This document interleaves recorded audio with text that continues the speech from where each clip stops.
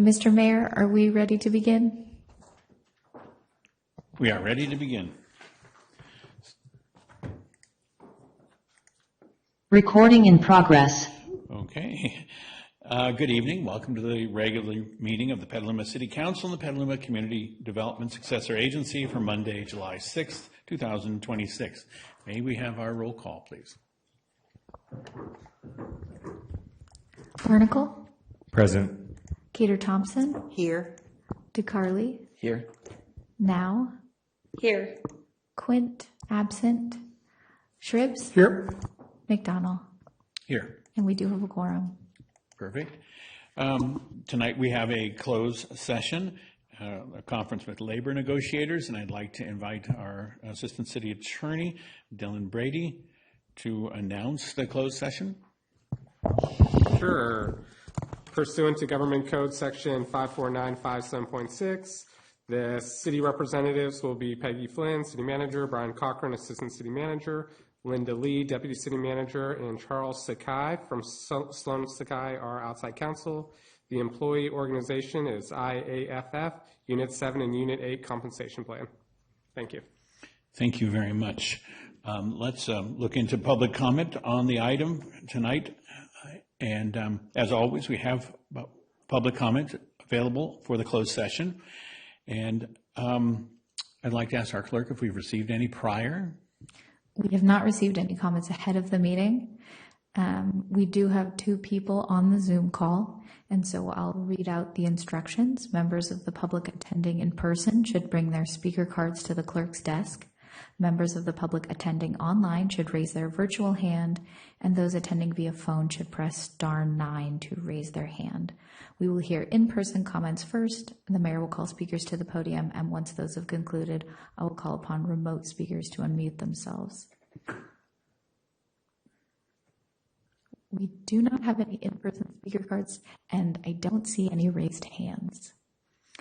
Okay, thank you. With no speakers and no one moving here and no hands up, we will close public comment on the closed session, and we will now adjourn to closed session. We will return to tonight's meeting at 6 p.m. or the conclusion of closed session, whichever comes later. Thank you.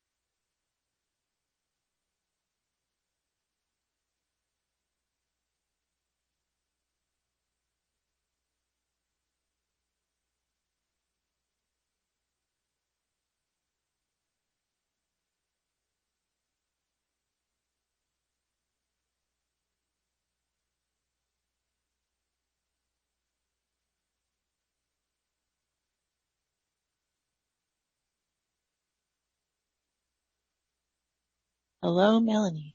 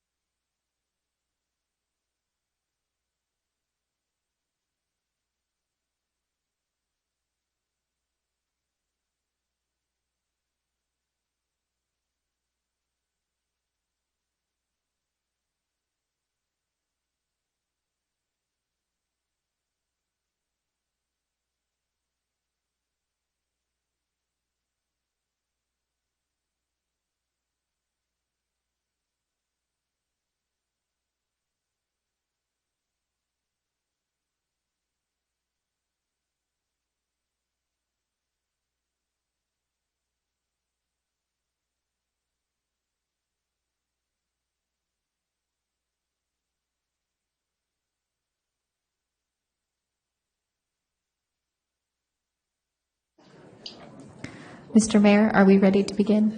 We are ready to begin. Okay. And we are recording. We're already recording. That's fabulous. Good evening and welcome to the regular meeting of the Petaluma City Council and the Petaluma Community Development Successor Agency for Monday, July 6, 2026. As you know, or may know, tonight's meeting marks the return of remote public comments. We will once again be accepting both in person and via Zoom. This is in compliance with SB 707, which was an update to the Brown Act, California Open Meeting Law. And we're pleased to welcome the opportunity for even broader community participation to make our meetings more accessible to people who can't always join us in person. We look forward to hearing from a wider range of voices and to the increased engagement this will bring. Because this is a new process, we ask for your patience as staff gets used to the technology and works on refining things. And we know there's interest in rolling out remote comments to our committees and commissions. And we'd like to wait until we've sorted all the bugs out of the council meeting, trying to do this at the same time.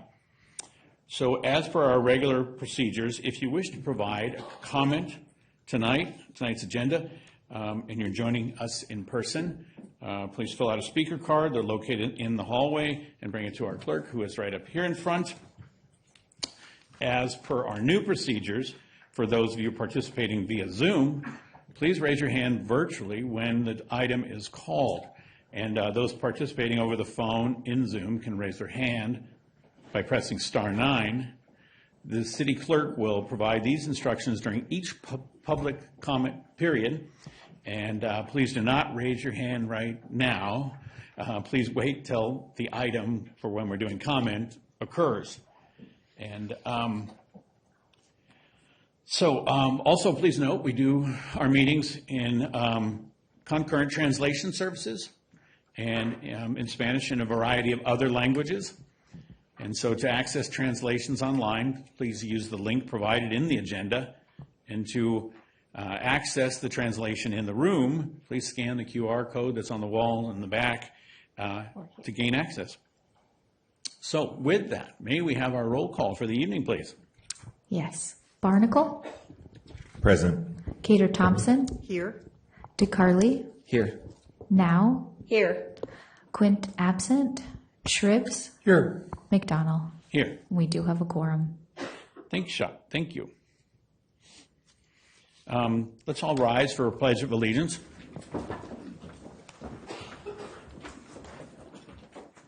Allegiance to the flag of the United States of America and to the republic for which it stands, one nation, under God, indivisible, with liberty and justice for all.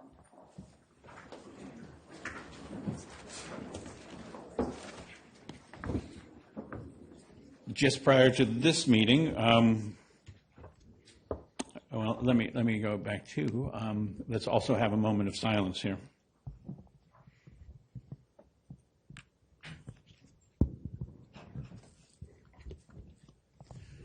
Thank you.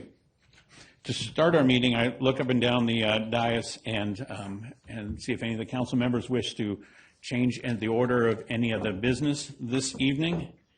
And I note that our workshop is really the largest time-consuming on the Corona Station area, and I suggest that we bring our other shorter items forward, and I'd like someone to initiate that. I'll make that motion. I'll second. Thank you very much. And then let's see, and for sake of clarity, let's have a roll call vote on that. Thank you. Barnacle? Aye. Cater Thompson? Yes. DeCarly? Yes. Now? Yes. Shribs? Yes. McDonald? Yes. Motion carries unanimously. Thank you. So we'll notice that in the agenda, there's a little switch going on there. And just prior to this, we had a closed session, and I'd like to invite our city attorney assistant city attorney to announce any report, or at least the topic of the conversation. Sure, nothing to report tonight. Yeah. Okay.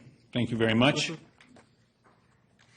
And one of the fun things we do here at council meetings is we pay certain respect and and honors. And this month, the proclamation that we have is for our Park and Recreation Month. And it reads, National Park and Recreation Month for July 2026. And I'd like to invite our Park and Recreation staff to come forward while we do this.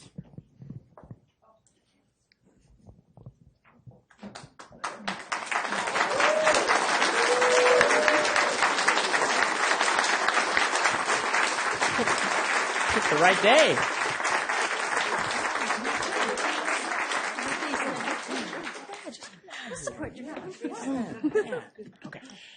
Whereas the City of Petaluma recognizes that parks, trails, recreational facilities, playgrounds, open spaces, and community programs are essential to the health, well-being, and vitality of our community, providing equitable opportunities for people of all ages, abilities, backgrounds to connect, play, learn, and thrive. And whereas since 1985, the National Recreation and Parks Association has celebrated July as National Parks and Recreation Month, recognizing the dedicated professionals, volunteers, and community partners who enrich lives through parks and recreation. And whereas the City of Petaluma Parks and Recreation Department serves as a cornerstone of community life by creating welcoming spaces and meaningful experiences that strengthen connections, inspire active and healthy lifestyles, celebrate diversity, and foster a deep sense of belonging for all those who call Petaluma home.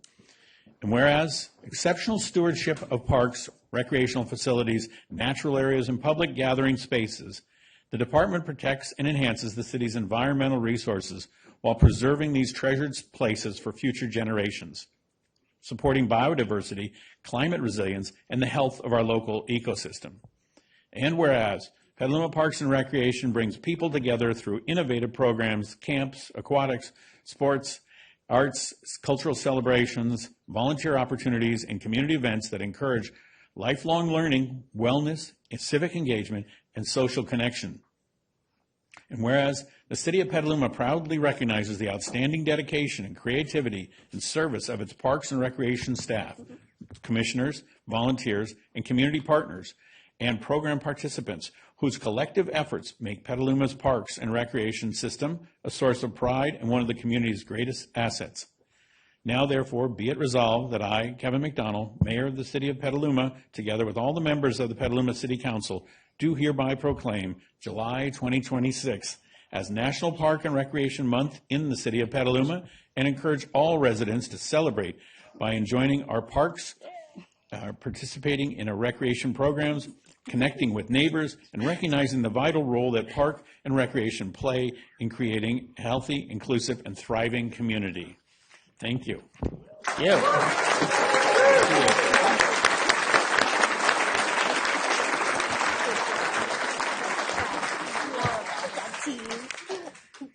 Thank you, Mayor, council members, Vice Mayor, City Manager, and community. I feel incredibly fortunate. Again, my name is Drew Halter. I'm the Director of Parks and Recreation, and I'm fortunate to accept tonight's proclamation on behalf of this incredible team.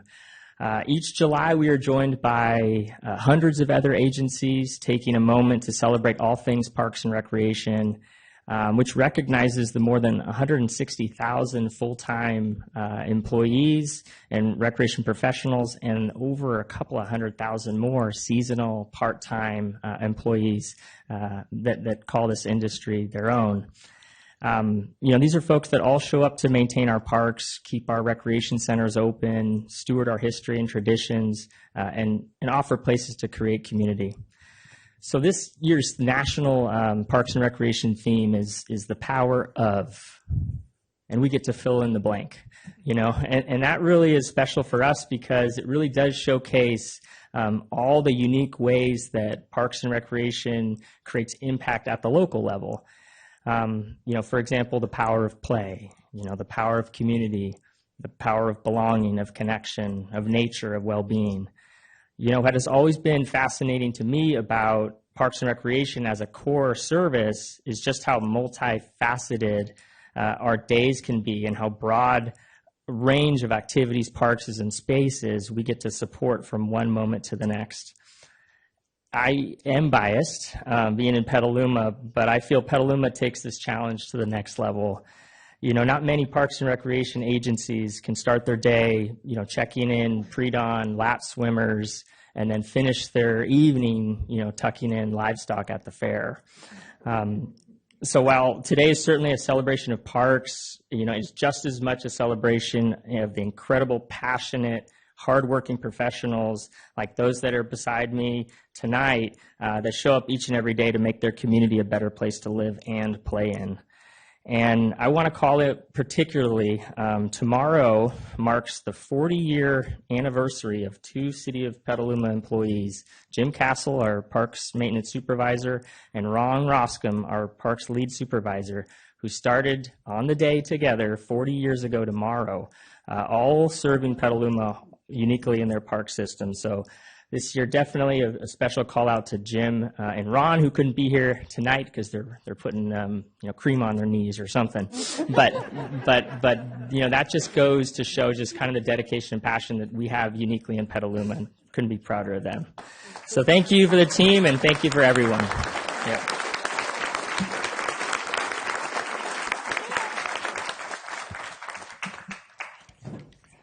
And as they return to their seats, I think council just wants to give a shout out for all the work going on right now in parks. Having successfully pulled off another fair for Petaluma, that's a big deal. And also having run the fireworks for the 4th. Well, these are big over and above kinds of items that the Park and Rec Department pulls off. So thank you very much.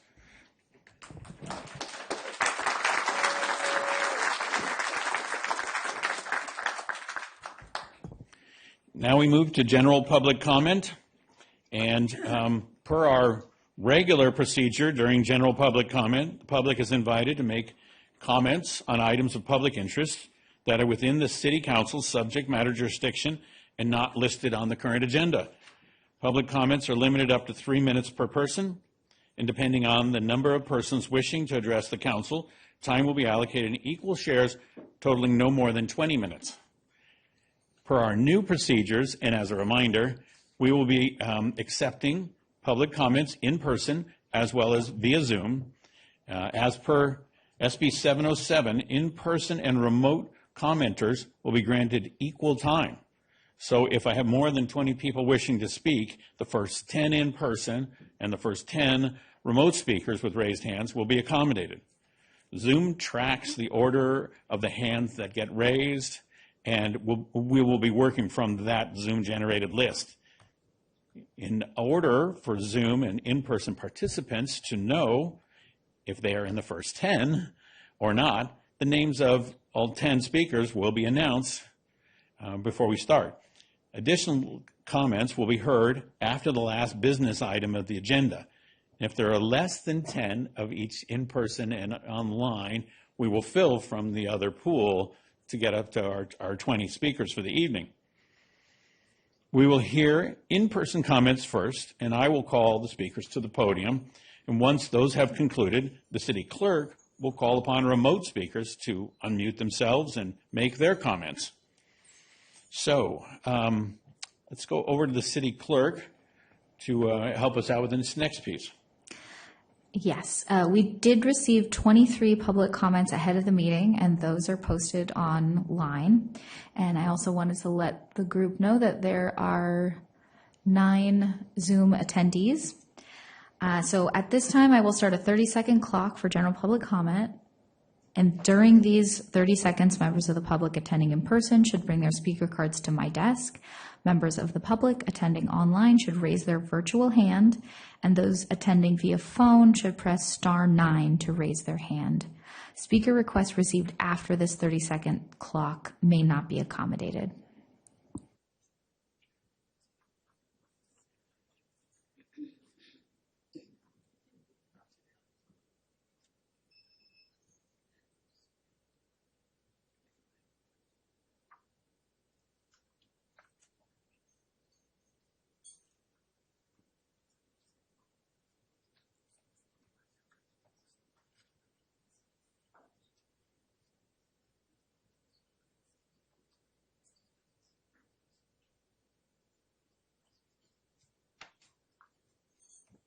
So the clerk has advised me that there are 2 speaker hands up, and I believe she has handed me 18 cards.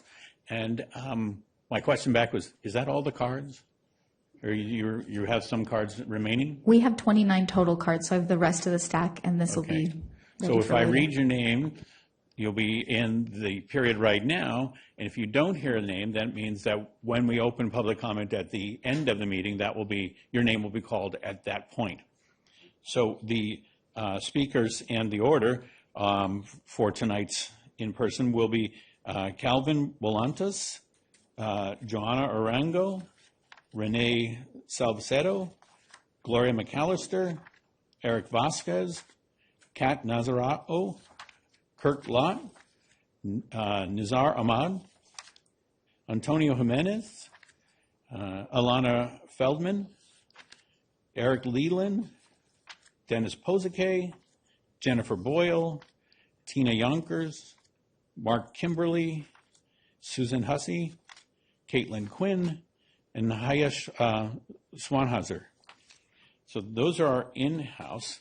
And with 20, we'll be setting the clock at 20 minutes to 1 minute per person for cards. And 2 points. One minute goes fast. You know, you'll be just shocked how fast it goes. So please try and get right to your point so we can hear you. And then second point is, if you have more that you wish to add, you can email it in, and it gets to become part of the record that way. So our first speaker, as I noted, was Calvia Volantes, to be followed by Joanna Arango.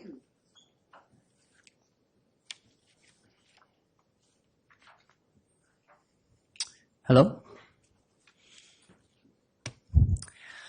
Hello, my name is Calvin. I'm a Petaluma resident here with a coalition of other Petaluma residents. There's a few of us, as you can see. I'm asking you to pass an ordinance for no cooperation with ICE, Immigrations and Customs Enforcement, preventing the use of any city resources for ICE unless ordered otherwise by a judicial warrant. A binding ordinance is the moral, legal, and logical next step from the 2025 resolution that this council passed. It would build trust between our immigrant neighbors and the public services intended to serve them. Such an ordinance is constitutionally protected by the 10th Amendment, and similar ordinances have been well practiced in many other cities around the country. Let's stand up for our immigrant neighbors and join the other brave jurisdictions around the country who have already taken this step. I believe other members of my team have already provided each of you with a draft of this ordinance, and now I hope you will listen to other members of the community who have similar sentiments. Thank you. Thank you. So Good evening. on a decorum basis, we will say start. You'll see the clock start. We're going to ask no applause to the end, or no cheering or jeering, or you know, we'll maintain decorum so the speakers can have their minute and make that point. And so our next speaker is Joanna Arango, to be followed by Renee Salcedo. Salcedo. Sí. Thank you. Good evening, everyone. I'm Juana Arango from Oaxaca, Mexico, and I'm here with Almas Libres. We are part of Sonoma County Sanctuary Coalition. I've been living in Petaluma for 29 years, and I feel very fortunate to be here. As a Petaluma resident, I want to represent my community. We as immigrants feel fear to speak up. However, we highly support this new law. I personally support a new law of no collaboration with ICE in Petaluma because I will feel safe. I would like to respectfully ask all the members of our city council to please pass this new law so my immigrant community can be protected from ICE. You should not say, "God bless America," if you don't care about your neighbor. Peace to all. Thank you. Thank you. Renee Salcedo, to be followed by Gloria McAllister. Good evening, Renee Salcedo with the Sonoma County Sanctuary Coalition. Due to Trump's enforcement practices and repression, there is an entire community in Petaluma living in terror and extreme emotional distress. That is why most of them are not here. There's nothing more frightening than being forcibly separated from your family. than potentially being indefinitely incarcerated in inhumane conditions. Studies conducted by the Immigrant Legal Resource Center, as well as other well-respected organizations, affirm the obvious, that immigrants don't feel safe dealing with local officials, especially law enforcement. There is no trust, and that puts everyone in danger when people don't want to report crimes or serve as witnesses to crimes. Thank you very much. Gloria McAllister, to be followed by Eric Vasquez. Good evening to all of you. My name is Gloria McAllister, and I have lived in Petaluma since 1990. I'm also a lead coordinator for Petaluma Dia de los Muertos. It breaks my heart to see our immigrant community grow fearful, so fearful that they feel unsafe participating in their own cultural celebrations. Their children ask why. Why can't we go out there to enjoy our culture? It's time to help our immigrant community return to their tranquil lives. They deserve peace. They deserve protection. I urge our council members to pass a citywide non-cooperation ordinance now. Important. Immigrants are they're law-abiding citizens. They are our neighbors. They are our friends. Let's recognize their contribution for making our Petaluma much better. They deserve kind and fair justice. Thank you. Eric Vasquez, to be followed by Kat Nazaro. Good evening, Mr. Mayor and council members. My name is Eric Vasquez, and I stand here today in solidarity with our community, urging you to place a non-cooperation ordinance on our agenda so migrant workers in this city can stop living in fear. If this federal administration has taught us anything, it's that we can no longer afford the niceties in the face of clear threats to our neighbors' livelihoods. It was this council, just last year, that first took up a resolution protecting our immigrant neighbors. Unfortunately, it wasn't unanimous. That hesitation was rooted in the fear that protecting people would be a liability to our funding. Those fears didn't come true.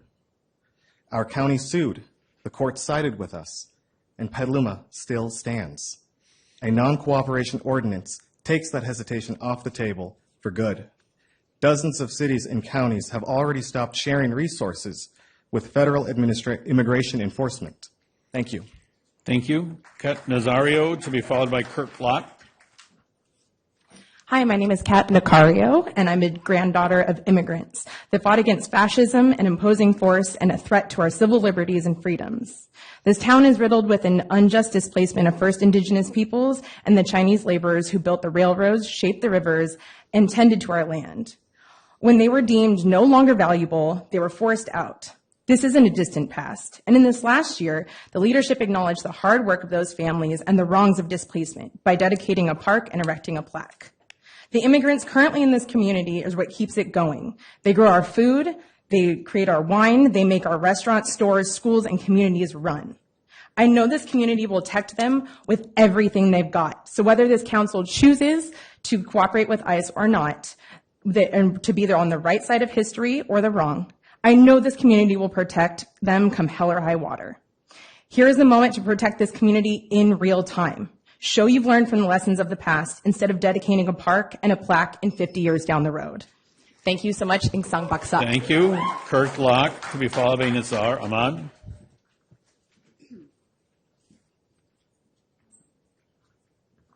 Thank you, Mayor McDonald and members of the council.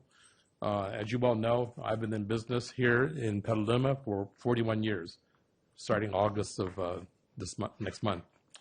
In that time, we've seen this community grow. We've seen diversity expand. It wasn't always that case. At one time, there were a lot of Chinese actually helping to build Petaluma, and yet they went away because of the 1882 exclusionary laws and anti-Chinese sentiments. We don't want to see that happen again with any other immigrant communities. I think it's our responsibility as citizens of Petaluma to make sure that we fight for our immigrant communities. Immigrants are the ones that built the U.S.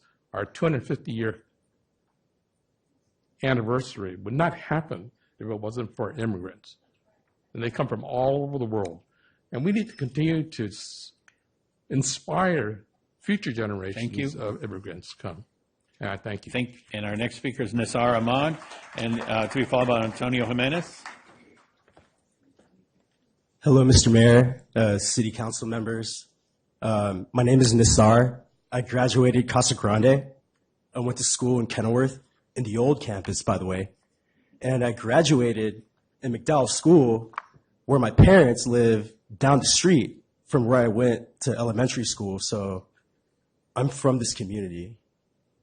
And I represent a bunch of organizations, the North Bay Organizing Project, Jobs with Justice, Health Care Workers for Peace, Equality, and Community Empowerment.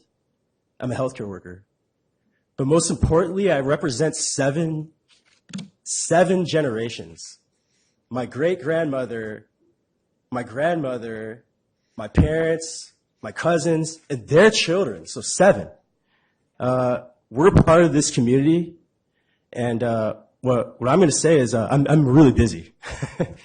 And I'm not going to stand by and watch as detention centers are being built on top of Japanese internment camps, being built on top of Bureau of Land Management. Thank you. So I yield my time to the next person. And Antonio Jimenez, to be followed by Elena Feldman.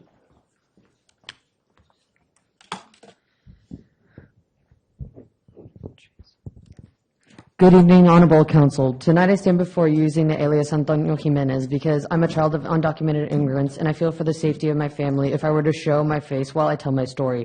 I grew up in the Obama administration when even the first black president meant a record number of deportations of my people. I grew up in the California of the early 2000s when undocumented immigrants couldn't hold a driver's license and myself and my siblings feared every retén like it might be the last time we ever saw our parents. I grew up feeling inferior in my own country, my birthplace, because I quickly learned that some people deserve more protections because of the color of their skin. It's never been about legality. Speeding is also illegal and might add more recklessly dangerous to others. If the retroactive punishment for speeding 30 years ago was the relinquishing of your Fourth Amendment rights and being kidnapped and shipped off to a concentration camp, would you willingly accept that because you shouldn't have broken the law? My family has been paying their taxes in Petaluma for decades, and I'm right there behind them. I urge you to adopt a non-cooperation ordinance and be on the right side of history. Thank you. Thank you. Elena Feldman, to be followed by Eric Leland.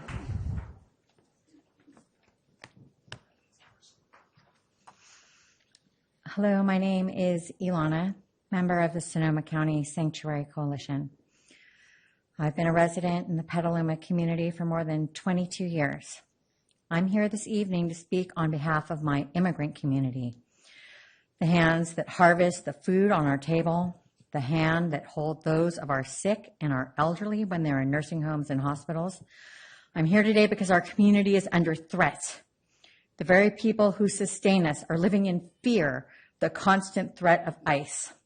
ICE, the domestic terrorist organization spreading across the United States, fueled by hate, corruption, prejudice, and lawlessness, continues to grow, attaining new facilities to cage human beings in inhuman conditions, kidnapping our neighbors with no due process, no judicial warrants, hiding their identities behind masks, armed with guns, tear gas, batons, perpetrating violence with no remorse. The whole world is watching. How is this happening? Thank you. Eric Leland, to be followed by Dennis Posake. Hi, my name is Eric Leland. I served on a committee for public safety in town, and I'm a legal observer trainer.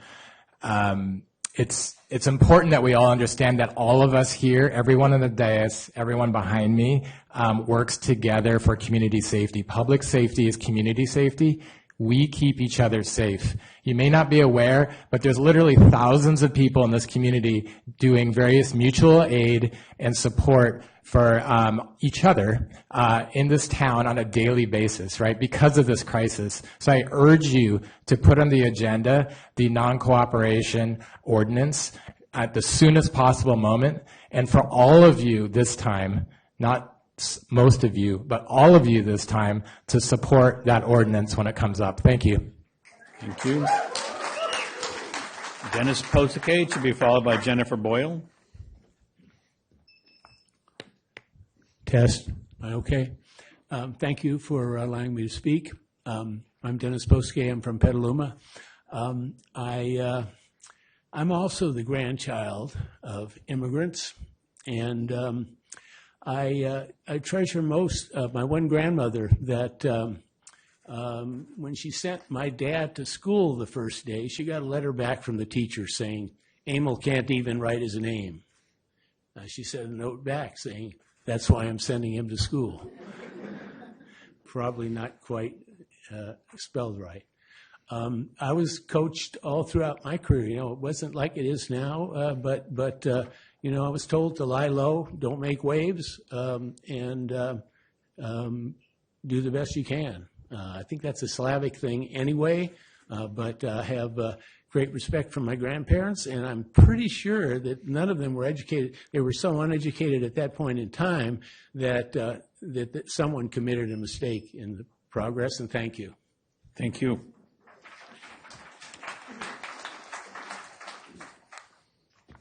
Jennifer Boyle to be followed by Tina Yonkers. Good evening, Mayor, City Council, and staff. Diverting a little bit off the topic, but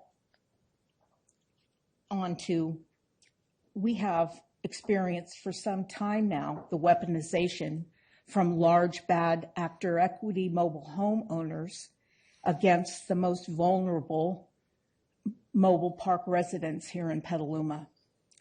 The unfair consumer business practices, the imbalance of wealth and weaponizing, the fair market increase application, the weaponization of the closure conversion process mandated by State Law AB 2782, using the legal systems for frivolous lawsuit one after the other, and of course the strategy of bringing down any resident who stands up for their rights must never be rewarded by any city or country.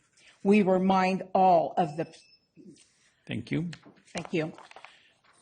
Tina Yonkers to be followed by Mark Kimberly. Good evening. We remind all those arbitrators resulted in zero rewards once the park opened up their books using the MNIO standard method of discernment. Littlewood's park owners served the residents again on July 3rd with a fourth attempted arbitration increase. Does it make sense that 3 years with this applied to attempt to close the park, 3 appeals to 0 awards, they received in the past 3 arbitration attempts, a new lawsuit against the city as well as other lawmakers against the city that attempt that arbitration even take place.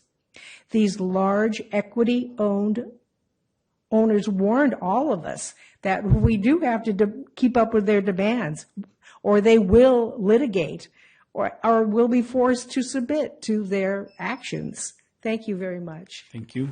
Mark Kimberly to be followed by Susan Hussey. Mark, are you in the house? He was. Okay. Susan Hussey to be followed by Caitlin Quinn. Susan, are you in the house?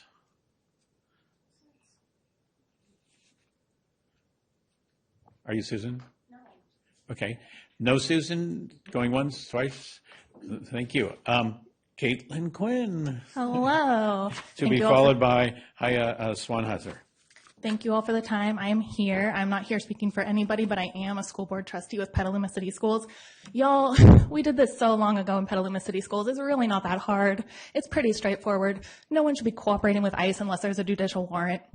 That's just common sense, I fear. It's not radical. It's not leftist. I'm also the president of Planned Parenthood Northern California Workers United. We have seen a huge downturn in our patients coming to see us and getting necessary health care. People are terrified. And if this little thing that takes you all 15 minutes can make even 2 people feel safer, isn't that worth it? It is. So I thank you all for your time, and I know you'll do the right thing. At least most of you. I have not a lot of faith in a few of you. Thank you. Hayes Swanhauser. 4 days ago, the Sebastopol chief of police told a concerned resident that ICE is law enforcement. If this is accurate, ICE should be held to the standards of other law enforcement agencies, but it's not. Instead, lawlessness and contempt for human life appear as standard policy within ICE. Brady Tillett wrote from the California City Detention Center that the rule of law does not exist inside detention for me or for the countless others I've met during my time in ICE custody. ICE is not law enforcement. The 8th Amendment of the Constitution protects every prisoner's right to get medical care. Yet again and again, we're faced with direct reports of medical neglect across ICE detention facilities. ICE is not law enforcement. I think this council values the law, especially when the law reflects our collective values of inclusion, diversity, and respect for all residents. We are asking this council to place a non-cooperation ordinance on the agenda for action as soon as possible and to adopt it into law. Thank you. Okay, at this point, we'll move over to our remote callers, and I'll ask the city clerk to bring in our remote callers. Yes, the first speaker will be Jennifer Kay. Please go ahead with your comment.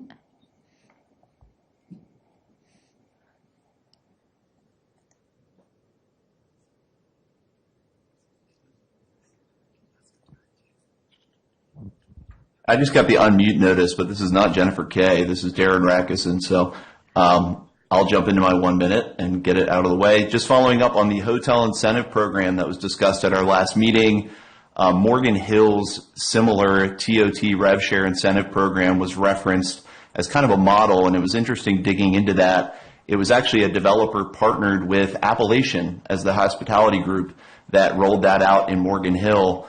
And, you know, if they've brought that idea to Petaluma, great, let's assess it. But in Morgan Hill, they did get hard cost figures.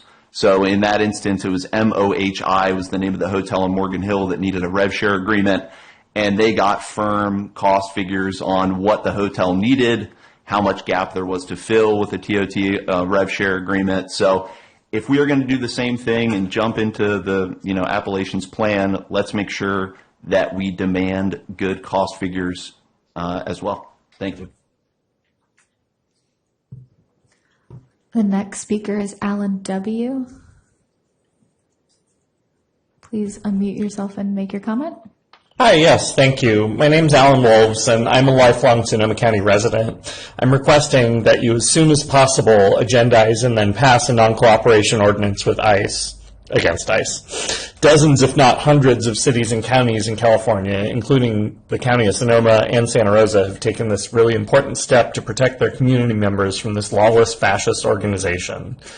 I don't need to go over all the systemic abuses that ICE has committed against both undocumented and documented residents who they just suspect of being immigrants. We have to do everything in our power to stop this abuse and protect our community members. The Trump administration announced 4 days ago they're stepping up worksite immigration enforcement operations. So the time to do this is right now. Please show your community that you care about all of its members. Thank you.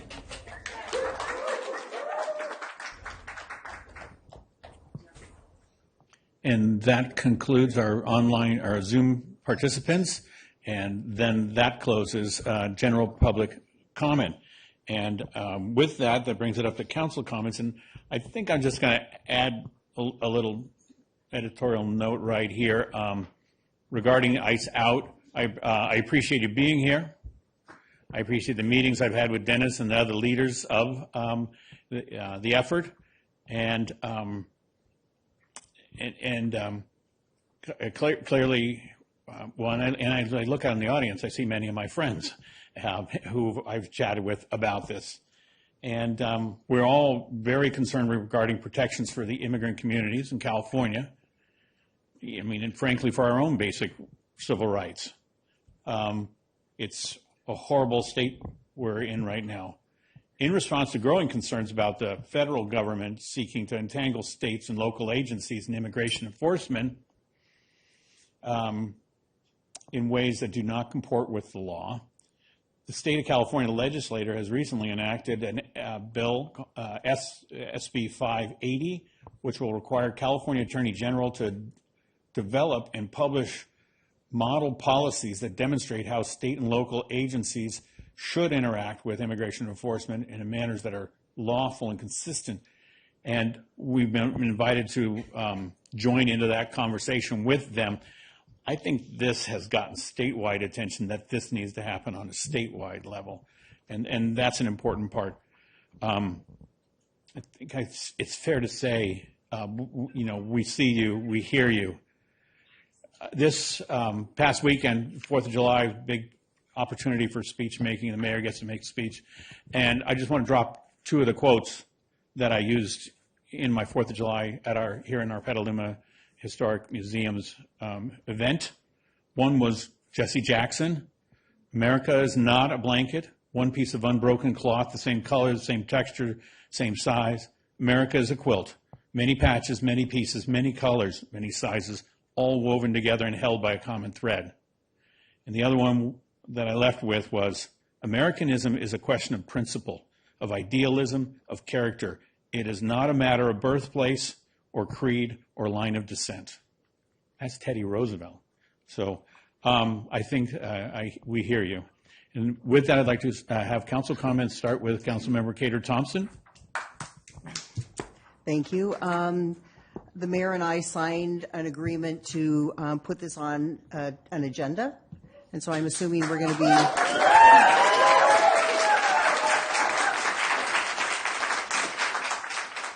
we'll be moving forward with that. I'm not sure when it's going to be on the agenda. I'm kind of curious about timing, and maybe we could have a conversation about that. And I think I'm just going to leave that as my comment. I mean, many of us are actually children or grandchildren of immigrants that came here, and they left their country for the very same reason why many people left their country, because they were not welcomed. And my grandmother came by herself 3 years later. She went through the Siberian Rail, through Japan, into Seattle, and then to Minneapolis, where he worked at the shipyards. And then they all moved to Petaluma in the early 1900s. Immigrants, we've made this country, and we want to continue being part of it, and we don't want to be separated out. That's who we are. We're in horrible times right now. I mean, even soccer can't be played with the horrible person trying to make the rules. And we can fight this, and we need to fight it locally, but we also need to fight it at the state level, because the state needs to get on parity with the cities and start working with us. And another point is, I also graduated from Kenilworth, the old one, along with you. And let's see, a few other things. The mobile home parks, when people talk, they're being terrorized by these corporations trying to buy up these parks, kicking people out, and just taking the land. And so we're all in this together, and we will bring this back soon. And I do want to, reiterate that it's important that we do work with the state, see what their language is, so we can incorporate that and incorporate our language also in an ordinance. Thank you. Thank you. Decorum, please. Councilmember Barnacle. Thank you, Mr. Mayor. Thank you, everybody in the audience. I hope everybody had a pleasant long weekend. I appreciate Councilmember Cater Thompson and the mayor bringing forward an ordinance request or an agenda request item. Certainly look forward to supporting that. I appreciate everybody who's here tonight. Most importantly, I appreciate all the work you're doing outside of the City Hall to keep people safe, make people feel safe as to the extent that you can. And while I'm not always there with you, I'm very much appreciative of you and moved by by the stories I'm hearing and moved by all the work you're doing. So thank you very much. report out from some of my other committees. Planning Commission met a couple weeks ago, and we adopted a commercial sort of streamlining pilot for one parcel where an owner wanted to basically make it easier to bring in more smaller tenants. I think it has applications for other parcels throughout the city, so I'm looking forward to seeing how that rolls out. And we also adopted a resolution recommending to the council to allow pools and spas at the Scott Ranch property, where they're the 28 units that are there. Basically, every other single-family home in Petaluma is allowed to have pools, spas, hot tubs, things like that, but not those 28 for some reason. And then on Sonoma Clean Power, we opened up the business one-stop shop, which really happy about. It's up at 530 East Street in Santa Rosa, and this is a loan that the Sonoma Clean Power made to a group of people, but really led by Hector Velasquez, the executive director of the Hispanic Chamber of Commerce of Sonoma County, to create a one-stop shop really focused on multicultural business support services.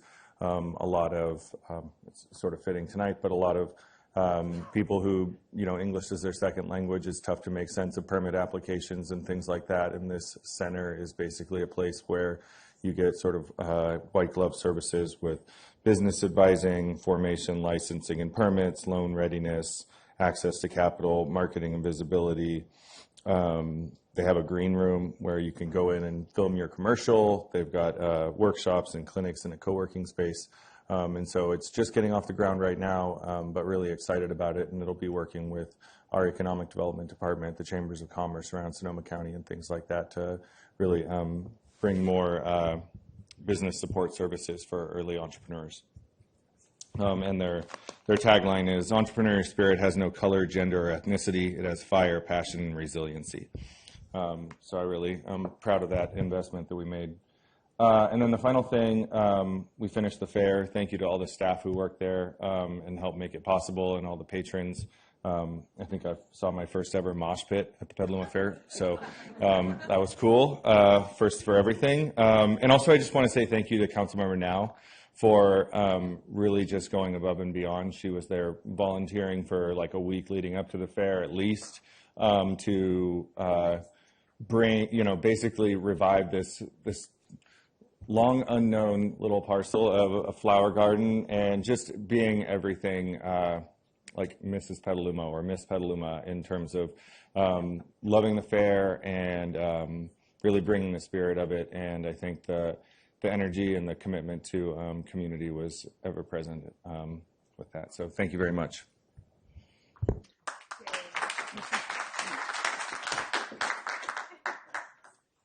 Councilmember Shribs. Thank you. Just for the folks out there, my father was an immigrant, and on my mother's side, her parents were immigrants, and had similar fears when they arrived. So I feel you. Also, I went to the fourth celebration with bell ringing at the museum, and one of the most interesting and inspiring statements was by a brigadier general who actually lives here in town.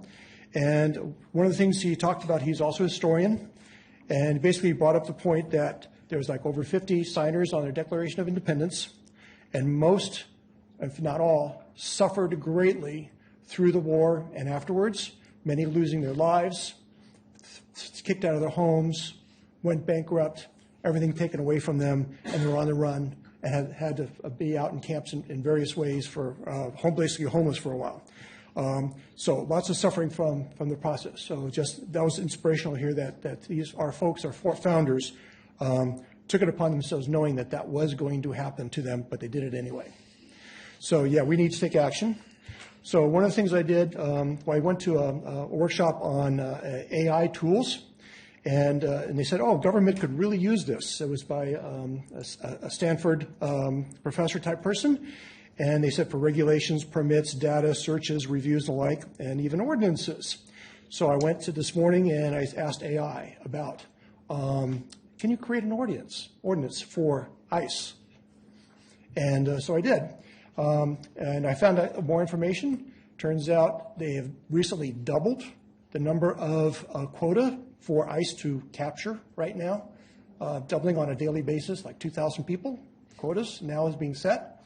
The other thing I found out is that the detentions are anywhere from a month to over a year, and that over 90% of the folks are actually deported. So it's really sad and bad. I look at what they're doing, similar to brown shirts of Nazi Germany. Really terrible. So anyway, so I asked Google AI to come up with an ordinance, particular for Petaluma, to help strengthen the ordinance that was already supplied to us. So I have that here. I'm going to pass it over to legal so they can take a look at it. And maybe I'll make what you suggested stronger. Okay, on other business, North Bay Watershed Reuse Authority has decided to rename themselves to North Bay Water Resiliency Authority, change the word resiliency so that we can start working on collecting water, distributing water, and then reusing water. So they're expanding their mission tremendously.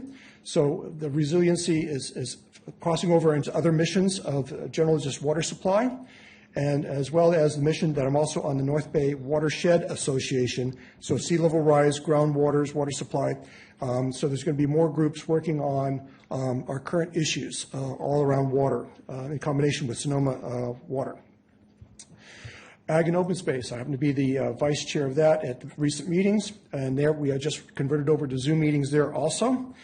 And there was a grand jury report by the Sonoma County Grand Jury giving huge praise to Ag and Open Space about one of the best organizations we have here in the county, delivering on the taxation monies that we've been delivering and how it's being used, and how that staff is doing a great job of preserving agriculture, which also adds to our improving our water supply here in the county and our watersheds.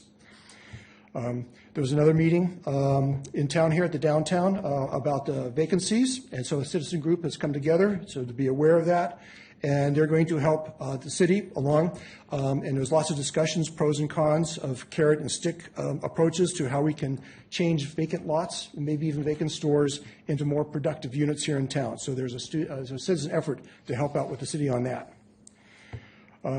And then finally, the Aquas community is developing, and so they asked me to join. So I'm on a subcommittee there to help out the new Aquas community to create more community and better relationships here in town. So I'll be supporting that effort here also, in addition to the other duties I have. So that's the report I have today. Thank you. Councilmember Now. Thank you, Mr. Mayor. For my council liaison report tonight, I have two committee reports. First, the Public Safety Advisory Committee had a presentation and discussion regarding the Petaluma Police Department's annual military equipment use, which the report will be given to the City Council on August 3rd, and the public is welcome to National Night Out held at our fairgrounds on August 4th, where they can see and ask questions about our military equipment. Also at our public safety meeting, the subject of Petaluma having 4 flock license plate readers were brought up once again. So tonight I bring the subject to the attention of the City Council to possibly have on a future agenda for discussion. As a reminder to all that the Petaluma Police Department's policies are on our city's websites. The Sonoma County Homeless Coalition has had a few meetings in the past month. The Director of Health Services gives us updates to the committee members regarding the changes happening in funding and consolidating services. Mental Health Services Act, which sunset in June, the goal is to minimize the impacts on individuals who depend on these services that are being impacted by the federal cuts. On a positive note, I want to thank our city's Park and Rec staff. I think most of them have left. Drew's still here. For not just the wonderful 2026 fair. Thank you, Councilmember Barnacle, because I couldn't have done it without staff and our contractor, Dibble. The wonderful 2026 fair was put on by our staff. An awesome fireworks show was put on by our Parks and Rec staff. So thank you for a great show over the weekend on Saturday. And I heard lots of positive comments regarding both from community members. Awesome. After the museum's annual bell ringing, I stopped in at numerous local parks and took photos because those were locations to see the fireworks. All the parks looked amazing and lots of community enjoying them, praising how well our parks looked. So, like the song, Saturday in the Park, it must have been 4th of July. Thank you, city staff. Thank you to the mayor and councilmember Cater Thompson this evening for the announcement of a future agenda item regarding ICE. It is very close to my heart. My ancestors were the blue-eyed Spaniards that came up through Mexico and built the missions and were the early Californians and hard workers and were not appreciated. My other ancestors were also farmers, Irish and Swedish. Life was not easy for these people, and we want to go into the future making it easy for our community to feel safe at night and the day. Thank you very much. Thank you. Vice Mayor? Good evening, everybody. First, at Airport Commission, we did have a conversation about non-airport uses and storage at the airport. To try to kind of better assess, a lot of stuff from the city is stored and used there, and so the Airport Commission would like to know kind of how that balances out. That conversation can end up coming back because there was not a clear ending to that conversation.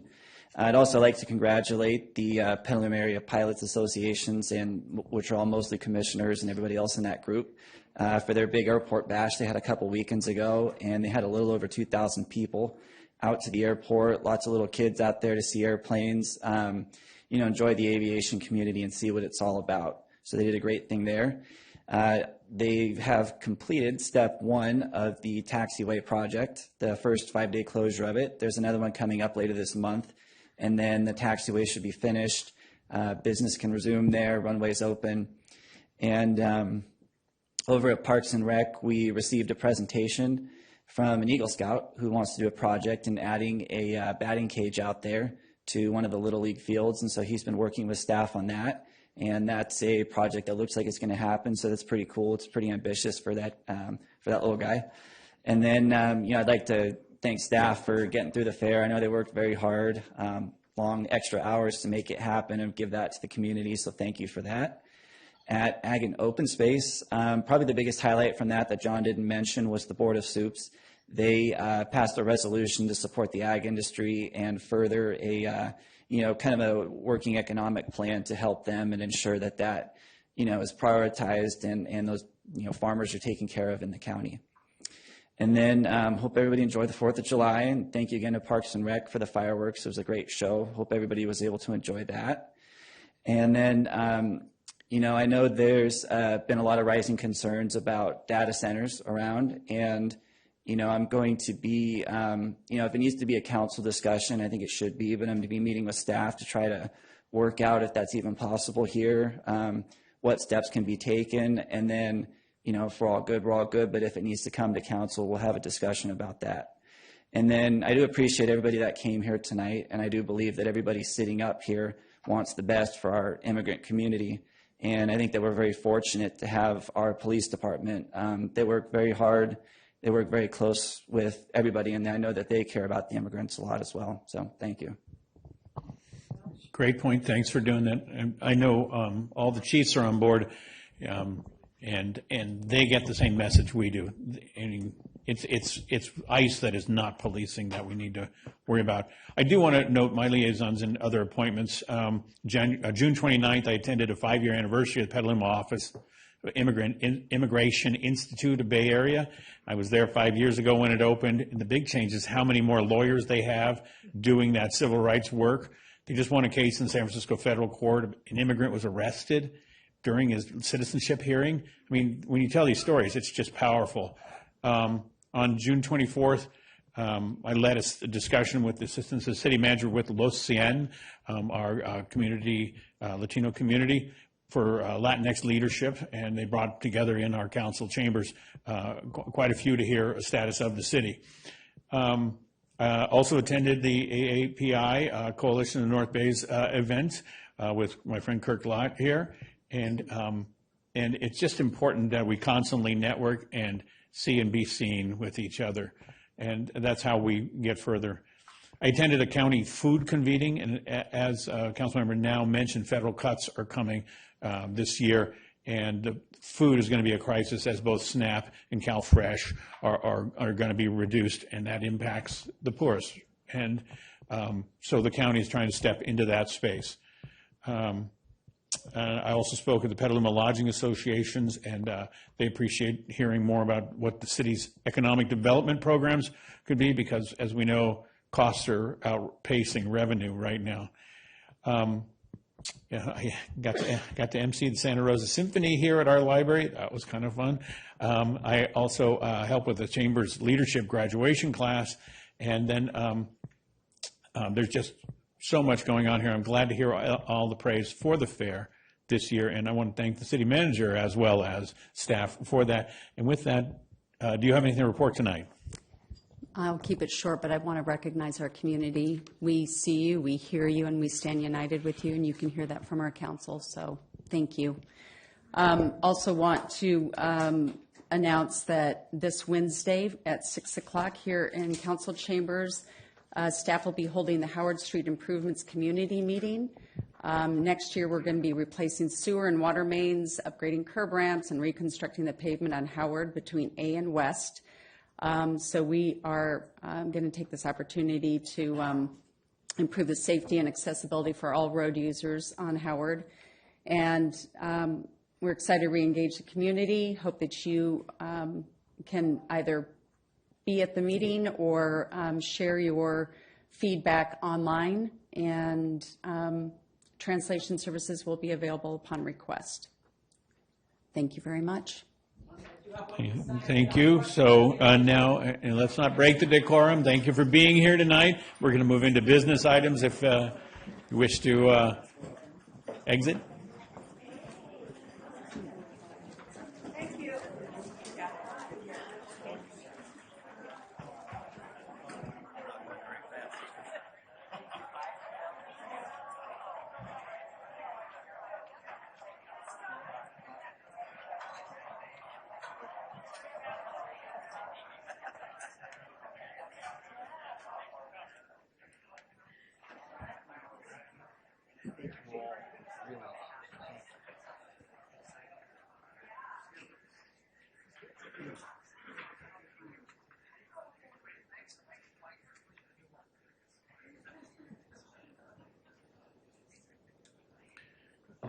Okay, moving on to the consent calendar for the evening. I take a look at up and down the dais and see if anyone wishes to pull any item from consent calendar. And seeing none, we'll move to any questions on the consent calendar, or comments, might I say. And I think it is important to note that we added that future agenda item that Councilmember Cater Thompson, and I think we've all heard that's in the works. Time uncertain, but we're looking forward to it. A question, Vice Mayor? No, did you want to talk about your No. Not at this time. Okay. So let's open it to public comment, and I'll ask the clerk if there was any comments on the consent calendar. We did not receive any comments ahead of the meeting. I will note that there are 8 people in the Zoom meeting. And at this time, I will start a 30-second clock. Whoops. I will start a 30-second clock. Members of the public attending in person should bring their speaker card to my mic if they have not already done so. Members of the public attending online should raise their virtual hand, and those attending via phone should press *9 to raise their hand. Speaker requests received after this time may not be accommodated.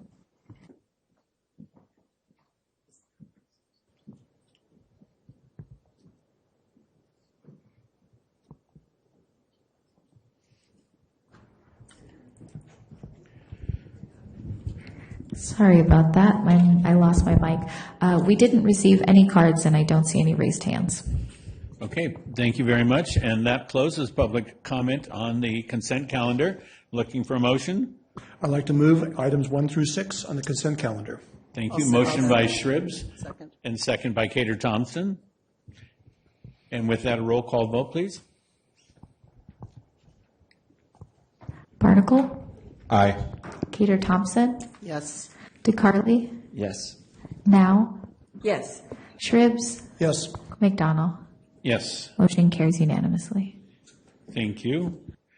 And if you were here at the beginning of the game, you would have noted that we've moved our workshop, which was listed as the next item, down in the order, and we are now moving to public hearings, matters for consideration, a resolution awarding a design-build contract to Alton Construction for the Petaluma Public Safety Project. And I'd like to invite George Goagan, project manager, to come on up.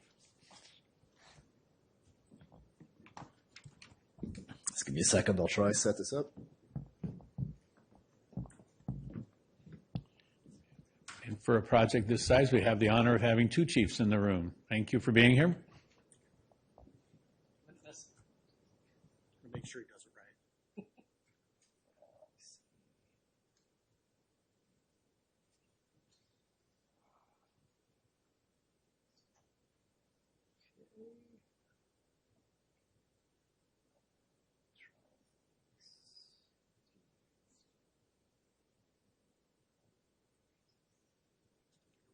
All right. Good evening, Mayor, council members, staff, and members of the public. Tonight we are, so my name is Paul Gagan, Senior Project Manager, Petaluma Public Works. Tonight we are requesting that City Council adopt the resolution awarding the design-build contract for the Petaluma Public Safety Facility project to Alton Construction. This is a major milestone for the city. The project has completed entitlements, received approval of the design intent, and gone through a competitive design-build procurement process. Tonight's action authorizes the city to enter into an agreement with Alton and move the project into final design and construction.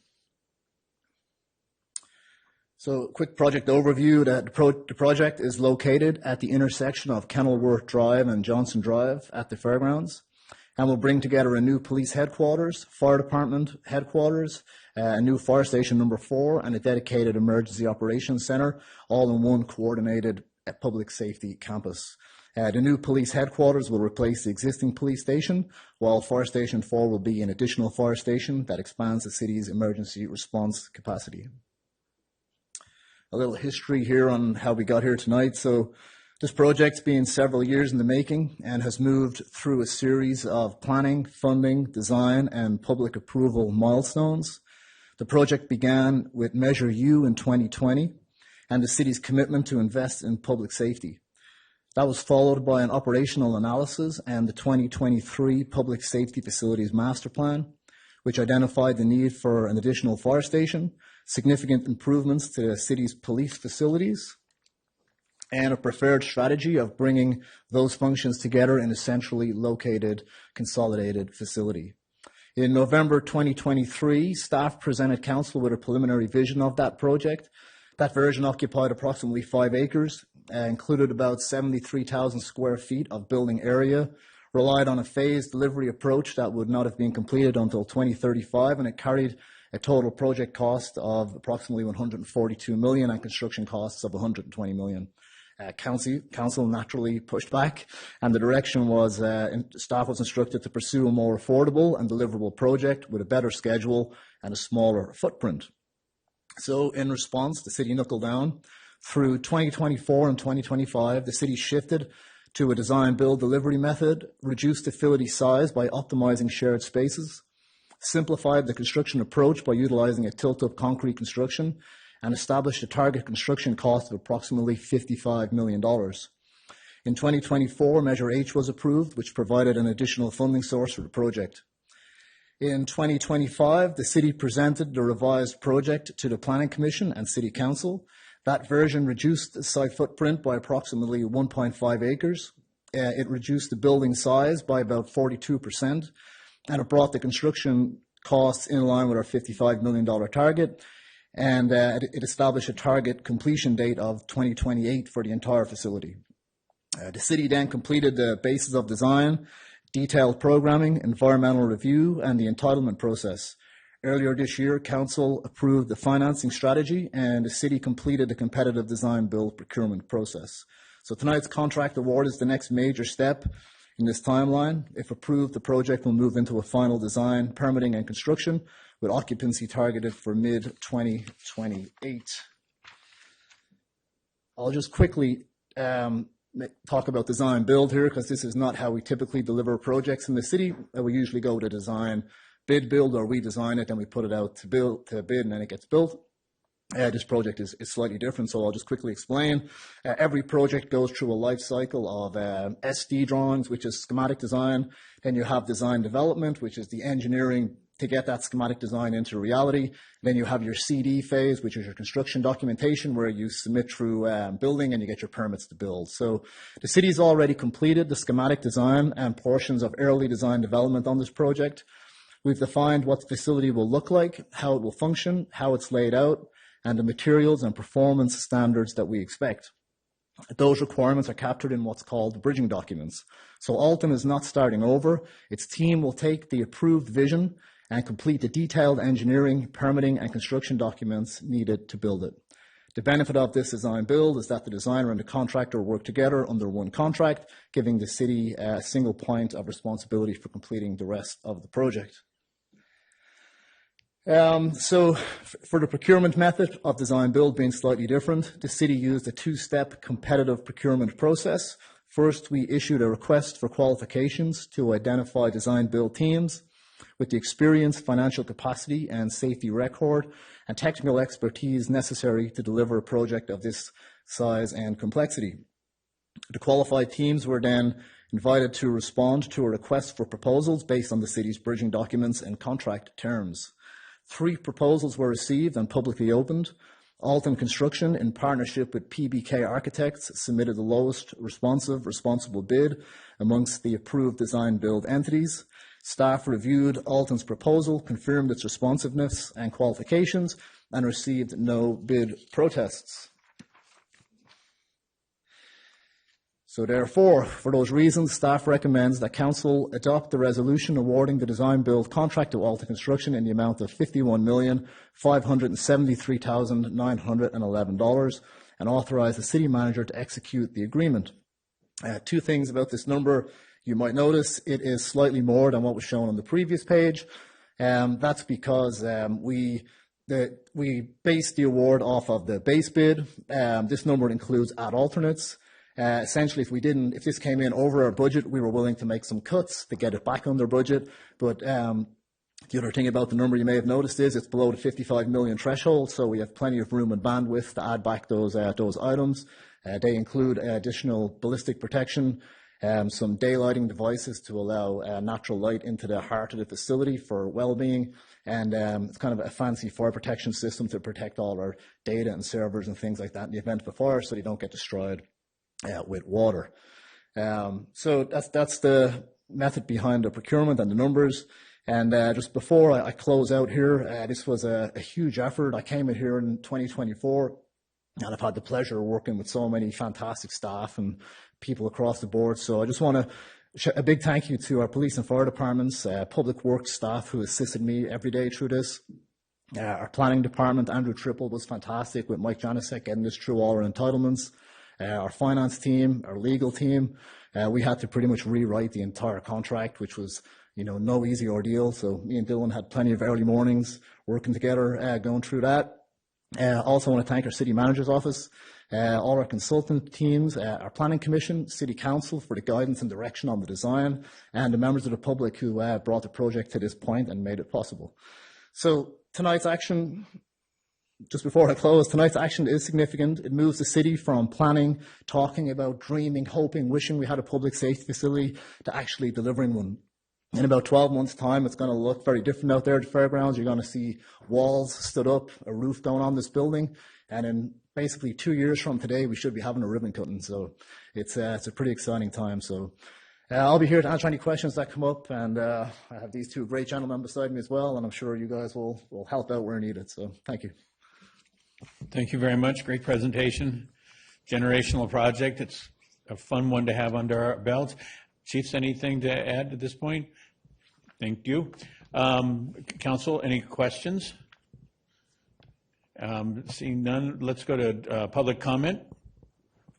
We have not received any comments ahead of the meeting on this item. We do have 8 attendees online. At this time, I will start a 30-second clock. During these 30 seconds, members of the public attending in person should bring their speaker cards to my desk. Members of the public attending online should raise their virtual hand. Those attending via phone should press *9 to raise their hand. Speaker requests received after this time may not be accommodated.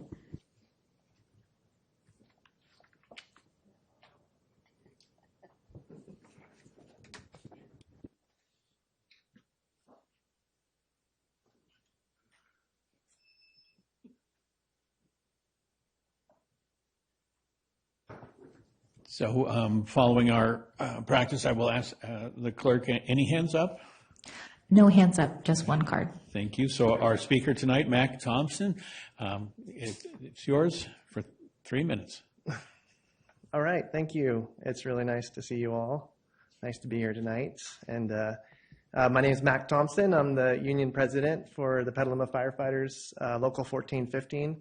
I've been an employee here in Petaluma, firefighter, for 19 years. And actually, my first month of working here, I was asked to paint shovels gold to break ground for the Casa Grande Hotel site. And that was exciting. We had a plot of land, and that was also a dream. But right now, we have all done the work. And I'm here tonight to really acknowledge how much work has been put into this and how much pride I see from all of us in getting to where we are today. I know we still have a lot of work to do and excited about that work to come, but really acknowledging the incredible leadership of the City Manager Flynn and the Assistant City Manager Cochran, the entire City Council and City staff, and all of the layers of community involvement with the Planning Commission and different community members involved, but also the incredible leadership of Chief Schock and Chief Miller and my fellow firefighters and police officers and public safety that are here to serve.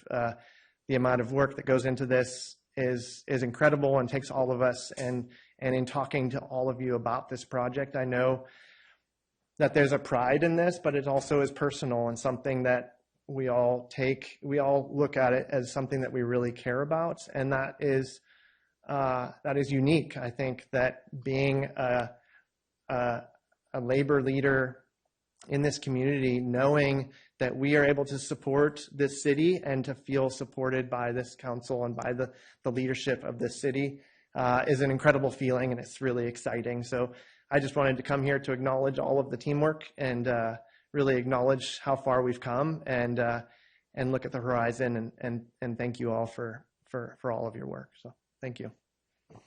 And thank you. And with that, that closes public comment on the item. Bring it back to council. Any comments? Council member now? Well, a little deja vu because I was there 20 years ago when those gold shovels were being painted. And I wasn't 100% supportive of that project because I wanted a new police station and I wanted a fire station. And I knew we had a location perfect for it on that corner of the fairgrounds parking lot. So do we have a groundbreaking ceremony date, Chiefs? I'm ready for that gold shovel again. Anyway, I have to. I'm excited to see the plaque with all of your names on it on the side of the building. Well, we have to get reelected. Anyway, thank you to staff for doing this because this is, I've been advocating for this before I ran for council 20 years ago. So thank you so much. And it's going to be so important to our community going forward and for generations. So thank you. Councilmember Shribs. Yeah, this is a true milestone. And so with that, I'd like to just move the item. Let's move forward. Okay. Note motion by Shribs. Councilmember Barnacle. I'll second the motion. I also just want to say September 29, 2007, 6,854 days ago that was when we broke ground on the last attempt at this. So you are right, it is very personal. It's the stuff we don't want to let continue to get kicked down the road. I also just want to note that a few things that we did on this, there were so many people that came together to focus on doing something big, and that's what happens when we're all one team as a city. And I just really respect the city manager's office, the city attorney's office, all of the leaders, the labor leaders, the chiefs, everybody who's come together to support this project, because it really is a full team effort. And then the other thing is we had to do something differently to get it done, right? We moved to a design build contract, and I just think as a city we have to not be so set in our ways of like, what's the municipal code say and what does our charter say, and think about ways that we can bucket sometimes to get something done, because that's ultimately why we're elected. That's what why we all want to work in public service, is to get shit done. And so I just appreciate that we did that we thought outside the box, and now we're moving forward with what is truly a generational project. And I would be remiss to not say, with all these folks here, is that we got to focus on revenue, because this stuff all costs money, and we just need to continue to increase our property tax base, grow our sales tax base, grow all the different ways that we fund all this important work, because our cities, this is going to be here to support our city, 50, 100 years out, and that's going to require revenue. So thank you. Councilmember Cater Thompson? I don't really have anything to add, except I hope those shovels are ready. And that's it. I mean, this is great. I mean, this has been, for me, I've always wanted it at the fairgrounds, and it's probably been 2+ decades.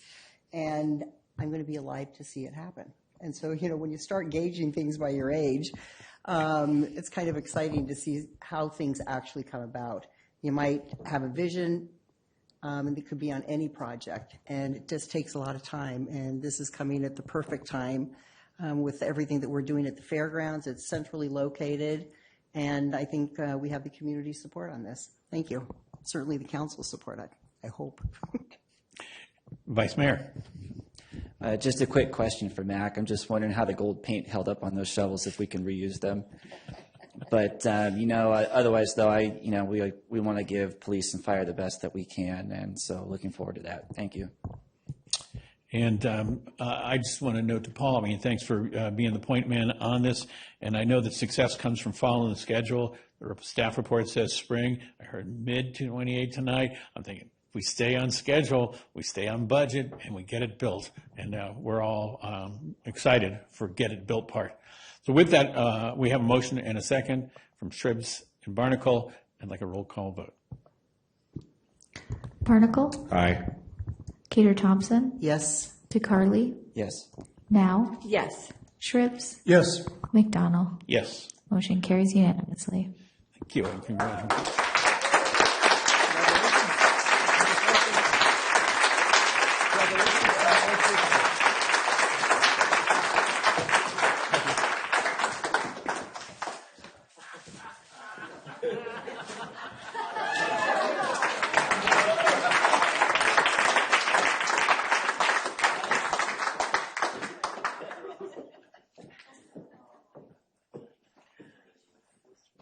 Okay, moving on. Our next order of business is resolutions ordering abatement of nuisances consisting of hazardous vegetation, rubbish growing on public and private property, and ordering the fire department to abate such hazardous vegetation and rubbish.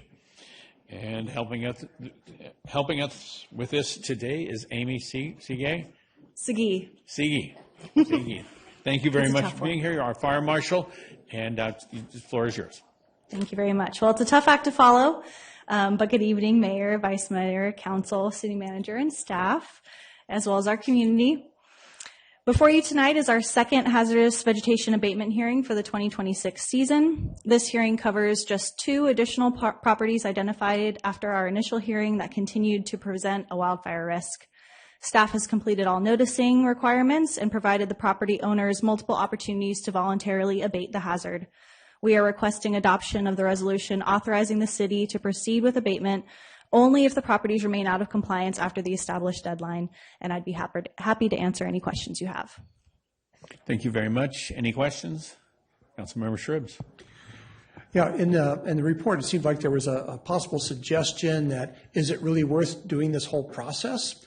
Because there's only 2 properties that really need abatement, and that the cost of doing those 2 is less than the actual cost of the program. So there's a benefit cost ratio here that was implied as maybe worthwhile or not, but I see this as a possible good thing that it's working, because being it's working, people are complying. So I just wanted to just bring that up, that it is such a good program that it's been very cost effective, and that was only a couple of properties available.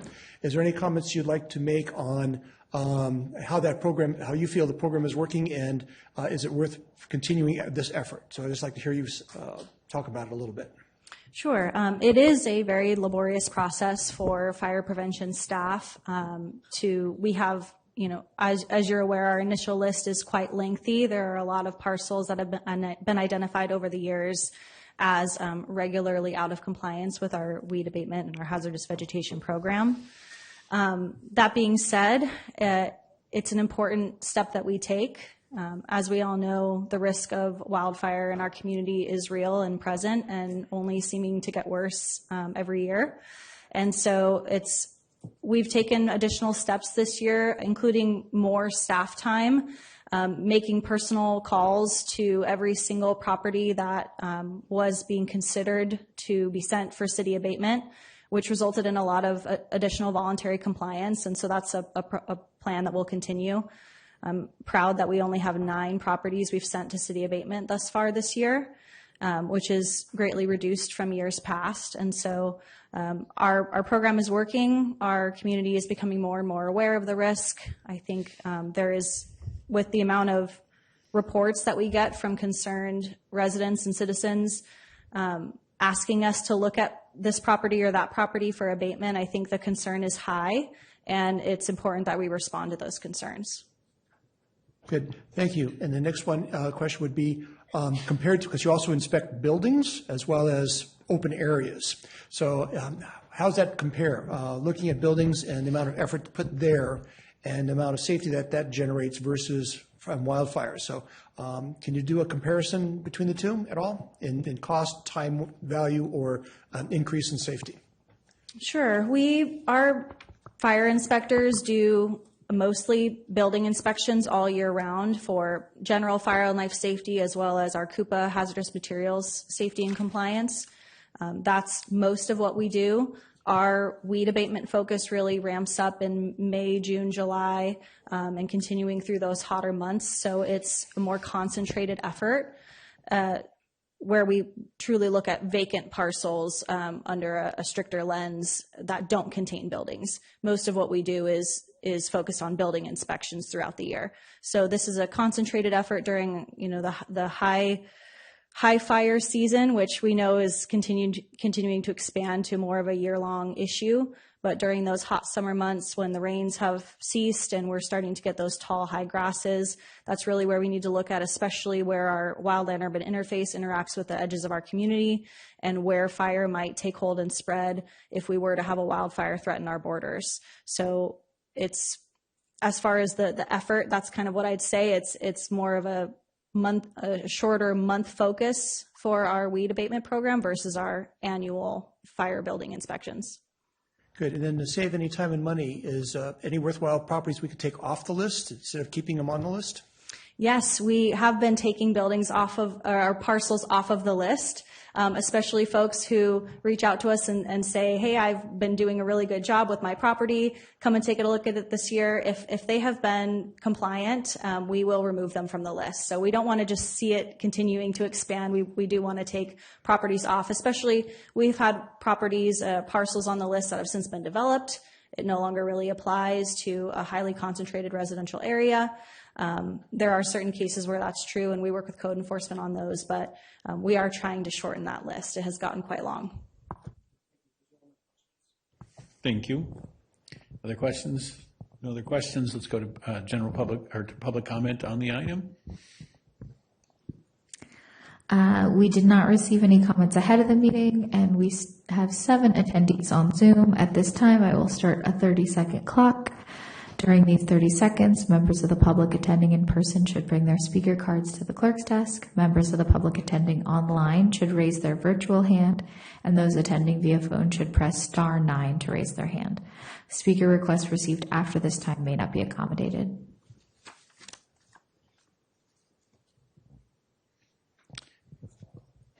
And we do not have any hands raised, and I have not received any cards. Okay. Then that closes public comment on the item, and back up to council. And Councilmember Shribs? I'd like to move the item. Yeah. Second. We have a second from Gator Thompson, and a motion from Shribs, and a roll call vote, please. Barnacle? Aye.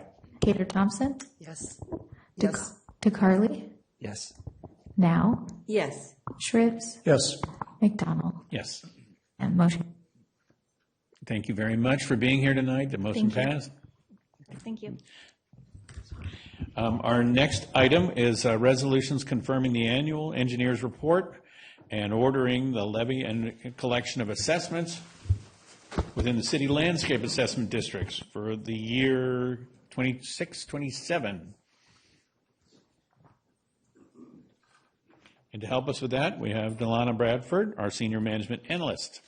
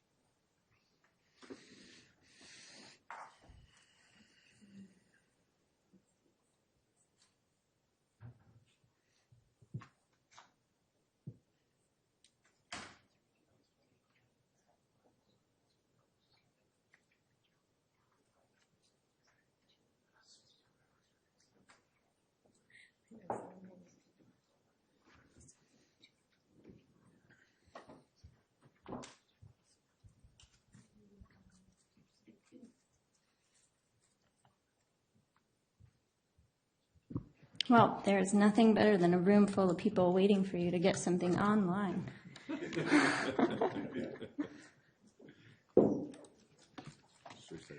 We have. Yes, please.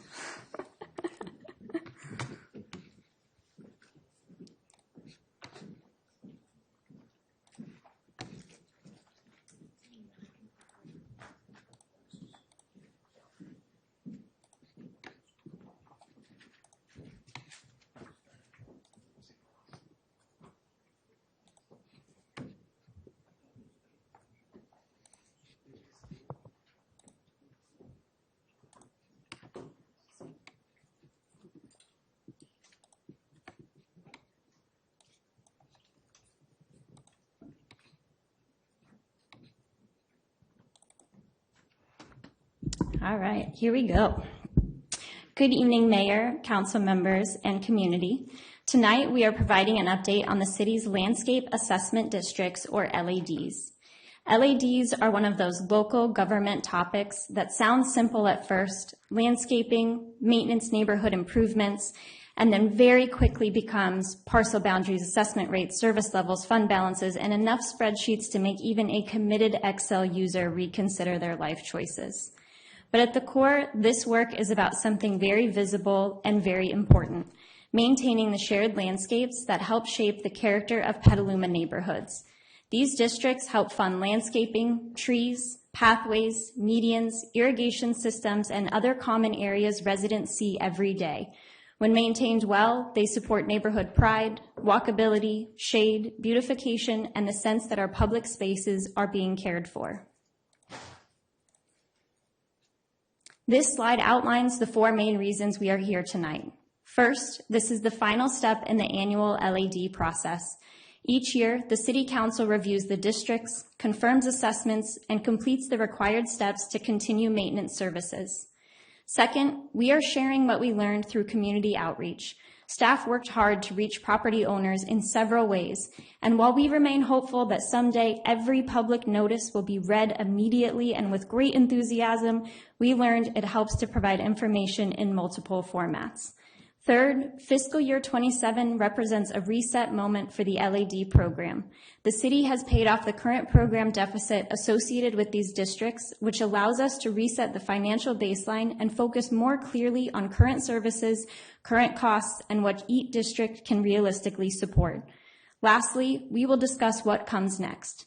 A new petition-based pathway to higher service levels that puts our community members in the driver's seat. Forward-thinking irrigation improvements, opportunities to work with our nonprofit partners, and continued asset documentation to prepare for a comprehensive capital assessment. So tonight is both a closeout point and a starting point. Over late 2025 and early 2026, staff conducted a comprehensive outreach campaign to 1,121 parcel owners. Outreach included district web pages, FAQs, postcards, door hangers, webinars, YouTube videos, emails, council presentations, and surveys. The goal was to provide multiple ways for property owners to learn about landscape assessment districts, how they are funded, the services they provide, and why the city is discussing them now. Participation was admittedly limited. Across the 1,121 parcels, there were 83 webinar attendees, 73 survey responses, and 202 YouTube views. These results show that while the city successfully reached many residents, not every property owner chose to participate. We did find that this was a common outcome for technical topics such as assessment districts. The outreach also confirmed that district priorities vary. Some neighborhoods support higher service levels and are willing to consider increased assessments, while others prefer to maintain current service levels and avoid additional costs. Based on this feedback, staff refined the program to focus on a petition-based pathway. Districts with demonstrated property owner interests can pursue higher service levels through the Proposition 218 process, while districts without clear support are not required to do so. This approach creates a path for improvement that is driven by property owner interest rather than imposed citywide. This slide groups the districts into 3 categories based on anticipated service reductions: highest, high, and moderate. The key takeaway is that the districts are not all in the same financial position. Some face immediate challenges because maintenance costs are outpacing available revenue, while others remain more stable but require ongoing monitoring. The highest risk districts have the largest funding gaps and in most cases no annual inflator to keep pace with rising costs. These districts are expected to see significant service reductions in fiscal year 27. The high and moderate risk districts generally have annual inflators, but those increases are not keeping pace with actual costs. While service reductions are expected to be less severe, they are likely still noticeable. This risk-based approach helps staff prioritize resources where financial concerns are greatest while planning proactively for districts that remain sustainable today but could face challenges in the future. In short, this slide is the fiscal weather report for the LADs. Some areas are partly cloudy, some are stormier, and a few districts may just need us to check the roof before it rains. So, you want a nicer neighborhood? Good. This slide is for you. The key point is that higher service levels require both district interest and parcel owner approval. The city cannot increase assessments or services on its own. The process begins with a property owner request, ensuring the effort is community-driven. Next, a petition signed by at least 25% of parcel owners demonstrates sufficient interest before additional work begins. Because the cost of the Proposition 218 process is paid by the district, this threshold helps ensure resources are invested where there is a strong likelihood of success. Once the threshold is met, staff prepares a preliminary scope and cost estimate based on the improvements requested, such as enhanced maintenance, irrigation repairs, tree work, or general beautification. An engineer's analysis then evaluates the proposed assessment, property benefits, and assessment structure. The district then proceeds through the Proposition 218 ballot process, where property owners decide whether to approve the increased assessment. If approved, the enhanced service level is implemented. If not, the district remains at its current service level.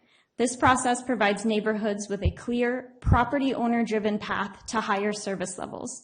For districts that are ready to begin, the petition is now available at cityofpetaluma.org/LADs. Through the outreach process, many property owners expressed concern about long-standing deficits that had accumulated in their districts. In response, the city is eliminating approximately $768,000 in accumulated LAD program deficits. This gives each district a clean financial starting point, allowing future discussions to focus on current service levels, current costs, and what each district can realistically support rather than past shortfalls. While eliminating deficit will not immediately improve landscaping, it creates the financial foundation needed to move the program forward. With this reset, the focus shifts to 3 priorities: maintaining appropriate service levels, managing rising costs for labor, fuel, water, materials, and contracted services, and investing in visible improvements such as healthy landscaping, irrigation repairs, weed control, and plant replacement. It is important to note that eliminating the deficit does not create new ongoing funding. Each district must still operate with its available assessment revenue unless property owners choose to support a higher level of service through the Proposition 218 process. Fiscal year 27 is not a cure-all, but it does provide a fresh start for the LAD program. This slide outlines the next phase of work. First, modernizing irrigation systems. Rather than simply replacing existing equipment, staff will prioritize water-efficient technology and improvements that support the long-term health of the city's urban canopy, especially during times of drought. Second, expanding our nonprofit partnerships to help enhance landscaping, shade, beautification, and climate resilience while stretching our limited resources. Third, preparing for a comprehensive capital assessment by documenting LAD assets, including irrigation infrastructure, trees, plantings, pathways, medians, and other maintained features. Together, these efforts move the program from financial reset to long-term strategy by improving infrastructure, building partnerships, and creating the asset data needed for informed future planning. The LAD program is entering a new chapter. By eliminating the accumulated deficit, the city is providing a clean financial foundation for the future. Staff has completed extensive outreach, gathered community feedback, identified district risk levels, and established a clear property owner-driven pathway for districts that wish to pursue higher service levels. For the first time, interested neighborhoods now have a clear roadmap to shape the future of their district through the petition process. Rather than a one-size-fits-all approach, communities that are ready to invest in enhanced landscaping and neighborhood improvements can choose to move that conversation forward. Before that work can continue, staff recommends that the council approve the fiscal year 27 LAD assessments, ensuring each district can continue operating within its available revenues while these long-term improvements move forward. This effort is about protecting neighborhood investments, improving transparency, and building a more sustainable, responsive, and community-driven LAD program. Thank you, and we are happy to answer any questions.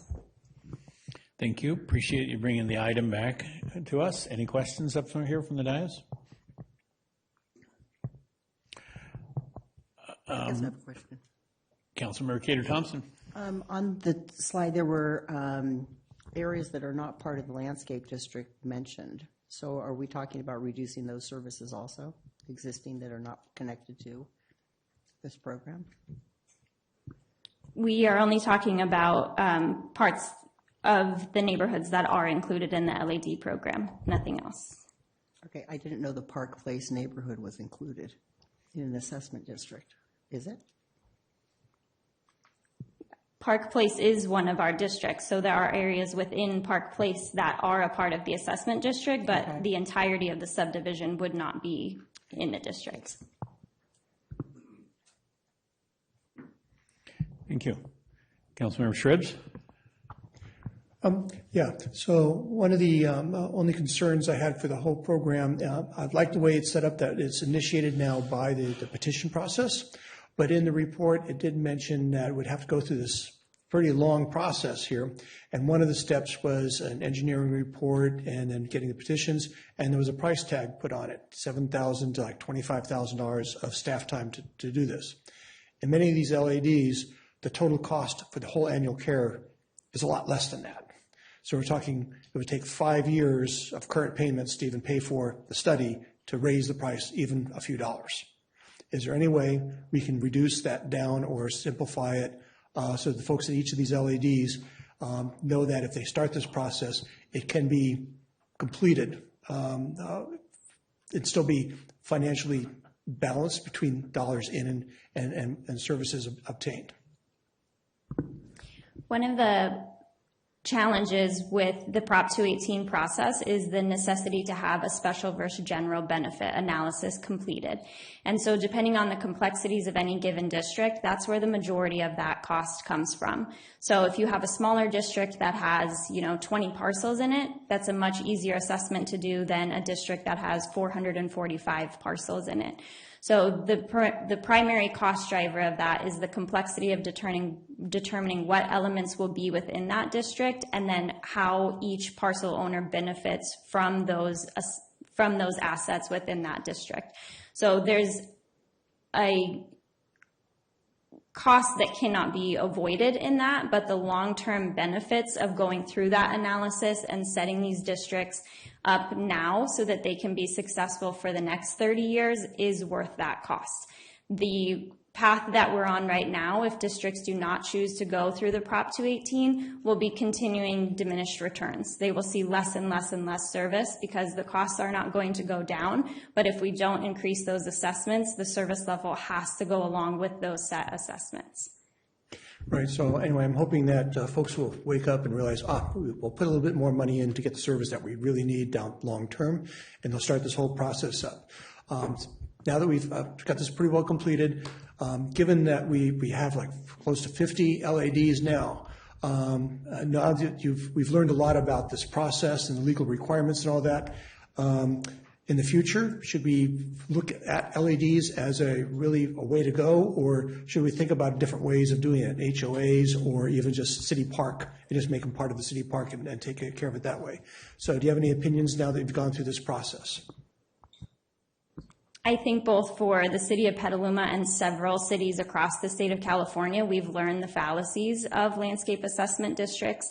If I had the key to the city, I would never write another one. There are other similar cost sharing mechanisms that exist. We do have a community facilities district at Riverfront that appears at this point to be a much stronger financial program for making sure that our community stays safe, clean, all of the things that we were hopeful that LADs would do. But they do provide a stronger roadmap than all of the concerns that have been raised with LADs over the past 30 years.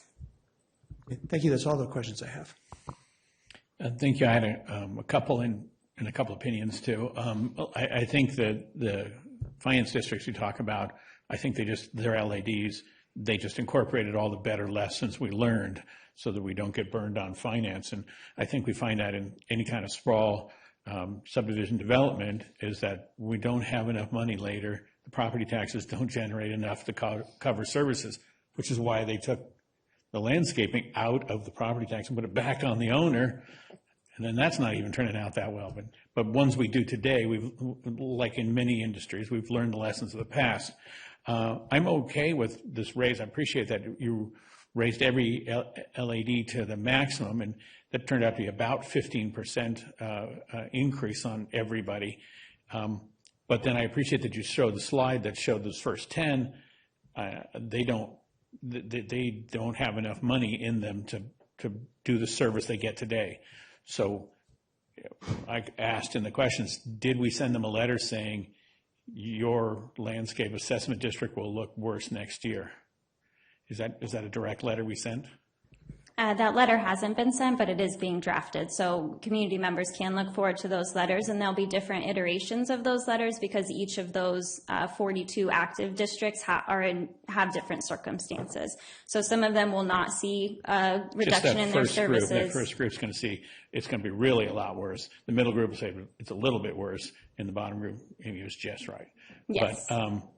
But that's the answer for the 218 here, saying at 15 to 25,000 per group. I see a tremendous public backlash to us telling them that they need to put together upfront money into this. And a lot of assessment district work is done on distributed over property tax over a longer period and stuff like this. But the shock value of 15 to 25,000 just to get it, to pay you another $50 a month or $100 a month per parcel, that shock value, like you're noting, we're going to be revisiting this issue with very unhappy people because either it'll all have fallen to brown and weeds, or they're going to pay $25,000. And I don't envy that PR campaign, and I know it will end up here. I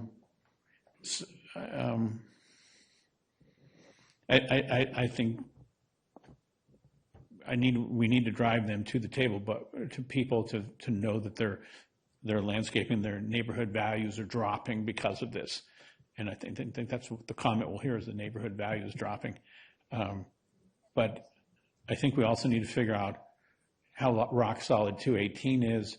Can we do a citywide de minimis if it's less than $100 per year? Can we do a one action without a new? Can we do a drive-through and say if there are no new developments in this subdivision, and it's a completed subdivision from 25 years ago, can we assume that there's no basic difference in the benefit nature? Can we cut out that whole part? Anything you can do to knock that 25,000 down to something that won't get us shot or you shot would be really helpful, because I see this as a real pending problem. But I'm really glad you got this year's to its maximum levels for every group. And I'd like to ask the clerk if there are any comments, public comments. We did not receive any comments ahead of the meeting. We do have 9 people in the Zoom still. At this time, I will start a 30-second clock. During these 30 seconds, members of the public attending in person should bring their speaker cards to my desk. Members of the public attending online should raise their virtual hand, and those attending via phone should press *9 to raise their hand. Speaker requests received after this time may not be accommodated. And I have not received any cards, and I do not see any raised hands. Thank you very much. That will close public comments on the item, and that brings us to council motions, and there are a number of them.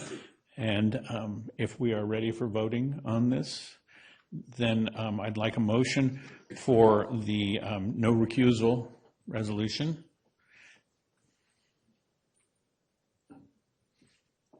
So moved. Thank you. Motion by Barnacle. Second. Second by DeCarly. And for the no recusals, we have roll call vote. Barnacle.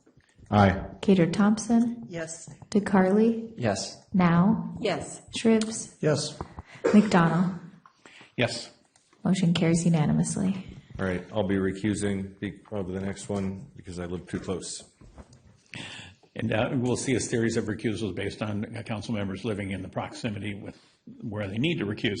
So this is I'd like a motion for the resolution with Barnacle recusing.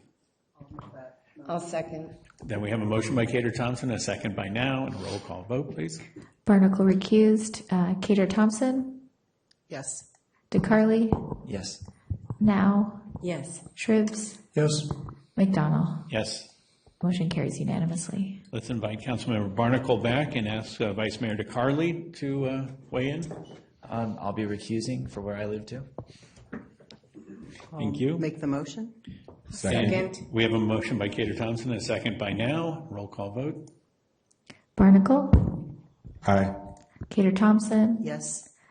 DeCarly recused. Now. Yes. Shribs. Yes. McDonald. Yes. Motion carries unanimously. Wonderful. And let's invite Councilmember Shribs to announce recusal. And I'm recusing because I live in the same neighborhood as the St. James Estates. I'll move the item. I'll second that. We have a motion by Now and a second by Cater Thompson. May we have a roll call vote? Barnacle. Aye. Cater Thompson. Yes. DeCarly. Yes.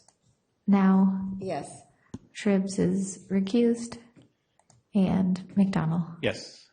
And we invite thank you. And we invite Councilmember Shribs back, and I'll be leaving for much the same reasons.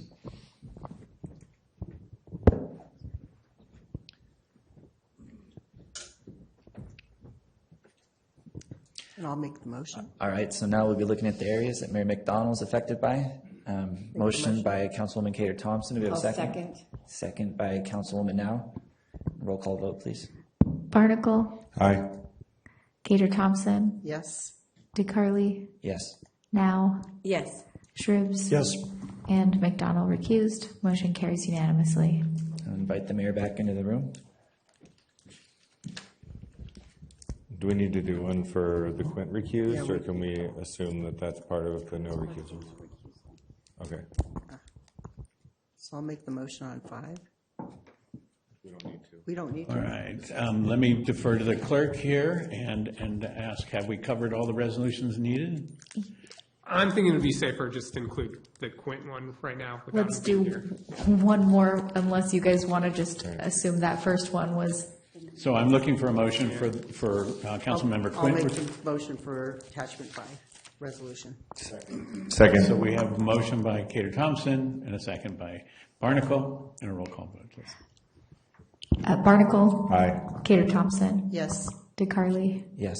Now. Yes. Shribs. McDonald. Yes. Okay, motion carries unanimously. Thank you. All right. Well, thank you very much, Delinda. That's always an adventure. Appreciate the presentation. Yeah.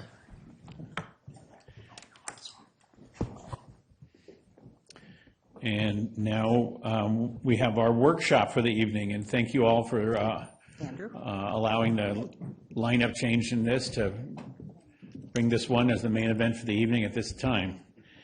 It's a recommendation to the City of Petaluma Council to receive staff presentation, public comment, and conduct a workshop concerning the Petaluma North Smart Station Priority Development Area and specific plan, proposed vision, and preparation of the specific plan associated environmental impact report.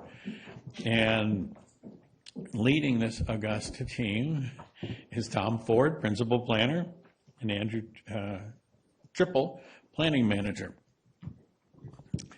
And this may take a second to get all the microphones and computers in the right place, and let us know when you're ready.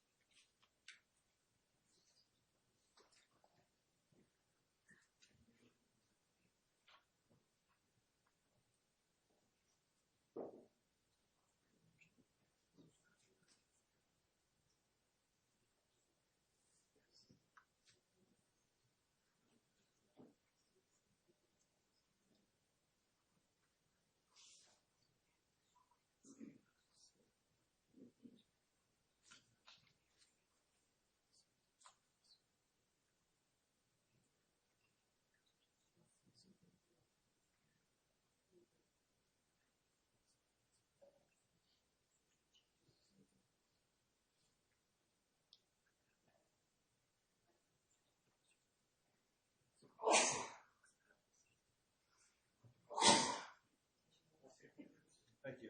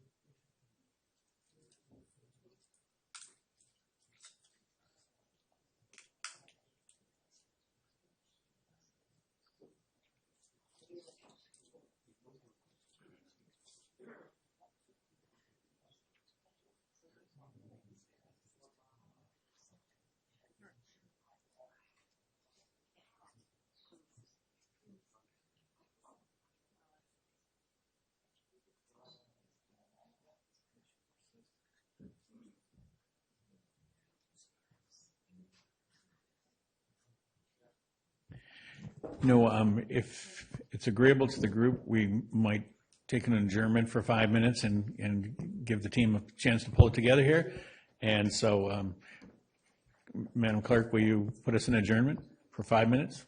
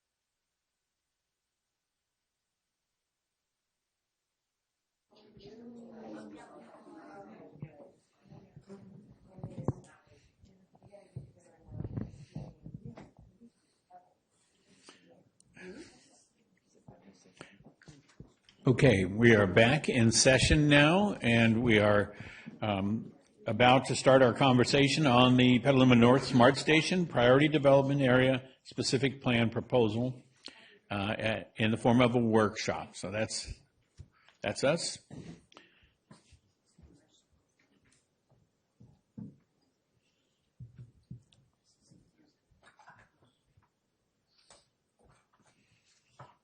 And welcome, team.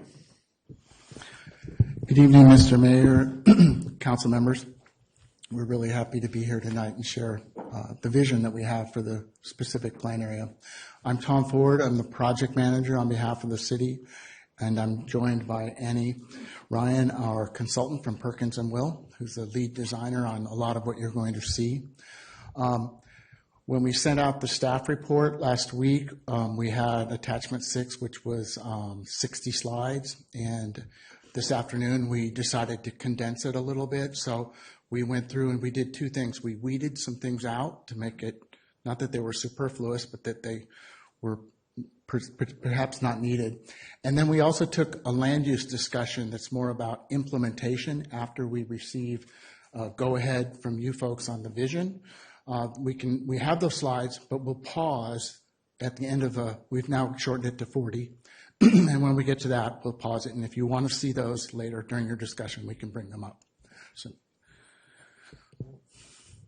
So I'll be brief. I just have a very quick overview, and then I'm going to turn it over to Annie. I want to just talk about the specific plan background, what we've done to date. Then we'll have Annie's presentation, and then with public comment, and you guys can have a discussion. Hopefully we can leave here tonight with either the vision we're bringing to you or your thoughts on how we might amend that vision. So the specific plan area is about 1,060 acres from Washington Street all the way up to about where the brewery is. I usually know the name of that. Yes, Lagunitas. And on the other side of McGow, it's Scott Street. So it goes all the way up there. And then in the middle, the Metropolitan Transportation Commission has identified a half-mile radius that they call the TOC, the Transit-Oriented Communities Area. So there's some pretty focused policies that need to be put in place for that area specifically, but then also for the entire specific plan. Looking at it from the city-wide, you can see that it's somewhat remote in that it's across a freeway, it's across a river, and it's on the other side of town. And it's adjacent to your other PDA, Priority Development Area, as identified by MTC, and you'll be having a separate planning effort for that very soon. Where we are in the process, we're just a little bit behind. We are exactly where the red arrow is. We're in that knuckle between developing all of the options and alternatives and thoughts and coming to you folks with what we think our preferred vision is. We want to see if you can either bless it or amend it, and then we'll go forward, and Perkins & Will go off and write a specific plan. They have a consultant that works for them that'll start to do the CEQA documentation, and we'll be back in the fall with a draft plan. So our goals are to implement the pending general plan, implement Metropolitan Transportation Commission policies for that transit-oriented communities area, to create a unique identity and sense of place, and we've heard a lot from the community about what they think about what the sense of place is now and how ideas they have for changing it. And then the last piece is that once the specific plan gets written and is in place, it will create the regulatory structure that you can then implement development, implement public improvements, and start to see change over the 20-year course of the specific plan horizon. Planning process to date, we did a pretty extensive existing conditions analysis. We had a lot of stakeholder interviews and outreach to community members. With community workshops and such, and using the stakeholder information we've developed with Perkins & Will has developed a vision, some ideas about land use, and improving circulation networks. We had a planning commission session. We gave detailed reporting on that in the staff report. So the community engagement has been pretty robust to date. In addition to some focus group meetings at the very beginning, we met with city staff on December 4th. The leaders of city staff, like Public Works, a lot of people to get a lot of ideas about what we can do about flooding, what we can do about traffic, things like that. We had the community open house on December 10th. And then we also had pop-up workshops, Lumicon, and such as that. And then back at the community center on March 21st, we had a community workshop where Perkins and Will led exercises with people to really, small group exercises to look at how we might think about the vision for what is identified in the staff report as the focus areas. In addition to that, we were here in November to speak with you about a community outreach partners working group. That working group was assembled largely along the lines that you gave direction on. It has about 15 members. We've had 3 meetings, and the 4th one is going to be next Monday to incorporate what we hear from you tonight and give Perkins and Will some additional ideas. So recently you hired a new economic development director, and that person put on her hat and really went out to the community and sort of dug down a little deeper than we had already gotten with some of the outreach, and really started talking to some of the business owners and businesses out there, and came away with some takeaways. These are discussed in the staff report, and they're on the screen right now.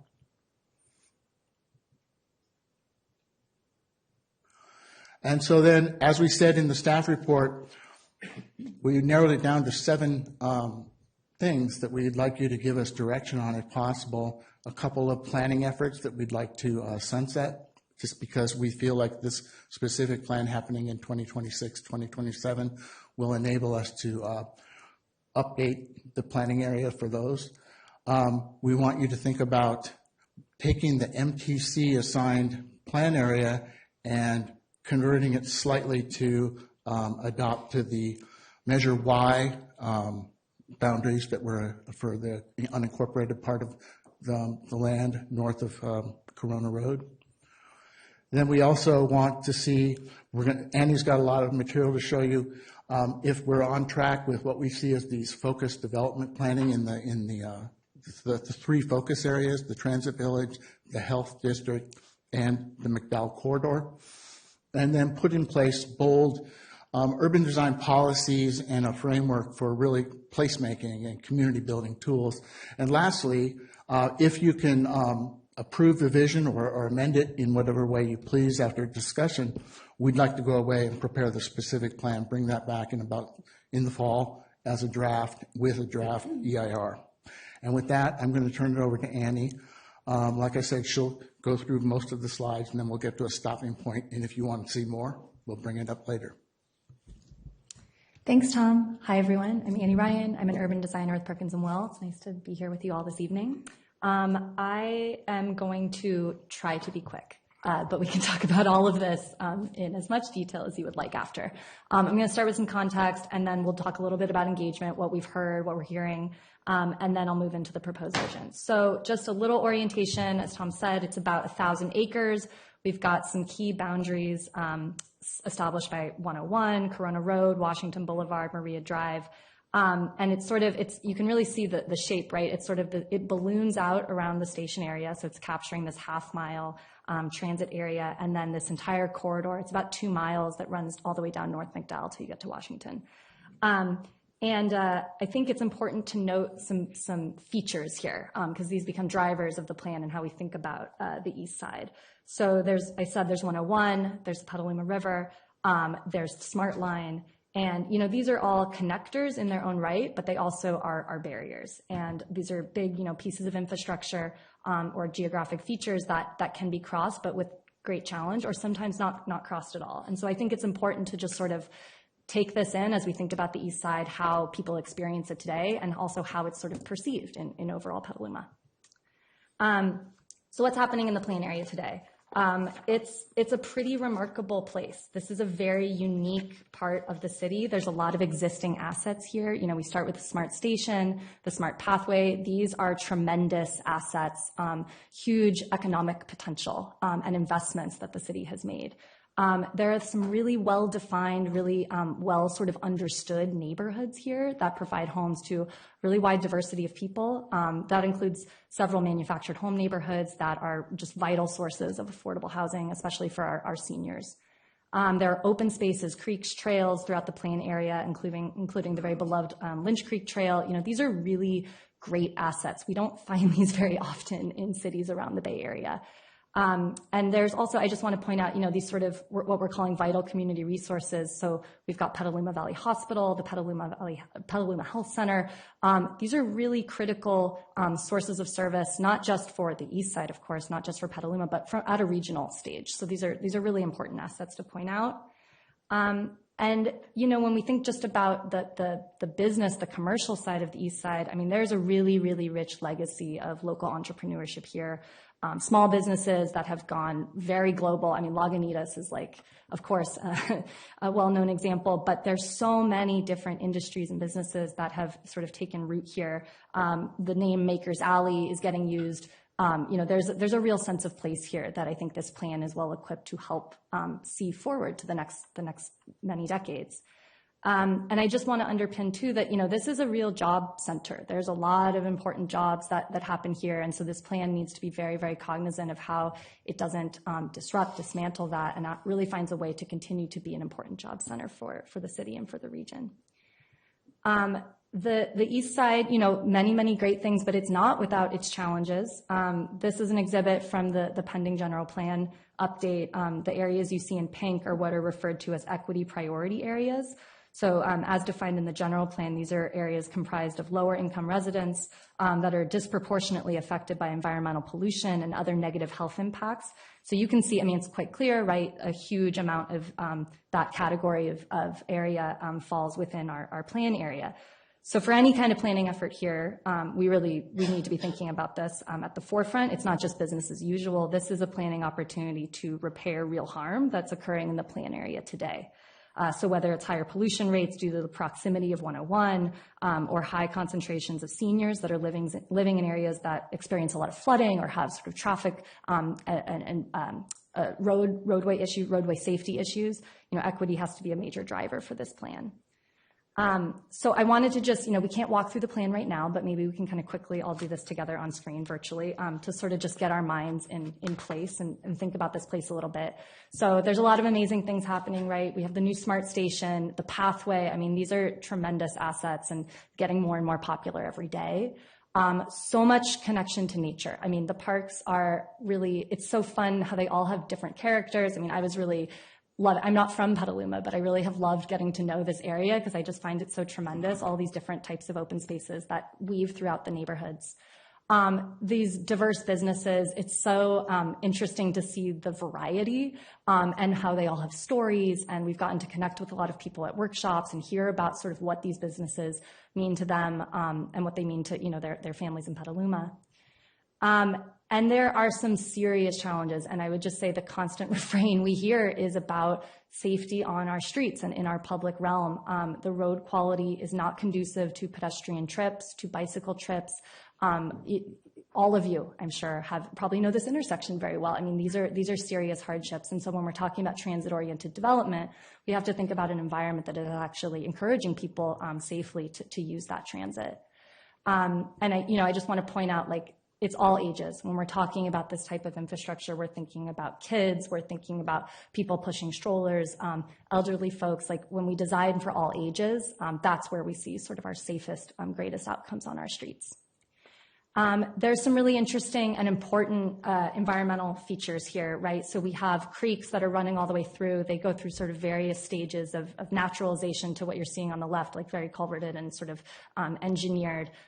Pretty significant flooding issues that are a constant refrain as well. We've heard a lot from Public Works about the flooding challenges, but residents and business owners as well. And then also just want to flag, the heightened wildfire risk. One of the earlier presentations today was talking about that urban wildland interface. I mean, that we are right on the sort of front lines here in this plan area.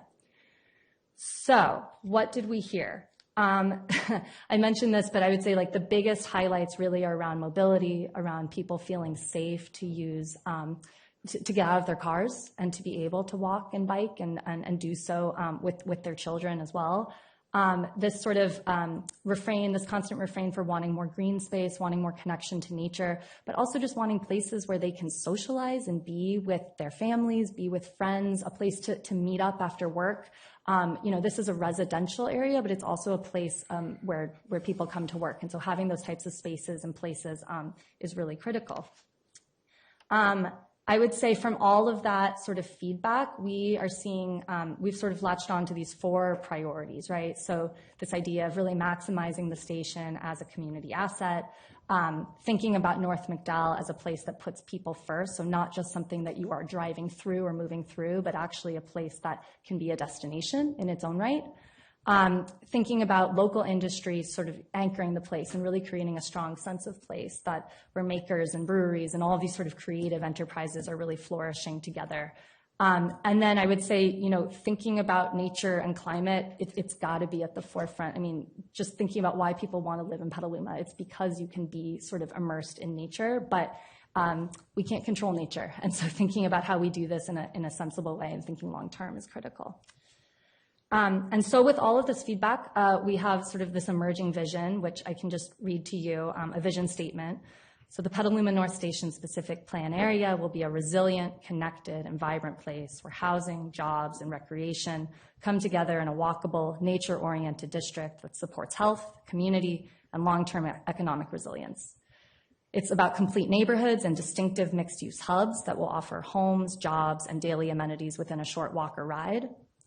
Transit corridors that will be active and welcoming with art, public spaces, and human-scaled development that supports ridership and car-optional living. Creeks and green streets that will form ecological spines, linking people to open spaces, managing water, cooling neighborhoods, and protecting from wildfire risk. And a thriving ecosystem of different businesses that will be supported by a mix of amenities that generate vibrancy and enable people to live near their work, school, and families. So these are all great. These are words, so we need to turn these into strategies that can inform a place. And so we start to think about design pillars. Like I'm an urban designer, so this is going to get a little artsy, but we think about these pillars to kind of drive decisions about how we would think about things like land use. And so these pillars that we've latched onto are environmental resilience, circulation and access, and housing, economy, and place. And what could that start to look like? So when we think about a big picture urban design framework, I think there's 3 big ideas that we're trying to sort of bring to life here. The first one being distinct neighborhoods, so a really contextual mix of housing and jobs and everyday uses that are all sort of coalescing together, and you really have a strong sense of place with that development. There needs to be a placefulness in how we think about these future development coming forward. Green stitches, which are this idea of, bringing our creeks and parks and trails, all of these sort of moments of nature, having them work together so that they become places that are connecting the larger fabric, that they really can be the stitches that hold it all together. And then the circuits, which is what you see in orange or sort of the reddish color, these are what we're calling people priority routes. So these ideas of networks that are connecting all neighborhoods, no matter where you live on the east side, to transit, to open space, and everyday uses. And it's going to use a combination of public streets, trails, connections between new development, all ways to get people around safely.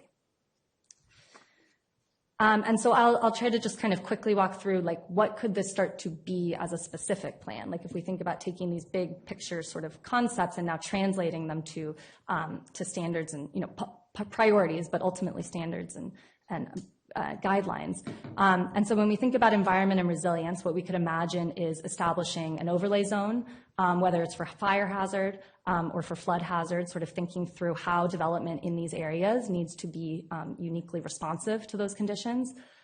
We can think about our streets being multi-purpose, so whether they're there to actually help buffer from fire spread, we can think about the spacing of trees, how placing trees can be wind buffers.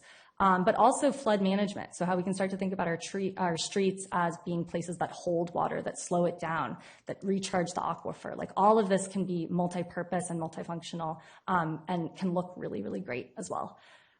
We can think about our open spaces being very multifunctional. So there's already this huge network of open spaces, but now we can start to think about potentially new open spaces in new parts of our plan area. So these are conceptual, but the idea is that we want to have a framework that we can build from. Circulation and access, you know, I talked about the mobility concerns, the safety concerns. It's all about creating a network that is human scale, that encourages people to walk. And wherever we are finding areas for new development, we're really we're superimposing this walkable framework first and foremost, so that we get an environment where people are feeling like they can live without their cars if that's what they choose to do. All of this has to be thought about in a way that preserves the integrity of the district. So what you see at number 5, this idea of improved freight access in industrial and business park areas, this is directly relating to what we were hearing in that it echoes the feedback that was received in the memo from the business community that there's really important work that's happening here. And so when we think about safe streets, these are streets that have to work for many different users. Housing and economy in place, you know, what do we mean when we think about land uses here? There has to be some context, some intention behind it. And what we've started to sort of coalesce around is this idea of character areas. So thinking about these sort of zones or like smaller sub areas with the plan area that could start to have their own unique character that's directly informed by the streets that sort of abut them, but also the surrounding land uses. So I'll just sort of quickly walk through, but you know, this idea of like a maker's alley where we're really focusing an intensive sort of effort to support the jobs, support sort of industry there. The Corona Transit Village is of course, the area right around the SMART station. It includes quite a bit of unincorporated area that does not have a lot of development today. So we really need to be thinking about to develop there. What does that actually want to be, and could that be? And then moving down McDowell, we of course have sort of the immediate station, right? The heart of the station is what we're calling it. A sort of central zone in the middle. And then all the way at the bottom, we have what we're referring to as the community and health hub. So this idea of really creating a strong sense of purpose that is sort of anchored by the Lucchese complex, but also the hospital. So what could this look like? I'm just going to sort of splash some images on the screen, but this idea of a maker's alley that is really about bringing together places for people where people work, but also places where people can enjoy in what sort of interesting businesses and industries are occurring here, places that workers want to spend time at after work, places that you want to come to on the weekends, places that really celebrate the industries that make this area special. The station could be this very vibrant place that, you know, is capturing the fact that there are going to be so many people arriving by foot, by bike. Sort of what could that sort of immediate capture area start to feel like? Central McDowell could start to be a place that maybe has some interstitial moments, so ideas of sort of taking advantage of maybe larger setbacks, parcels that maybe are underutilized that could start to become places for smaller pockets of open spaces, places for rest, starting to think about how we sort of take advantage of these smaller moments as part of a larger system. And then lastly, the health and community hub. You know, this is really a civic type of sub area where we have large convergence of people coming together, but also places that need to, you know, sort of support that larger population, thinking about retail and such. So this is a very conceptual sort of land use plan, but gives you a sense of how we could start to think about these types of land uses arraying in the plan area. So this focus on very walkable, 15-minute neighborhood centers, of course, is something that comes straight from the general plan. So this is an opportunity to really see that through.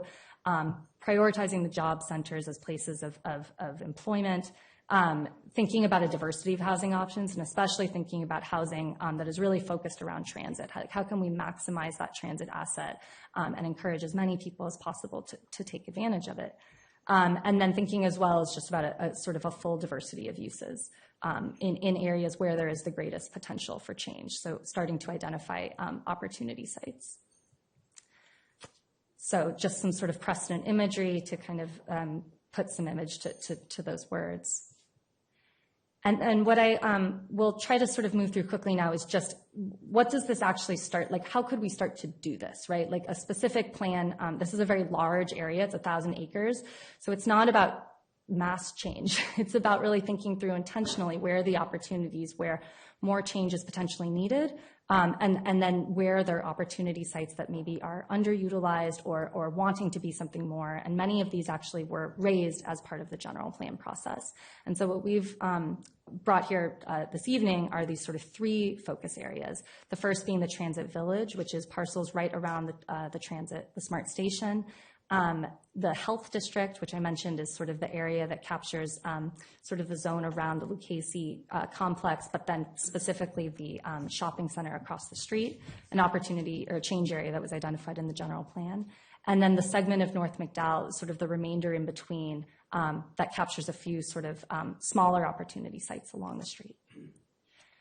So if we think about starting to translate sort of these higher level principles into land use strategies, we could look at something like this, what you see conceptually here. So we're imagining walkable blocks that start to connect the sort of new development in the unincorporated area that you see just sort of north of the station into the sort of larger fabric, right? Starting to connect with neighborhoods that are across Corona Road.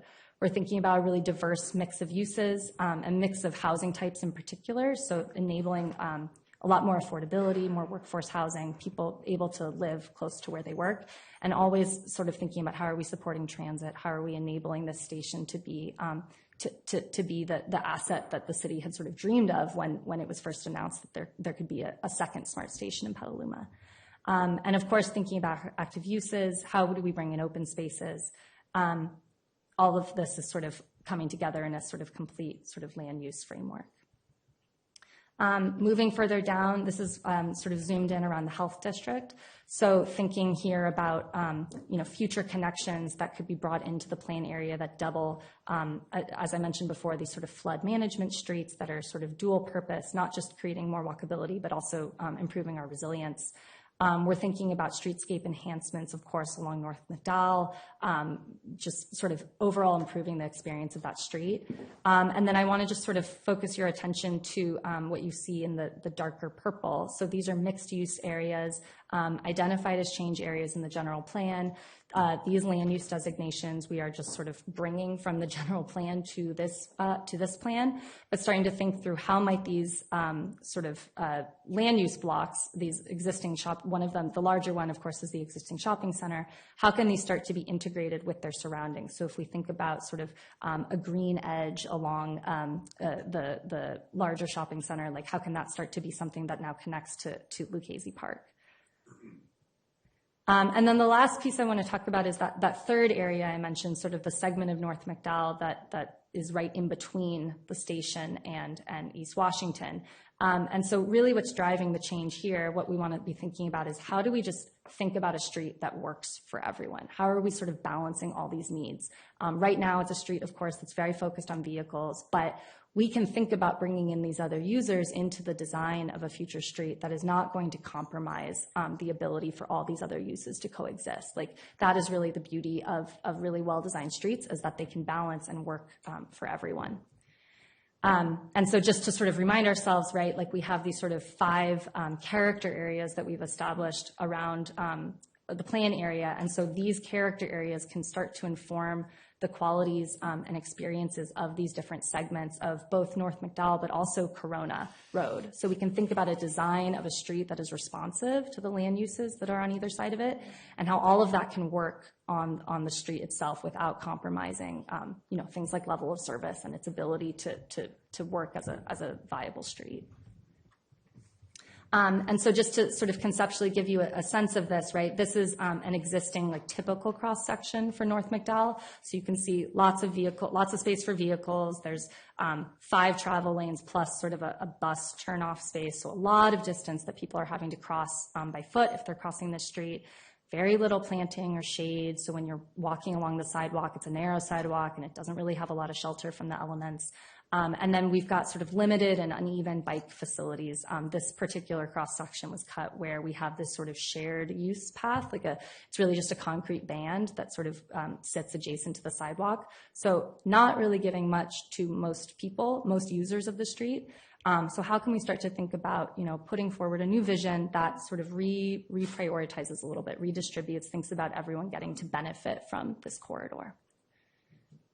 And so this is the logic, right? That we're really shifting the priorities from cars to people and really to the planet, thinking about how this street can be something that's going to live long-term and be very viable in that way. So with that, I think these are rephrased versions of the key recommendations that Tom kicked us off with.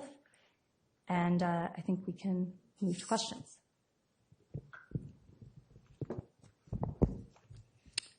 Okay.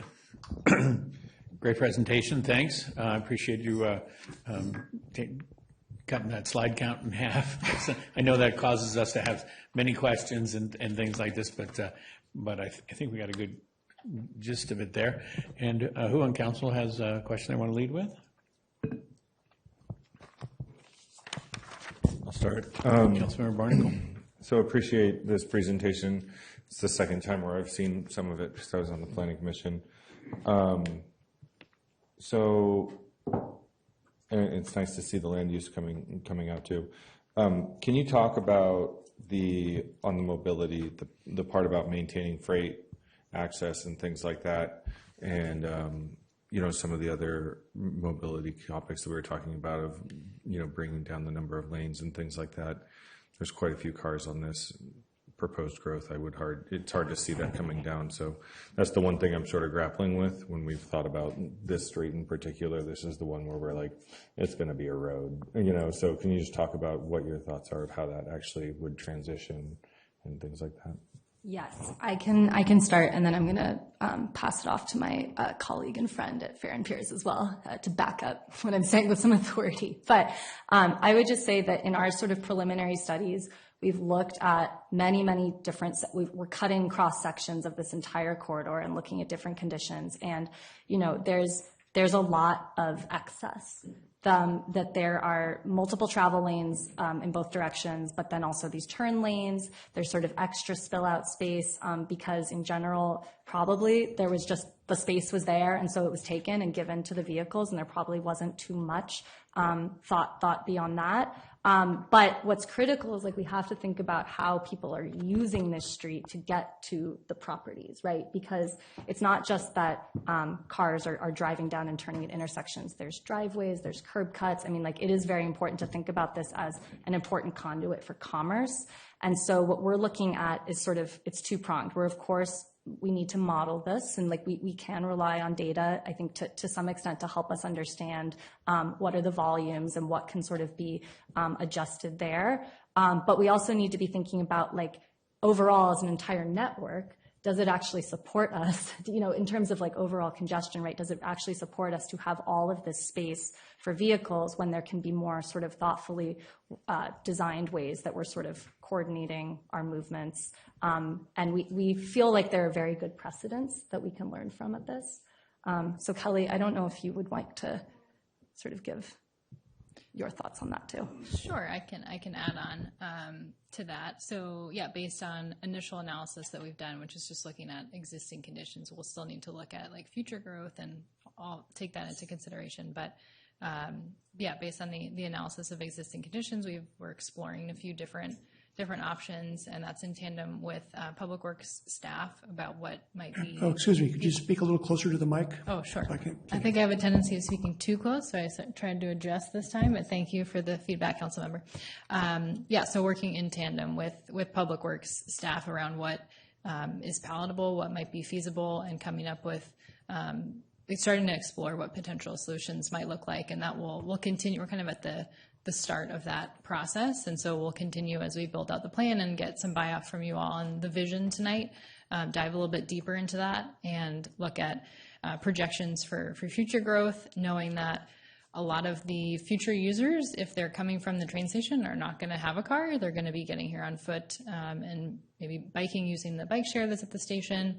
And so, yeah, the type of user that might be using this corridor in the future might be using a different mode, or what are some other strategies that, where's freight getting off of the highway right now? Is there an opportunity for them to get off at the Redwood Highway exit and travel down North McDowell? So kind of taking the the business owner feedback that we've received into account, and trying to better understand and dive deeper how are they using the corridor. And we think there are opportunities to balance all these different users.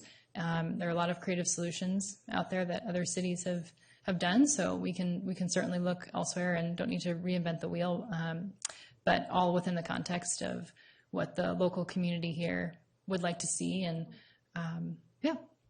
Cool, thanks. Couple other questions.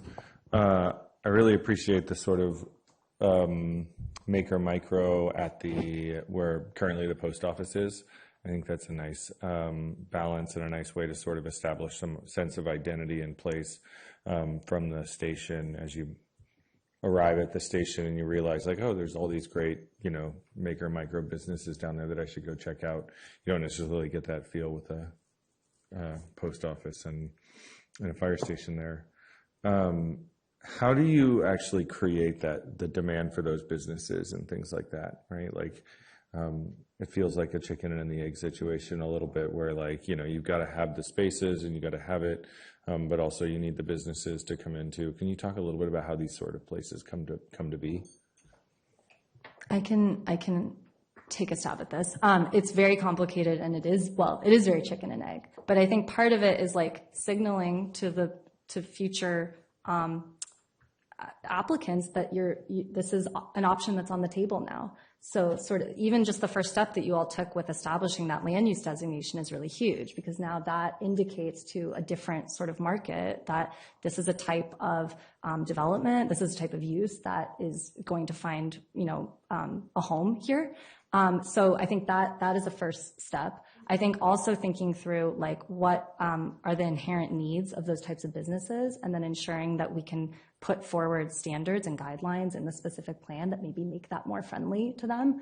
I know we think a lot of other projects that we've worked on in the Bay Area along the peninsula in particular, where there's, El Camino Real has, I think, kind of a similar fabric and sensibility about how it's trying to preserve certain types of uses. We've looked a lot at how we can encourage that type of, we call it production, distribution, and repair. So this idea of light industrial that wants to be close to other light industrial, like you want to see that clustering. But part of the reason that they want to be close to one another is because they tend to need to share certain types of resources, like surface parking or like loading space. And so all of that, a specific plan is really well equipped to help put in place standards and guidelines to help sort of problem solve some of that, I would say. And so all of those can be ways to sort of help just ease the burden a little bit on the developer or the existing business, what have you. That those are ways that we can kind of help encourage those things to percolate. I don't know, Andrew, if there's more you wanted to add to that. I think I want to add also that, certainly the time that we spent in the plan area, we're seeing where these businesses have located, right? These highly entrepreneurial business activities, many of them are very, very stable and very committed to where they're located along McDowell Boulevard. So it's great to see that that in the DNA of the plan area, and to be able to build upon that by celebrating them, uplifting them, and kind of bringing them forward in that way that blends them as businesses, as entrepreneurs, as incubators, but then also creating that attachment that Annie showed in some of her imagery, where you're creating those sort of third spaces for employees to come out, to socialize with one another, to celebrate the work that they're doing, and more fully engage in the community. Great. And then one final question. So when we talked about this at Planning Commission, I brought up some points that like there's actually quite a few like large, heavy-duty parking lots essentially there, right? Whether there's like a truck stop, there's the post office, Recology. I saw Recology's logo there. Like, are we envisioning long-term that we want to continue to have these large, like heavy-duty parking lots? Businesses, obviously critical businesses to our community, or do we envision those moving to a different corridor in the city or something like that long-term? I think what we have done, and those comments, you hopefully see some of the changes that reflected in the land use plan, because you were very astute to point out that there are these sort of key sites that are producing a lot of greenhouse gas emissions, right? There's a lot of like truck idling, like these are sort of not conducive to this like livable green like corridor experience that we're trying to achieve. And so I think in some cases, potentially some of those opportunity sites, we see this specific plan as being able to put forward a vision to see those change into something that is maybe a little bit higher and better use, something that is maybe multi-purpose. But I think in terms of, to your second point about, are all of these things going to go away? I think that's part of a bigger question about sort of the actual sort of character and vision overall. Like that has not been something that I would say this plan is sort of strongly pushing forward wholesale. Yeah. Sure. Thank you. I appreciate that. Thanks. That's all for me. Councilmember Shribs. Yeah, I've got a fairly long list of stuff, questions and comments. But they're more deep, so do you want me to wait till Andrew or go after it now? Go for it. All right. Okay. First, I just want to thank Nicola Fry, who I think sent in one of the nicest emails with a list of comments. So I'd like to make sure staff really pays attention. I liked a lot of the stuff that she listed down in there, maybe even use a little AI, I suspect, to help get the consistency going through the different sections. But most of the comments I thought were very valuable to look at. So please look at her comments for sure. The other email I received that was very interesting was about water flow, vernal pools, water catchment systems and the like, and the whole water flow. The diagrams that you showed really did not show that well at all. And I think you even showed development of housing on places that absolutely should not have housing because it's actually a pond and a vernal pool on some of these spots. And I don't think you'll be even allowed to even get close to housing on a couple of these spots. So you really have to pay attention to the actual vernal pools out there on that.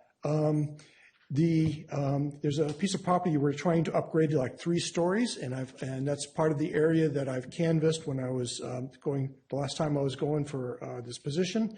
And after talking to several of the houses there right on the fence line, absolutely hate the idea of 3 stories looking out over, and they will fight you tooth and nail over it.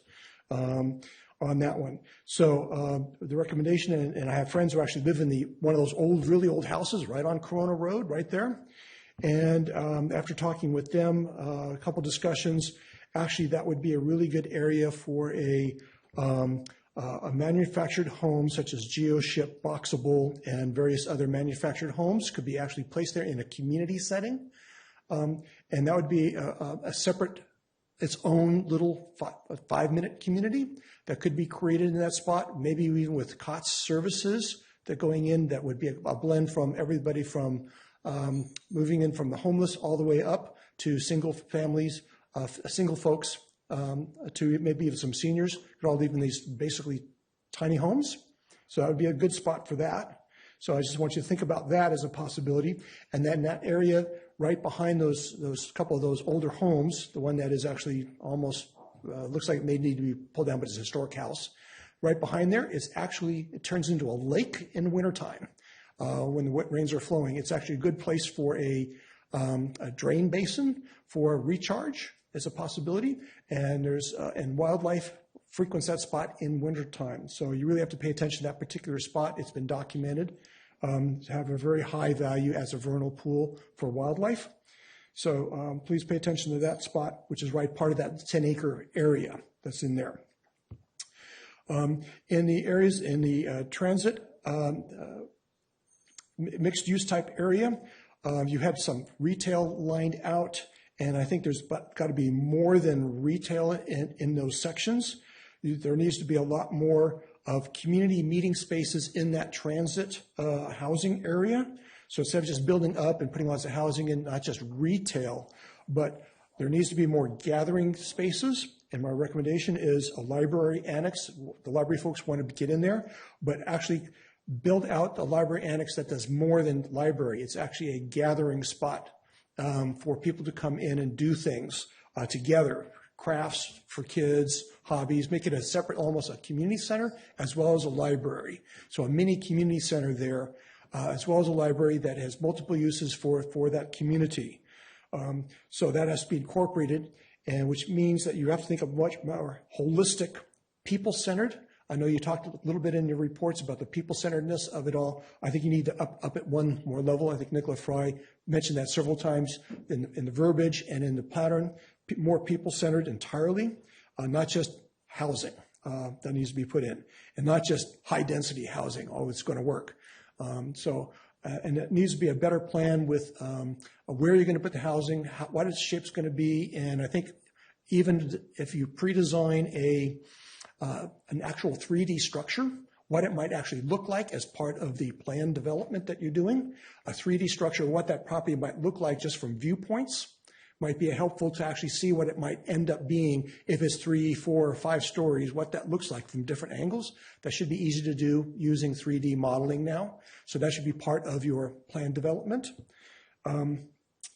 And so I really want to make sure, and then the person that it shouldn't be blocked out, okay, parcel by parcel has to be bought. And then each parcel gets developed differently by a different developer. No. It needs to be planned out so that holistically gets developed, maybe by a single developer. Let's work on that. The other area in that transit area, because the touching that little circle that's going around is, okay, this is absolute rule. Okay, if it touches that little circle, it gets included. If it doesn't touch it, and so it makes it kind of weird shape to that areas. If we're going to include most of it, there's a couple of properties not in there. Let's go ahead and let's try to include those properties and allow that to make it a more uniform so they have choices on those properties to join or not join into the transit so that they can do things, or whether they can develop even turn into retail, because it's right there on the edge there. For these private properties, they're stuck there. It's like, okay, I've got this farmstead and I'm surrounded by these 5-story buildings all around me. You destroyed my living habitat, and yet you're now allowing me to do it and sell my property to do the same thing. So let's make sure that all those properties in that block, right by on that Eli Road, there's 2 or 3 of those parcels not included. Let's get those included so it's blocked out as to what it actually does, or transition or back off. But it needs to be shaped so that those property owners also have options for their future. Otherwise, they are stuck in a place where they don't want to live anymore, right? Okay, so that's that area there.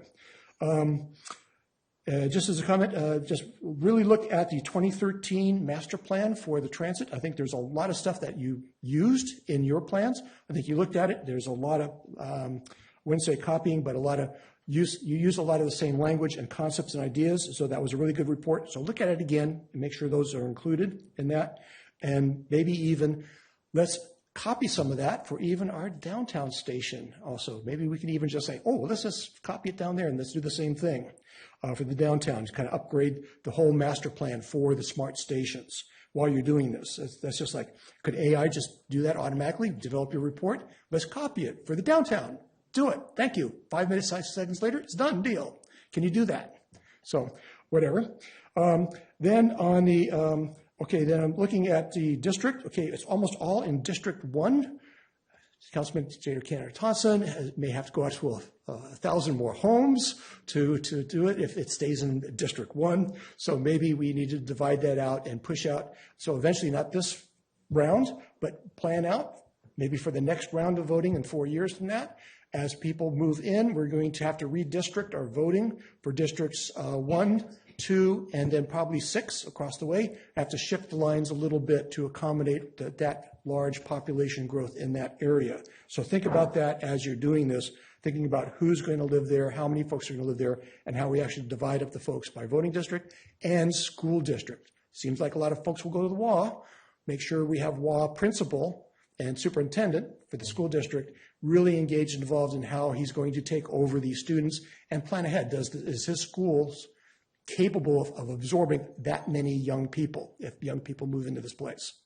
I'm not sure he has the capacity to do that. So let's make sure that happens. I didn't see anything about the school system supporting the population density. There was what was mentioned was actually building a sidewalk and bike path on Washington just east of McDowell. So there was one little line mentioned there. You even showed a picture of that particular corridor in your slideshow here. But you mentioned it, but you didn't say how that might actually work. So you have to transform Washington Street in that section.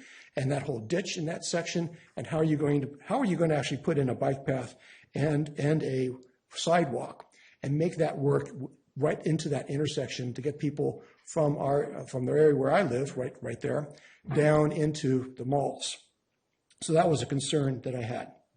And then there was another one of the bike path you listed out that actually is going to cross Lynch Creek where there is no bridge. So do we need to build a bridge in that location that you're located on your maps? Because you have a dotted line. It's going to go from here right across Lynch Creek, right into the housing development there, Creekside, and then turn around and come on down and get across McDowell and Washington intersection. So I can see them on a couple of the streets that might work if it's a side streets, but you have it going right through a housing development and over a creek where there's no bridge right now. So how does that actually work? So make sure you clear that up. At the SMART station, especially near Meridian, the Meridian is going to have a little bit of like a store or something, a little gathering spaces there, but mostly for their residents. And how are you going to, I looked at your slides, beautiful slides of what a makerspace and not makerspace, but a gathering spots around the SMART station might look like. Where is that actually going to go? What actual space is that going to fit in? Is it going to be on the other side of the tracks? Is it going to be part of the Meridian property? Is it going to be part of the triangle that's there? So where exactly can that space that you showed, these beautiful settings where people are gathering, what does that actually look like in that space? What is its shape? Is it going to be this long track of these separate little buildings? And how are people actually going to get there to that spot, because the train tracks are right there? So you presented an idea, but I don't see the how to implement it in the actual space that exists there. So nice words. I want to see implementation process as part of your plan. That's part of that station to make it so that people get off the train, and how do they physically get across the tracks or down the path to wherever this space is, and who else is going to be there to gather. So a nice concept. What's the reality going to look like, right? So make it more real, because you have lots of nice words in this whole plan, all these beautiful things that you're going to produce, but the implementation, I'm going, how? So I want to see a lot in your plan, how and where exactly you're going to put something. Same thing with that goes down to where you go to the health district, where you're going to transform maybe the plaza a little bit, and Rainier Road as it crosses under Rainier, because there is a proposal for some development across the freeway. So how are you going to tie that into that section across Rainier? And there's spaces there, the dog park right there. Is that going to transform or not? You didn't even mention the dog park and what that might turn into. So where does that go? What's happening there? So in that road, and how Rainier. So if that development goes in or not goes in, assuming it's going to eventually go in, if that's going to be the part of the plan, because that's what's in the books, what's being proposed now, it's sort of been asked for. So how are you going to incorporate that into this whole system? Because you're going to have a bunch of housing across that freeway in the plans, but it's not in your plans. So please add it, make sure it's there. And how are you going to connect it all and make those people happy and what they come across, and how are they going to gather and participate in all this? And then there's, of course, connecting that, and then there's all the bike paths we want to produce in the whole Greenway area there, which I think should be part of your plan since you're so close to the freeway, but that may not be part of your mission because of the line where the lines are drawn. There wasn't much talk about how you're going to get the other forms of transit besides just buses going and the train going. There's going to be a whole lot of where we're going to be moving into autonomous vehicles, shared ride vehicles, various electrified handicap vehicles coming in, wheelchairs included, encapsulated compartments. But there's very little discussion on how you're going to incorporate all of that type of movement. You included pedestrians and bikes, but you didn't include handicap, and you didn't include microcars or autonomous vehicles. So there's forward thinking. There's even, if you really want to look forward, at Calistoga, recently they had a data center that was proposed. Part of the data center was an autonomous drone to carry people around as part of that project in Calistoga. That was just proposed to Calistoga, which included that type of modern transport. So But that's a whole nother topic there to think about. But how are you going to include autonomous vehicles, buses, and cars that are coming as part of the transit-oriented community so that they can get from there to the other areas where they're going to work and back home again. So those concepts need to be included. And then the other one is on the, you had nice ideas about the makerspace, but if you go down there, I ride my bike down there, I've visited some of the industries, I've actually bought things in those industrial park in that whole section, and it's pretty industrial looking. A lot of maker shops that are pretty, the buildings are very, they're a little bit squarish, and so they don't look as friendly and nice. There's very little nice. You have the farm stand there, which is for the marijuana that's being retailed. It'd be really nice if there was a cafe, marijuana cafe added next door, maybe that they could convert and do something with. So they need a gathering spot. I know Griffo, I've been there a couple times to events, and they're trying their best to create that into a event type area, but it's not really that friendly to get there and do things there. So how are you actually going to put the words you're saying about making this huge makerspace, all this beautiful stuff, so that all these beautiful buildings you showed doesn't look like that at all? How are you going to make that happen, and how are you going to get people to actually make it work to get there and back? Again, you have a lot of great theories and hopes and dreams. I'm talking about conversion and reality here for a lot of this stuff. Okay. All right. That's actually my list. And will you be able to submit the list so that we can? Well, you see, it's handwritten. Yeah. Brainstorm ideas, but if you want me to type, would you like me to type this up for you? I think it would be actually helpful to get the context. Okay, I can type this all up. Thank you. I think, I was going to jump in here for a minute, and one of the things I heard from council is that the plan looks lovely. The vision side of it is really bold and good stuff. But my mind, being the engineer, is like, well, how do we recruit the investment that fulfills the vision? Where are the tools that connect? Many of the things I think the public feedback in is really a referendum on what's good and what's not good in my community at this time. And the remedy being asked is fix what's already wrong. And that's difficult for a futuristic plan to address a retroactively problem. But that's what the public kind of wants to hear. Many of the things like stormwater improvements in front of the shopping center, the green stitches that we call them, if there was redevelopment, if there was a residential property proposal onto that, we could nick them. But I think that the street is the high end, so property water doesn't drain to that side. All of their stormwater improvements would be towards the freeway side of the property. And so it would be treating street water, which would be awesome because that's where the crap is that you want to filter in your bioretention swales. And, but all of that is city subsidy. All of that is fixing it retroactively. And so it bothers me that the plan focuses so much on that, because the more we focus on that, the more interested we'll be to put that burden on developers. And the more we put it on the developers, the less likely that any of the vision comes true, because we've burdened the developer with the historic problem. So I would love to see policy that clearly distinguishes that the improvement makes itself better, but doesn't maybe go into the community. And it has to be explained to the public why those two things can't happen at the same time. I think also the big assumption is that we're creating something that will happen, that there will be growth because of this, and maybe lots of growth because of this. I'm not that optimistic. I think the plan, we've done many, many quality plans, but they disconnect with the abilities of developers to change. And those ugly tilt-up warehouses we look at there, Griffo's doing something inside of it, but there's essentially no outside beneficial rollout. So he gets the makerspace, and his business does well, and that's good. But to tear down the one next to it to have a courtyard is highly unlikely. We would visualize that. We would like to have that, but the way retrofit works, I see the more modest things happening rather than the bold.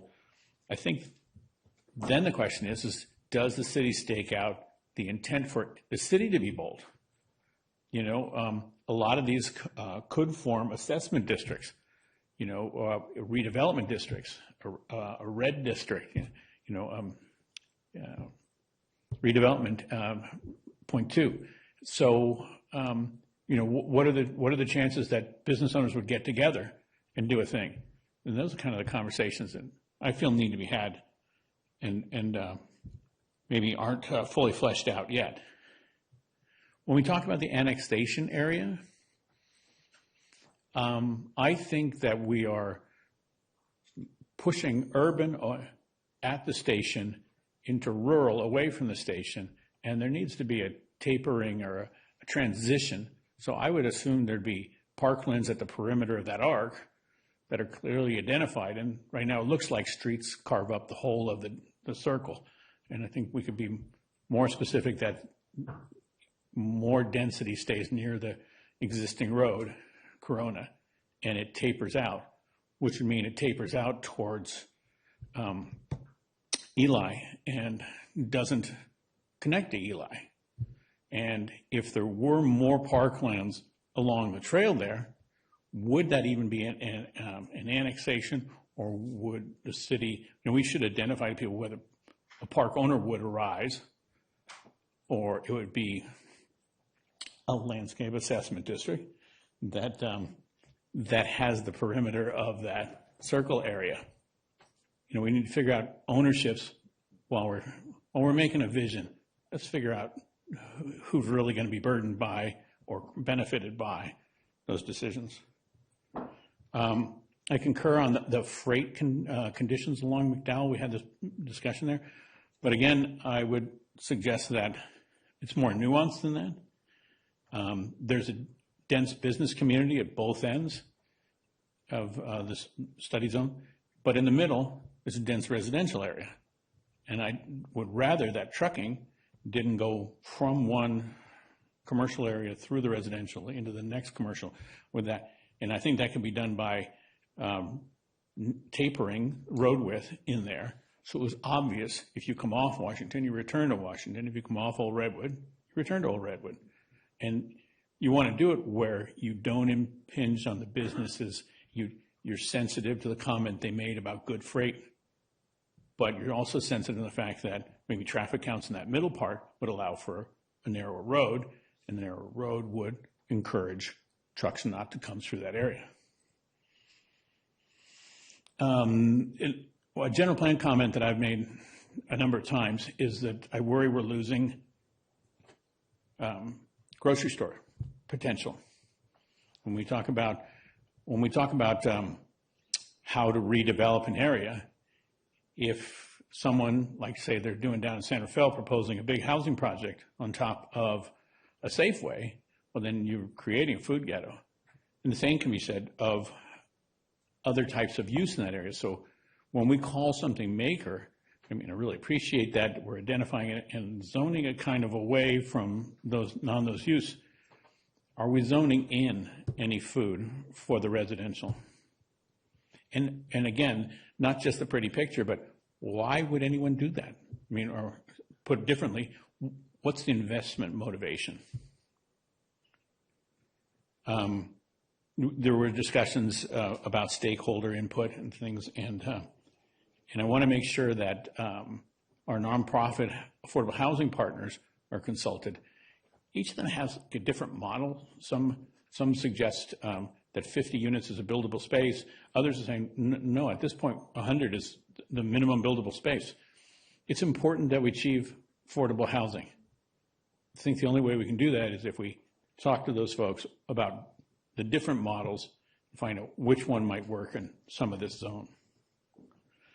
I did like Councilmember Shrib's comment on manufactured homes, but and there's a real nice one in Cotati where the city had a little property and they dropped in 5 houses real quick for affordable housing right on East Cotati. How do we zone that? How do we objective design that? How does that get in where that's a good thing. Partially, I'm asking because you don't know which property is interested in what development. So how do you put a pallet out? And I think I'll actually ask that one as a question. Of all the things we're doing, how do we make sure they're attractive? How do we recruit the investment?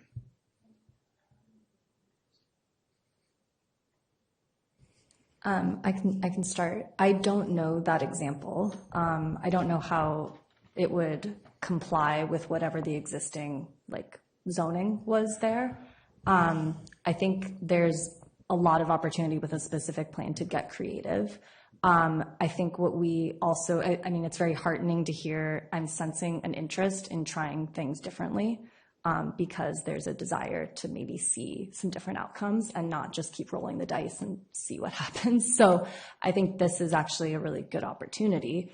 I think in terms of sort of creative housing production types, I think it's a question of how much do you need the specific plan to actually codify different standards for development versus just having, the city having better different types of conversations with developers, sort of gauging interest, understanding what are their pain points. I would want to think about if we look at the specific plan and what tools are available there, we could think about density. Are there sort of thresholds that are just not working for those types of products? Oftentimes with those, I don't know exactly what this project is, but sometimes looks can be deceiving. And so you can have these types of manufactured or sort of pre-designed, off-site products that are brought in. They're very, very dense. And so they might not be compliant with density thresholds, even though they are single family. They're very small lot. They might be stacked units. And so while they look like great, sort of modest density, they might not be. And so they might not be compliant with some of the density thresholds that exist. So we'd need to look at that, but this is very much the kind of thing that Perkins and Will would love to bring forward into a specific plan. If there's appetite for this, that's something that is very exciting to us. So I guess, thank you. And that's, you're right. It's about being creative and it's about the partnerships that get formed between different developers and different property owners. I guess my question is, which I asked in council questions to staff early, can we get anything to an entitlement or a by right level? So much of development is challenged by not knowing exactly what this means. And I think the better the vision appears, the less the vision is specific. And it leaves a developer in a place where they're uncertain of a project. And, our growth rate has been quite slow. We have not built many houses, like 99 houses last year, of which only 30 were market rate. So what do we do to get it very specific on the properties, what can be built? And what are the hurdles that we should be trying to solve here? That's, I think, a really important question, and it's a question that we're asking not just of this specific plan project. We'll also be asking that same question of the downtown station area transit-oriented communities update project, and we're asking it through the Petaluma zoning reform project. So I think it's one certainly that I and several others are thinking about and talking about on a daily basis. I think that a strong vision is important. You want to have a vision that inspires. You want to have a vision that encourages people to invest. To your point, how do we get people to invest? Part of that is because they see that you're very committed to the future of an area through your vision and through your policies and such. However, I think that some of the conversation we have to have through zoning reform and through these other projects is how do you set forth what you want, but not to such exquisite detail that it can't be achieved. And so, and perhaps a great example of that is when we look at the downtown smart station and the work that was done in the 2013 TOD master plan. That was very highly specific about what was wanted for the smart site. And if that is what is established as the community's vision for that site and the community's expectation, and a developer looks at that, then the developer's making that decision on the front end without ever consulting you. They're looking at it and saying, well, that's not the product we develop, or that's not going to pencil.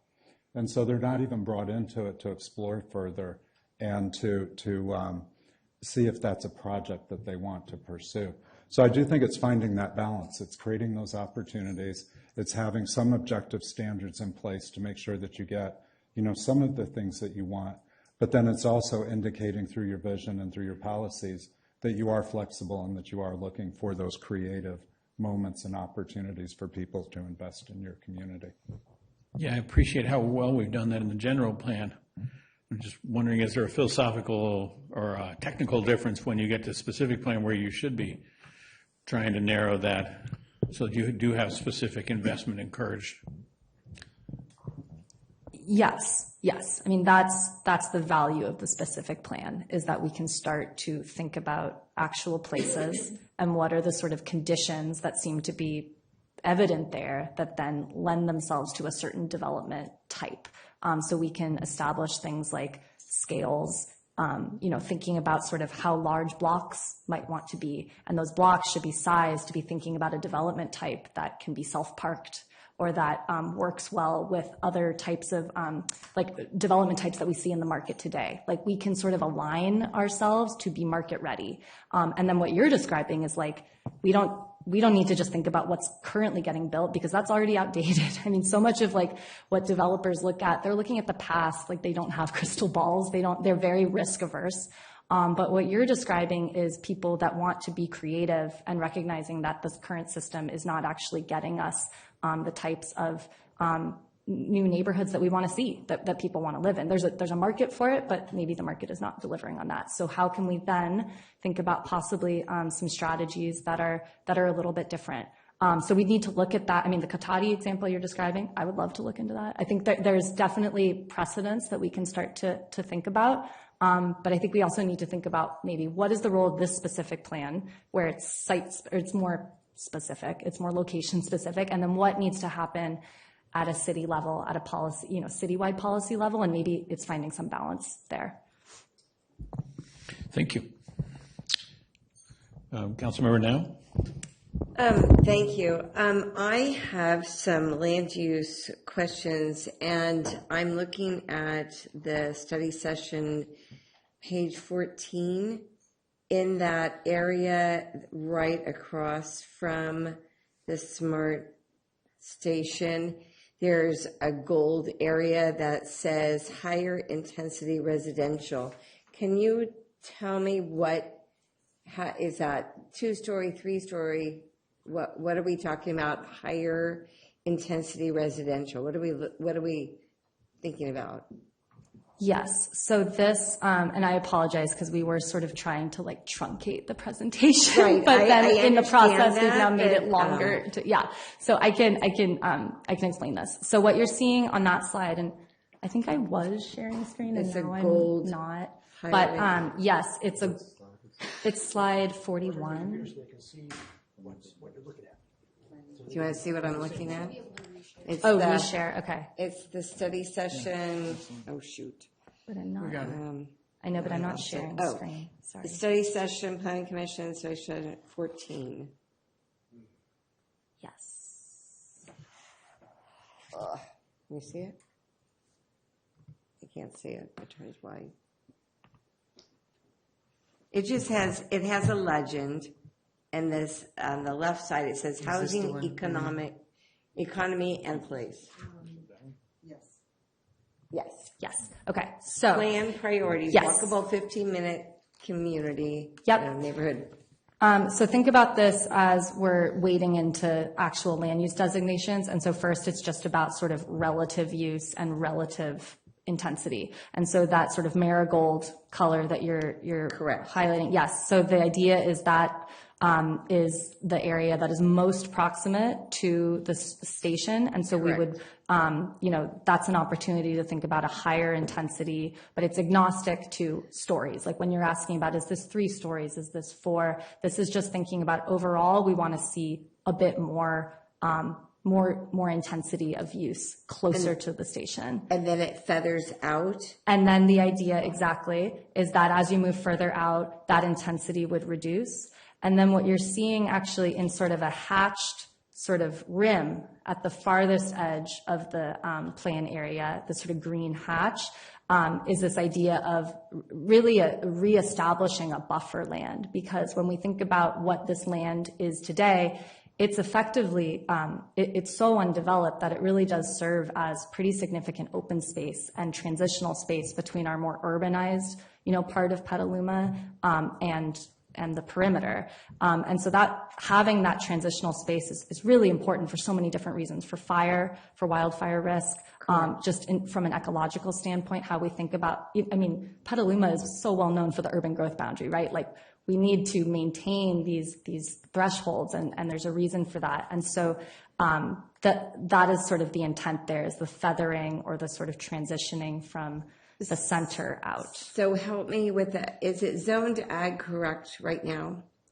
The entire unincorporated area, I believe, is a mix of agriculture, residential. It's county land use designation. Okay. So it's a mix of ag, residential, and I think just very low density residential. So what would the lot size be? If we're talking about single family homes, is it acreage or is it, because it can't be dense because we're feathering out. So what would the parcel size be?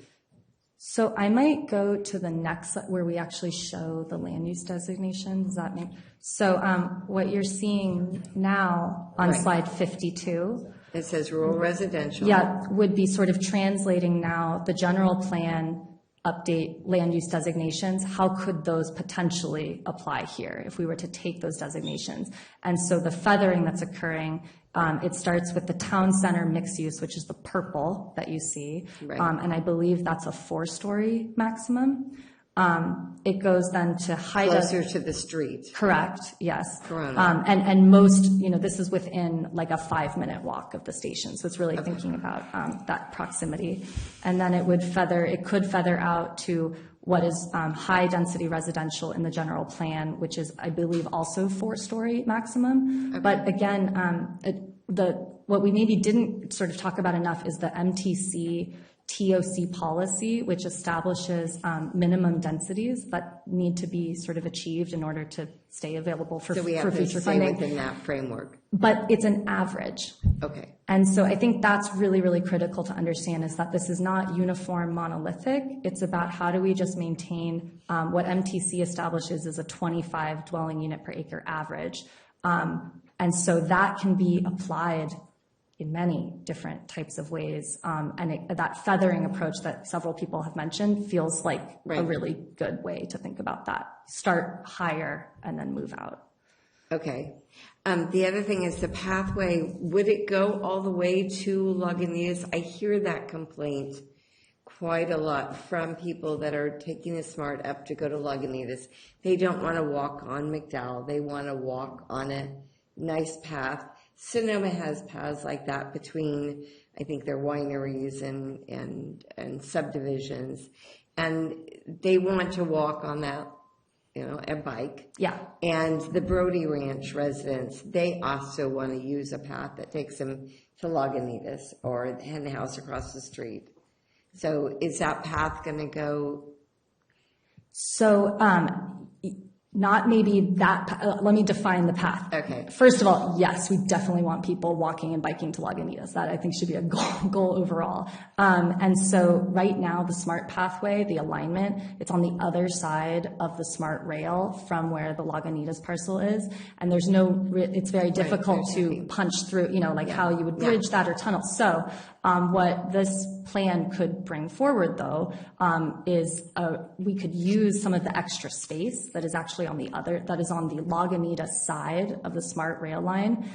There's actually city-owned land that runs sort of, it's almost, we could think of it as like frontage It's like access space to get to the smart path or to get to the smart rail. And so we've been looking at that as maybe an opportunity to basically create a second pathway that would be on the other side of the rail line that would get you right to Lagunitas. It would get you into the sort of industrial district. So people that are commuting, you could really imagine commuting in a much more sort of human oriented way. But also potentially we could think about McDowell as, if there was an ability to maybe redistribute a little bit of space, it does not take much to create a really viable, safe, vertically separated is what we call them, bike paths. So you have some sort of physical barrier between the path of travel for the bike and the cars. That could also be an option. And maybe they both could be. I think like that's sort of what we're trying to bring forward is that there's a lot of different spaces where we could imagine introducing that type of connection here, especially north of Corona. Yeah, I was happy to see that you had Skippies. Another area that I frequent is there's a church hidden in that industrial area. I've attended a few funerals, and as a community space, I've seen people gather there. And then there's also a little hidden gem called Central Milling that a lot of people come for bread flour and for pizza flour and for cooking classes. So that's another tourist draw up to this area, but it's not really a walkable right now. So I'd like to really see some walkable areas. And then of course we have the Palace of Fruit at the far end. So anyway, thank you, and I look forward to hearing from the stakeholders. Can I bring in public comment at this point? I think. All right, Councilmember Shrib. Just one more item I forgot to mention. I did look at the 2013 report for the transits for the smart train, and looking at on page, it actually ended at page 83, which is 3-11 in the report. There is a list, and it's a long list of all the businesses in that entire makerspace with their retail demand, retail sales, and leakage, surplus type thing. So there's actually lists of all the businesses and numbers, which I did not see in this report. I want to just make sure that you have all of the businesses in this area listed. And we know, and then, maybe there's a lot more connections that could be made for all these little businesses, as we mentioned, like the bakery, which I've been to, which is a beautiful little cookery stations in there for teaching cooking of baking. So how do we get there? And if we don't, there's even I've been the Mac Beds. There's a place where they make wall beds, fancy things for the hotels, very high-end quality type things. So how do we get people to walk in and look at those beds? There's a little showcase there, but it's hidden. So there's all sorts of little businesses there that people need to know about. Most people don't even know it's there. So let's make sure that is part of your report as to what's available to go buy or see in that area. Thank you. Councilmember DeCarli. Thank you for your report. I'm curious, in the area that's being considered for the transit village, was there any outreach done to the people whose properties those are, whose homes those are, that are looking at being very affected by this? Yes, we're just getting ready to reach out to them as a collective, but right now two property members in that area are on the working group, so they've been coming to the meetings. I think they're here tonight too, and giving us input. And they've also been giving us anecdotal stories about other property owners, but we're trying to establish a meeting with all of them. We've also already started talking with LAFCO about what would that process be like if the council, a future council, wants to annex that. So they've started giving us advice for what we need to do for contacting owners, contacting registered voters, and doing a municipal services review.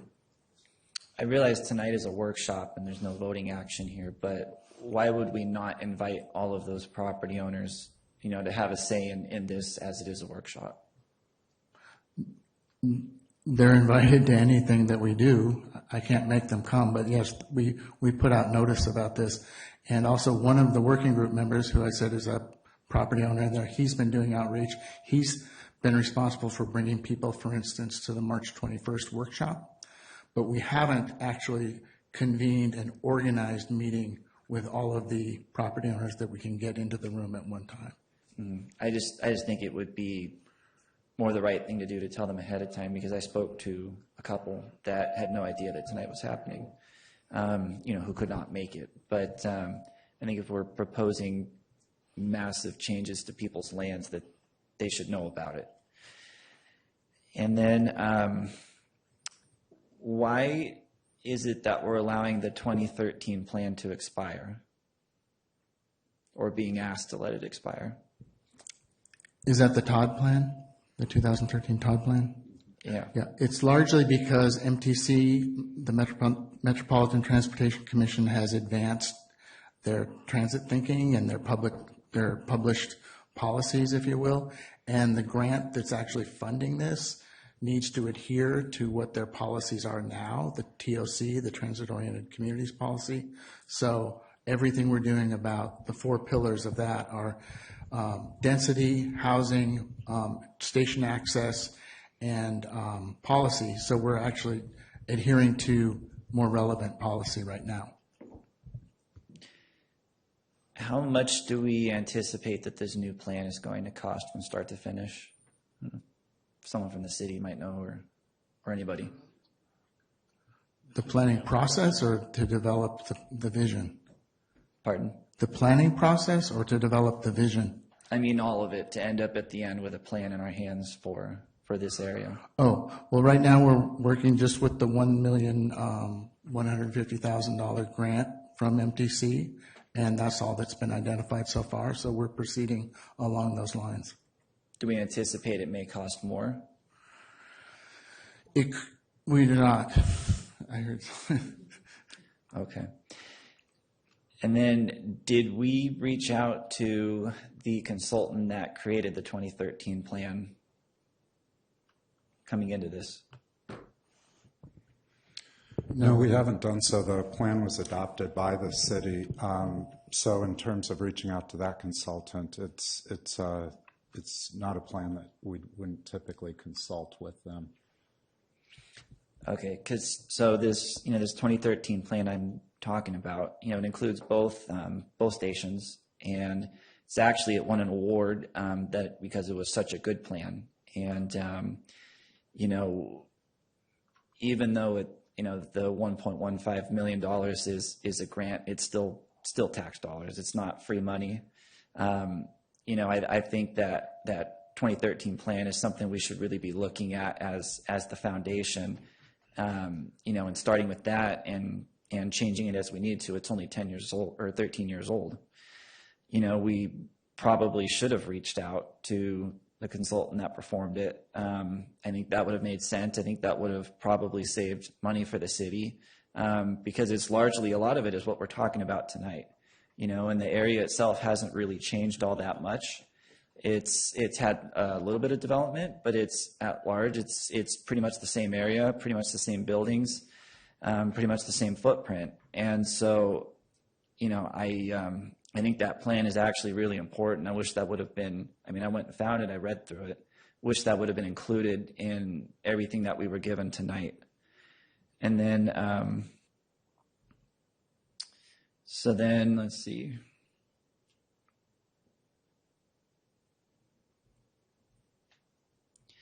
Councilman Shribs mentioned, some of the level of detail in that 2013 plan. And that includes market demand, regional demographics, income demographics, retail market overview, impact of future retail, employment overview, expected market for land use, a couple other things. It's very detailed, and it tells you exactly what that plan is going to do, how it's going to affect the area, in a good way or bad way, whatever they considered at the time. But it tells you what's going to happen right there in great detail. Is that something we're going to see in this plan? You're going to see our vision implemented. I can't explain why the 2013 plan hasn't been implemented yet. Right, but I'm looking for vision with substance, with actual studies to say this is what our vision is going to do for your city. And they included several things that they studied that show that. So I'm asking if you're going to include that. Yes, I don't know that we'll be able to get to the detail that the council member explained with each business being, leakage and retail leakage, because some of that analysis has already been done and it's in the existing conditions report. But there will be other chapters besides vision, like what are the development standards? What are the public realm standards? How do you achieve the vision, either through private development or public development? Right, but I mean, we've really focused lately on developing an economic plan and really driving home that is, kind of at the center of our town, that controls everything that affects the health of our town. I think that's something we would all really want to see is that level of detail and looking at what this plan is actually going to do. So, and then as far as sense of place and view sheds go, are we identifying view sheds, and what do those actually look like, and what are you trying to preserve and keep in place in your vision? I believe the general plan probably has some guidance on view sheds, view corridors, corridors to be preserved. This specific plan would need to adhere to those. At this point, we are not this vision that we presented doesn't propose alternative or additional view corridors, but that's certainly something that could be discussed. I mean, if it's a vision, we should see what we're trying to preserve, right? Sure. Yeah. I mean, I can tell you, standing on McDowell, kind of across from the new development that's going up by the train depot, you can't see the Sonoma Mountains anymore. And really that sense of place and why people move here and live here. I mean, that's very important, and then that's a lot of white people live here, is so they can look around, they know they're in Petaluma, they know they're in our valley, and they can see the mountains and the hills. And, looking at some other aspects of what's proposed here, I think you lose a lot of that. And so I really would encourage we actually look at and define what sense of place is here, what we're actually trying to preserve in this vision. And then kind of moving on to McDowell and redesigning that street. Just in the last few years, we spent, I think, around $12 million or so, maybe, repaving that entire road. And that is the only major road that we've actually paved in the 5-year plan. Actually, that's incorrect. We paved Maria. We've paved Garfield, so. But those aren't major roads like McDowell. Maria.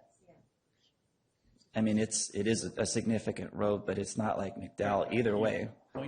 Point taken. Let's move on. Either way, we just spent $12 million on it. Now we're already talking about redesigning it. And there's lots of other very important roads in town, heavily trafficked, used, that people every day ask, when is this going to get repaved? And so I don't understand why are we actually looking at repaving that?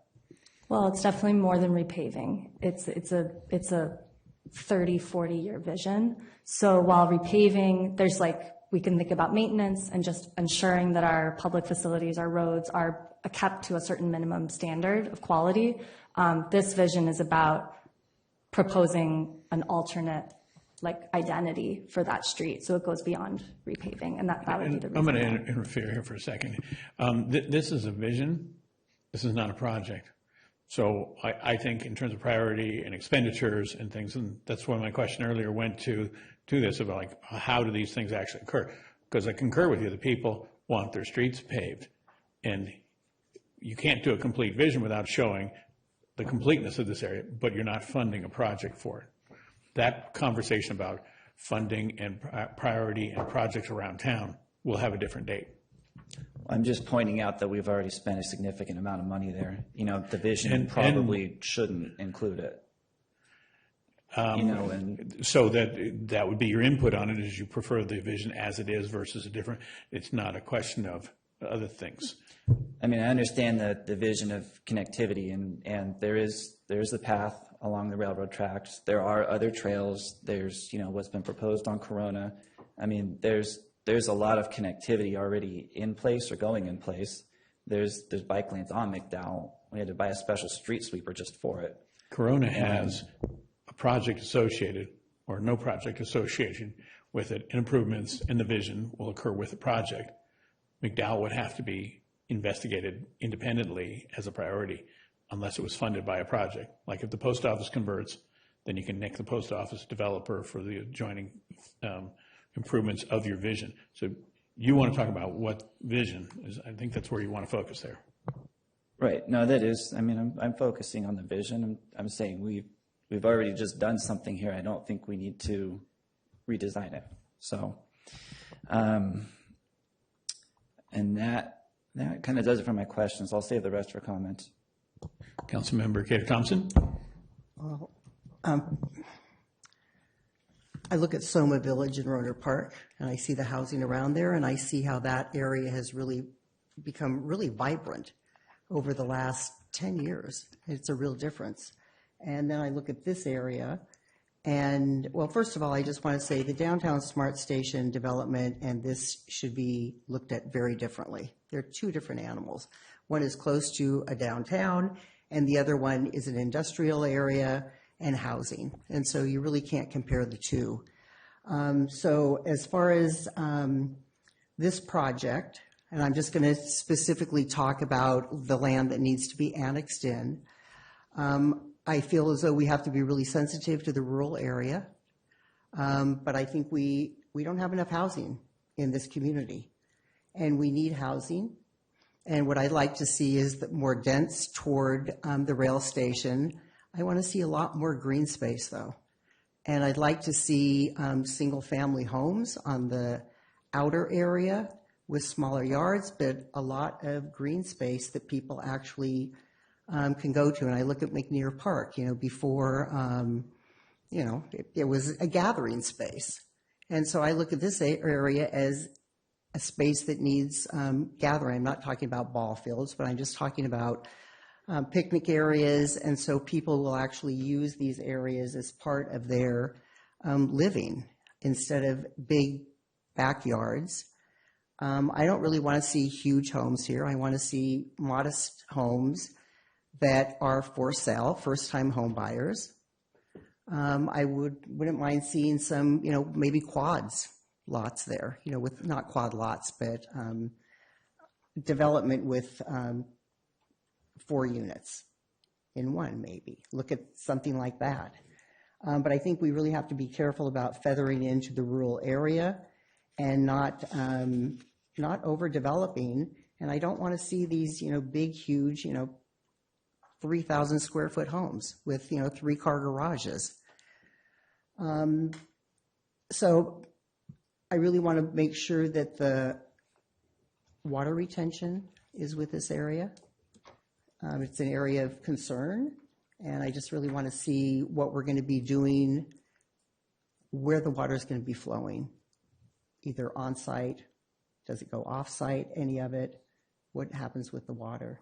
And then, of course, Corona Road needs to be redone all the way up to Eli. And then we need to look at Eli kind of so it incorporates Eli and Corona, so it incorporates into the rural area and to urban areas. I think I want to just go into McDowell since that seems to be a topic. When I look at Transport, Commerce, and Dynamic Street, those are 3 streets really close together. It's an industrial area, and if it was originally built and thought out a little bit differently, you probably would have had just one driveway going in and out. And so you're not having all this cross traffic. And so that's part of the problem with McDowell is you have too many driveways, and yet they're going into the same area. And so figure a way of lessening the driveways and so making it so mobility is safer, because it's not a very safe street. It may have had a nice, resurfacing, but the street itself is not safe. Go out of the cottages, the mobile home park, take a left. It's really not safe.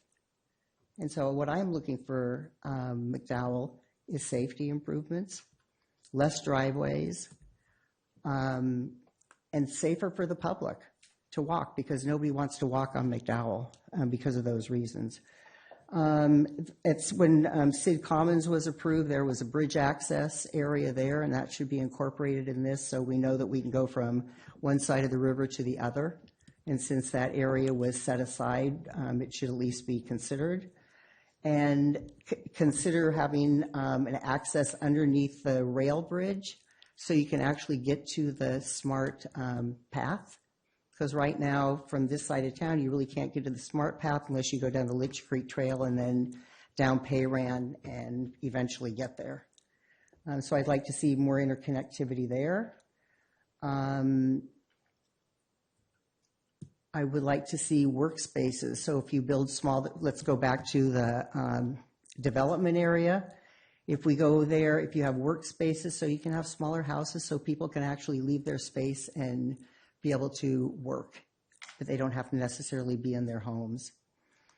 I don't want to see a sea of parking in this area. If there is parking, I'd rather have it so it's not seen.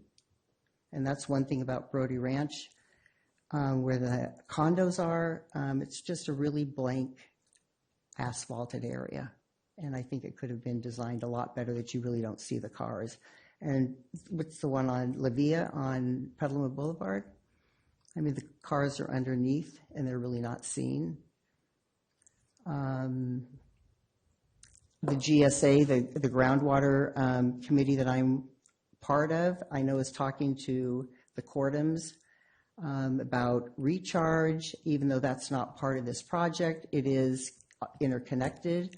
And so I think it's important that you work with the GSA group just to make sure what they're talking about with the Cordums on their property and the other properties up north of the rail station.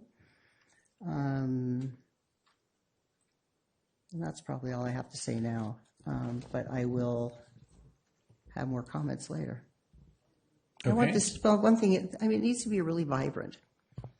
And I think that's what we're really looking for. How do you interconnect McDowell? Now we have sidewalks going up north, so it's not as daunting as it is walking up McDowell from Washington Street. So I think we can make it a much better corridor and a much safer corridor, and I think we can get the housing that we need. You know, we have a city that people can't buy a house. People can't downsize from a house. And so I think this area has a lot of opportunities. And, but most importantly for me is really feathering into the rural area so it doesn't look like it's, I don't want 3-4 stories and I don't want huge houses right into the rural area. I rather see more internal green space. Thank you. Let's go to public comment and have the clerk help us out here.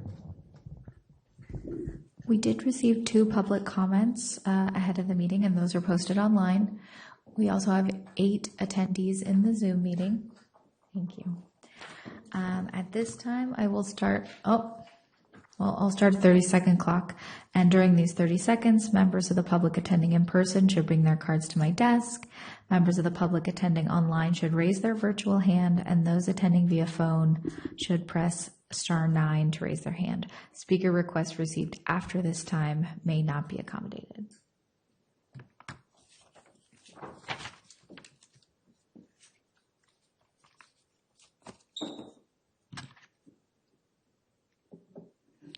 Okay, I do have 2 hands. That's Frank Cordum and Veronica Olson.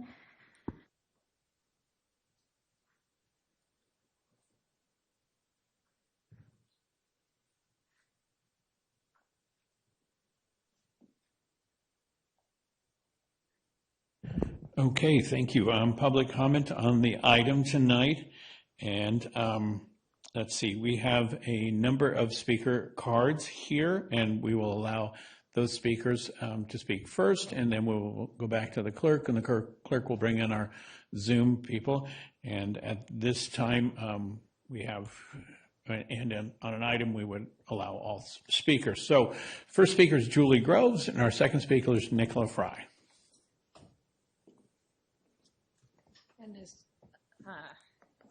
Well, do I have 1 minute or 3 minutes? 3 minutes. You have Okay. 3 minutes. Okay.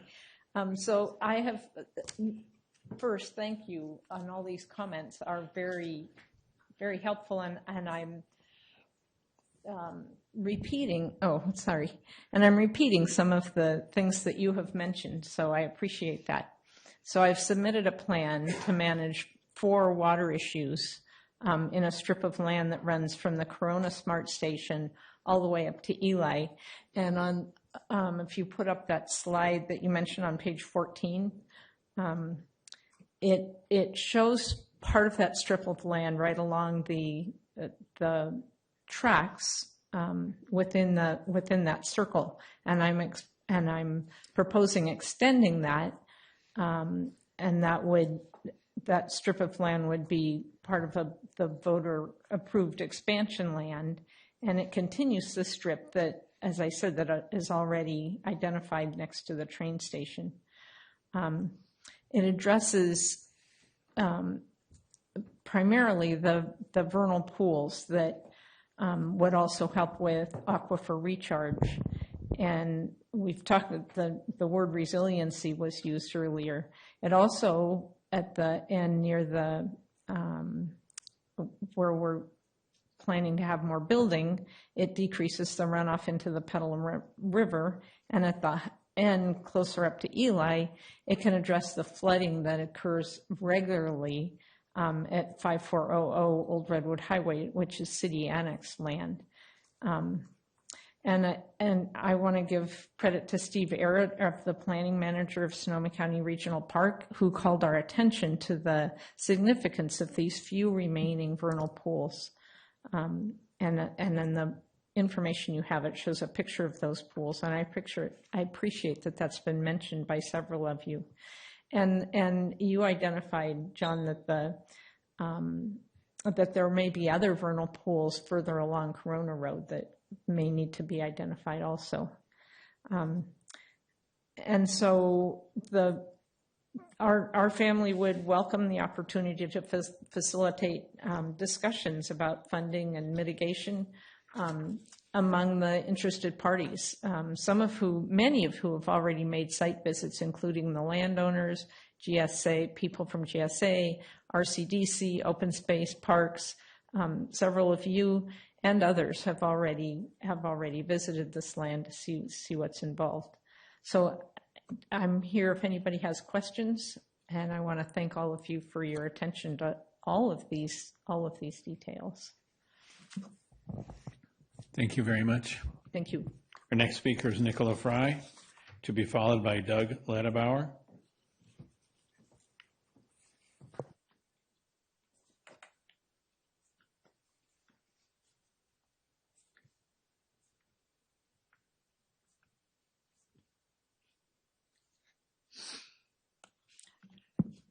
Hi. Thank you for the kind words. I appreciate them. Those were 5 of the 9 proposals that I put together. The wording for them came from a lot of discussions that we had as the working group, but also were many, many meetings I had with residents who live in the area, both coffee meetings and larger meetings and in-between meetings, and all sorts of discussions that I had with lots of residents in the area.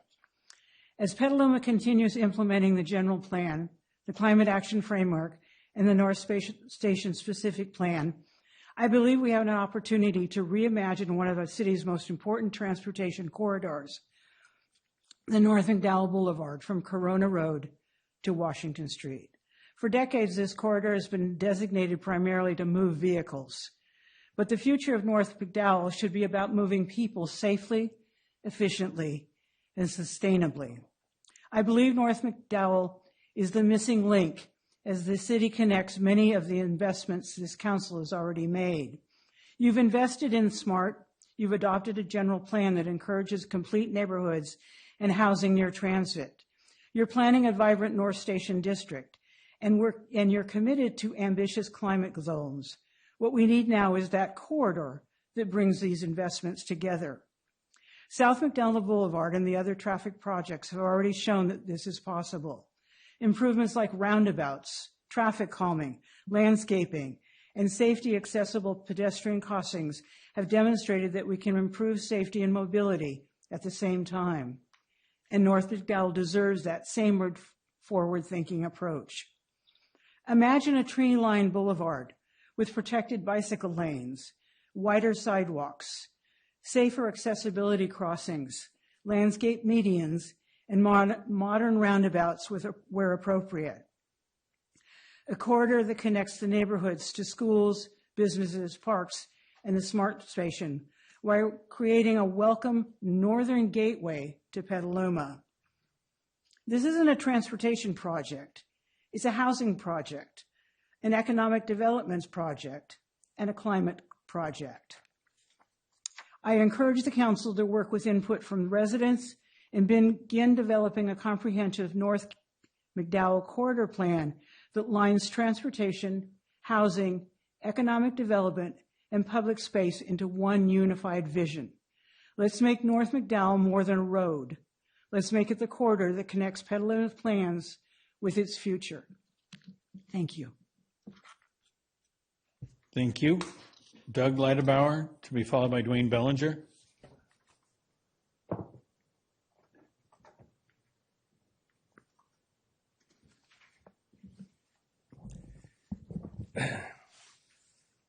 Good evening, Mr. Mayor, members of the City Council. My name is Doug Leidebauer. I represent the partnership that owns the 2 parcels on Corona Road that I think have been referred to by a couple of council members this evening. The address is 470 and 498 Corona Road.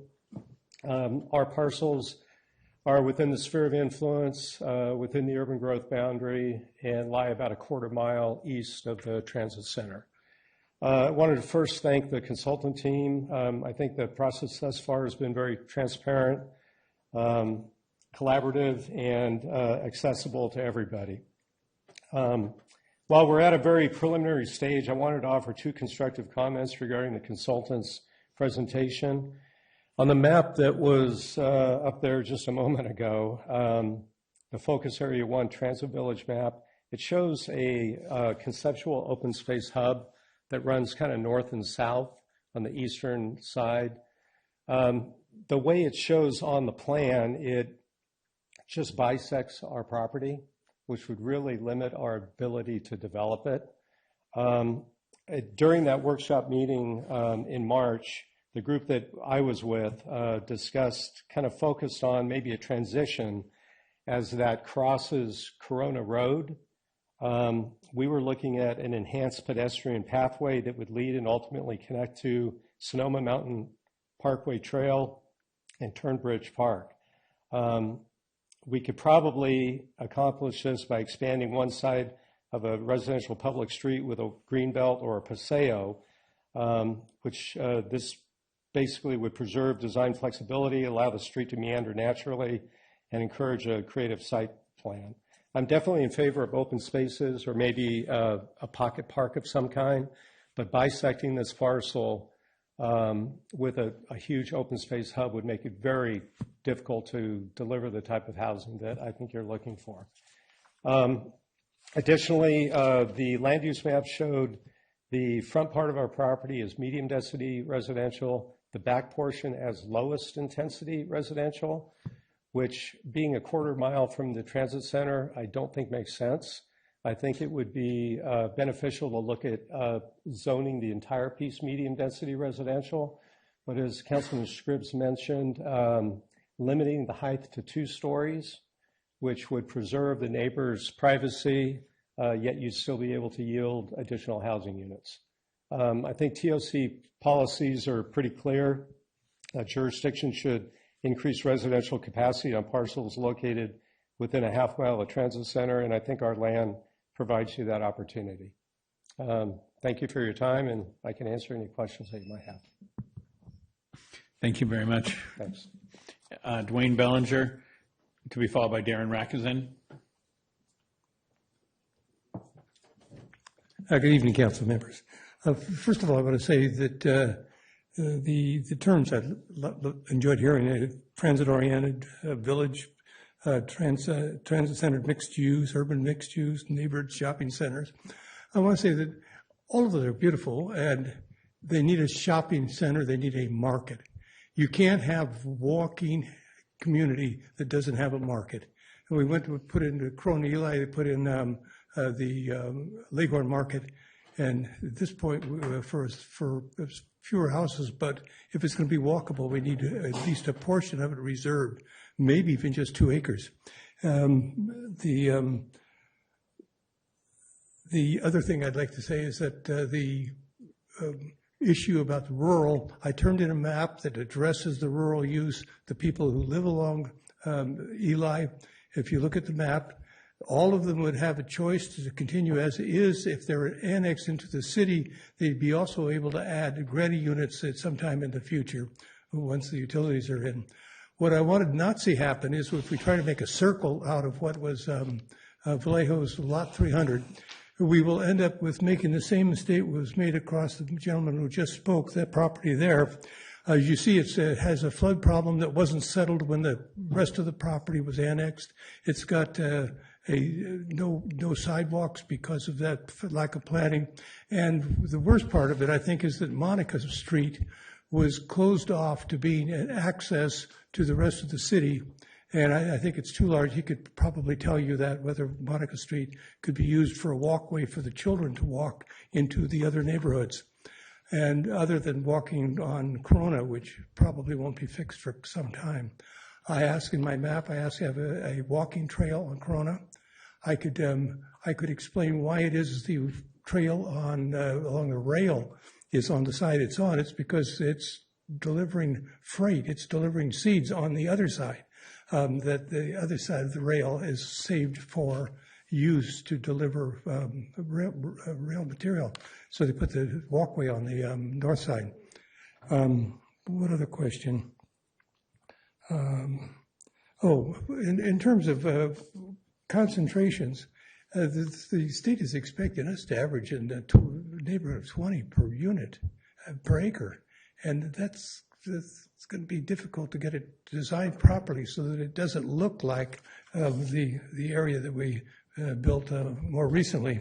We've got to have possibly taller buildings, but spaced apart so you can see between them and give you a feel of a nice modern city, not with the ground maybe covering no more than 80% of any lot.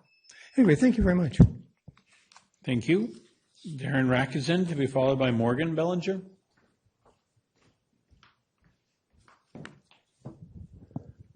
Thank you, Mayor and Council. And I think from the Council's commentary, it's pretty clear everyone wants to jump past visioning into implementation because that's where all the exciting things happen.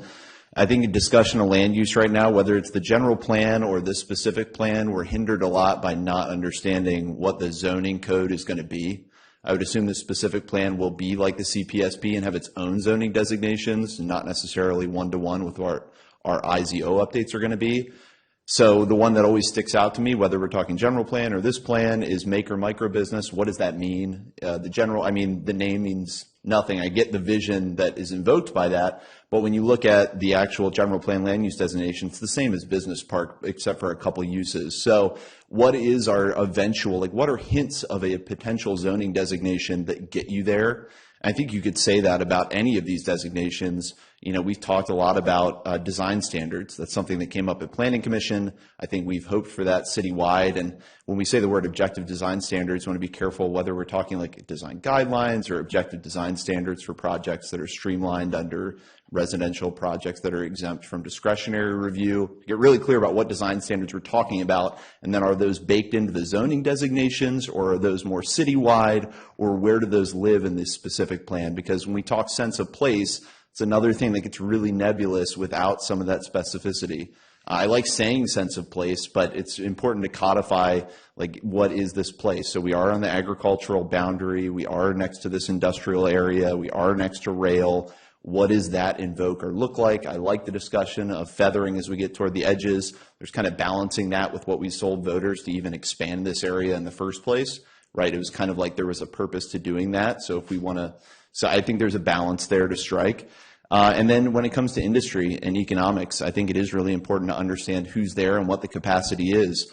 I would love to have grocery stores on every block, but you need a lot of people to support a grocery store that actually works and makes money. So, the Leghorn Shopping Center is already right there. I'm not sure you're going to build one in this housing, even if you get 1,000 to 2,000, 3,000 people, that it can support another grocery store. And you're not that far from the rest of town.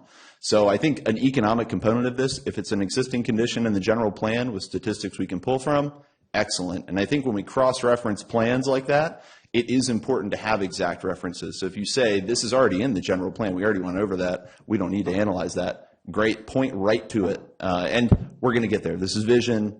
I'm just saying for that future plan, we want to make sure that we integrate these things effectively. But I think a real economic stress test of like, here's the amount of people we think we're going to inject per the EIR, which will need some kind of number established. What does that mean for actual demand and industry impacts? And then, how do we define when we say we want these small business rows and everything? What does the zoning code look like to get there? Thank you. Thank you. Morgan Bellinger to be followed by Tom Scott.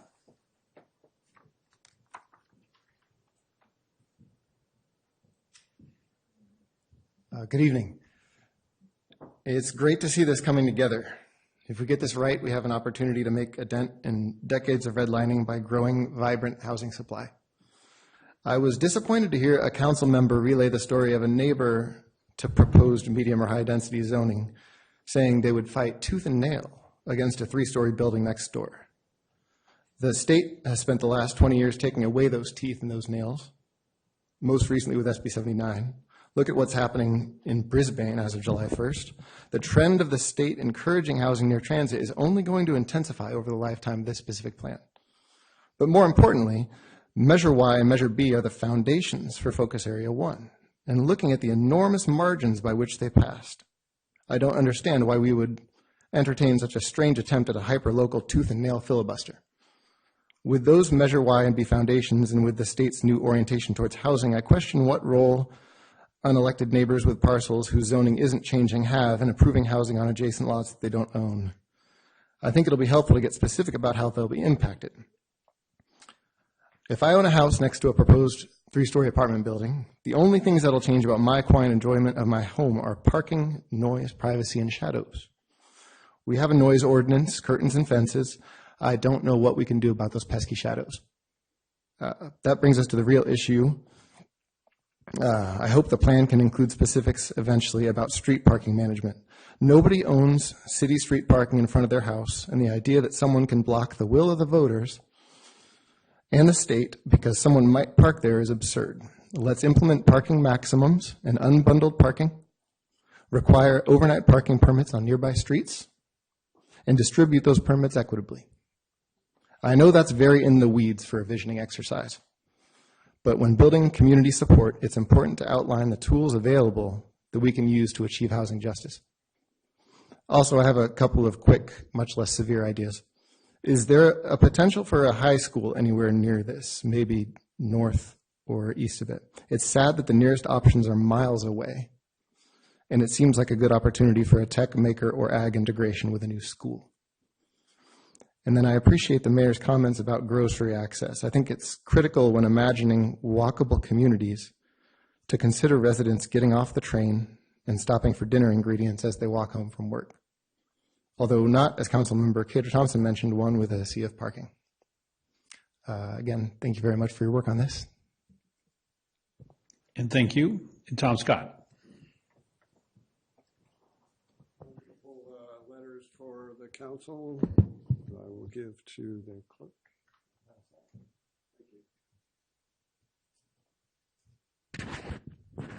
And I just wanted to say thank you for your time tonight. And I just mainly wanted to come here and hear you deliberate about this subject and find out what your different opinions are and what your positions are. I do have one unusual idea that I thought I'd present tonight, which is to, believe it or not, get a Ukrainian tank. There's been 4,000 of them captured in Ukraine by Ukrainians from Russia, and I think it would be just incredibly strange and and it would kind of put Petaluma on the map as far as, I don't know, I just think it represents the fight for freedom that has been missing in this country for a long time in a very strange way. And it's an interesting idea. I just wanted to throw it out there. It's not set in stone, obviously, but we send ships over to Europe for LNG, with LNG, and so I thought one of them could come back, and I thought the Ukrainians would love the idea of getting more support from the United States for weapons and various things that they might need. It's an amazing story what's going on over there. I think it just really fascinates me. Anyway, thank you, and I enjoyed hearing you deliberate. Thank you. Bye. Okay, and with that, do we have any hands on Zoom for us? We do. Our first speaker on Zoom will be Frank Cordum.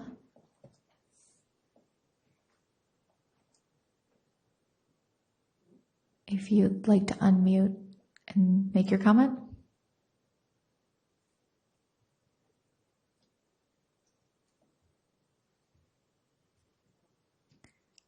It looks like we might be having some technical difficulties. He is unmuted, but we can't hear you, Frank. This is Frank Cordum. Can you hear me now? Yes, we can hear you now. Your 3 minutes starts now.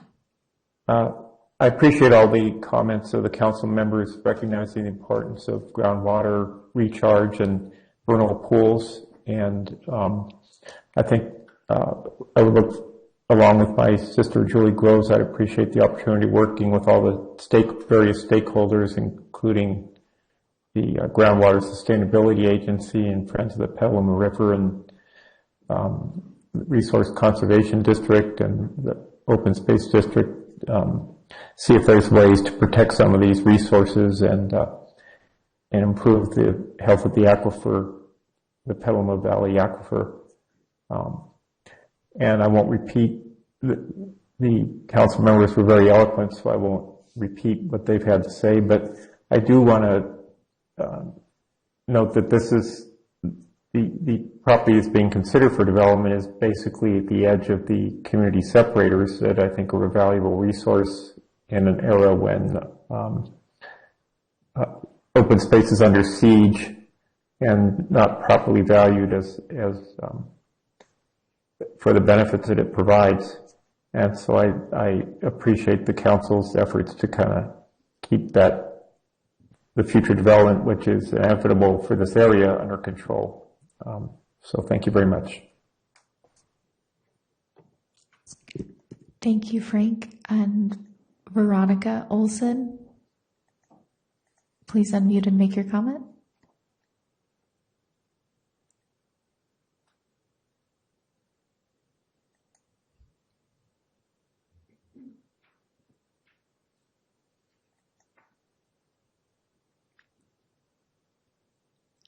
Veronica, there should be an option to unmute.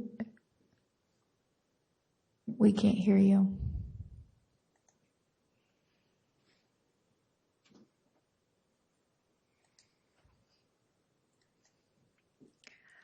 Well, Veronica? We can't hear you.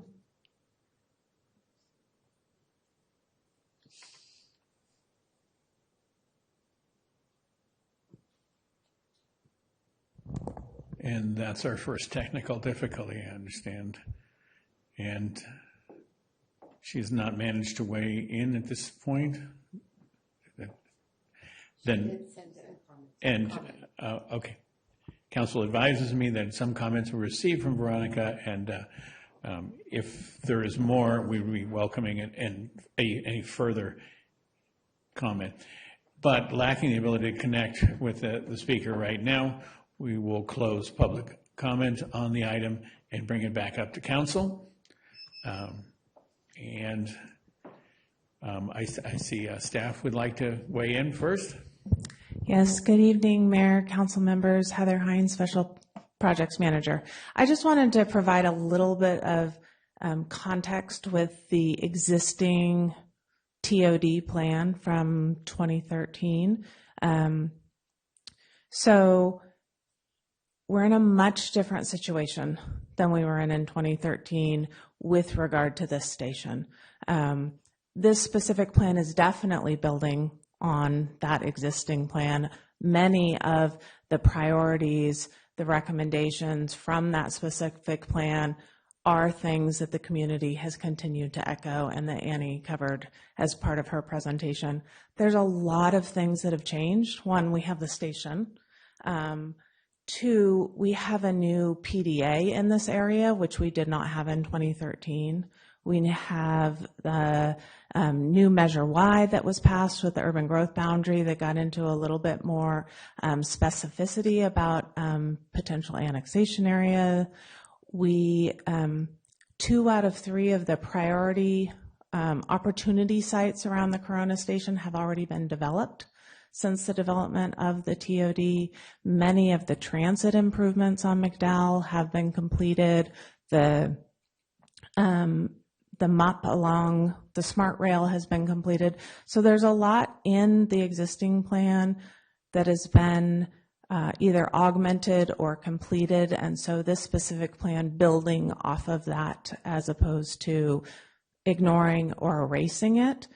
When you also look at the 2013 TOD, the downtown station had about 40 pages about vision and those beautiful pictures that are in that plan, whereas the Corona station had like 5 pages. So this is really giving this Petaluma North Station its moment, its attention, the additional detail into it. So just wanted to make sure we didn't take the opportunity to think about that specific plan and that this is actually building on it and giving it some of the attention that it warrants to take it to the next level. This was released as an RFP by the city, so there was opportunity for a whole range of consultants to submit and be selected for this to build off of it as well. So I just wanted to add that as a little bit of follow-up. Thank you very much. I think we've had some good public comment, appreciate that, and a good bit of council dialogue tonight. So I'm sure we're trying to synthesize our last thoughts and last questions probably too. I'd like to start with Councilmember Barnacle. Well, I separated my questions and comments, so I do have some more extensive stuff. First, thank you to everybody who commented, in particular Nicola and Julie for submitting such well thought out commentary, and to Heather for the background. When we were looking at the first station project, and like literally a catalyst for me running, one of the lacking pieces was a vision for around this area, and it was the lack of consistency between the zoning code and the general plan and the station area master plan and things like that. All of that stuff created this like chaos of like, well, I don't know what they wanted. Well, this one said this and this one said that. So I totally echo what Heather said there.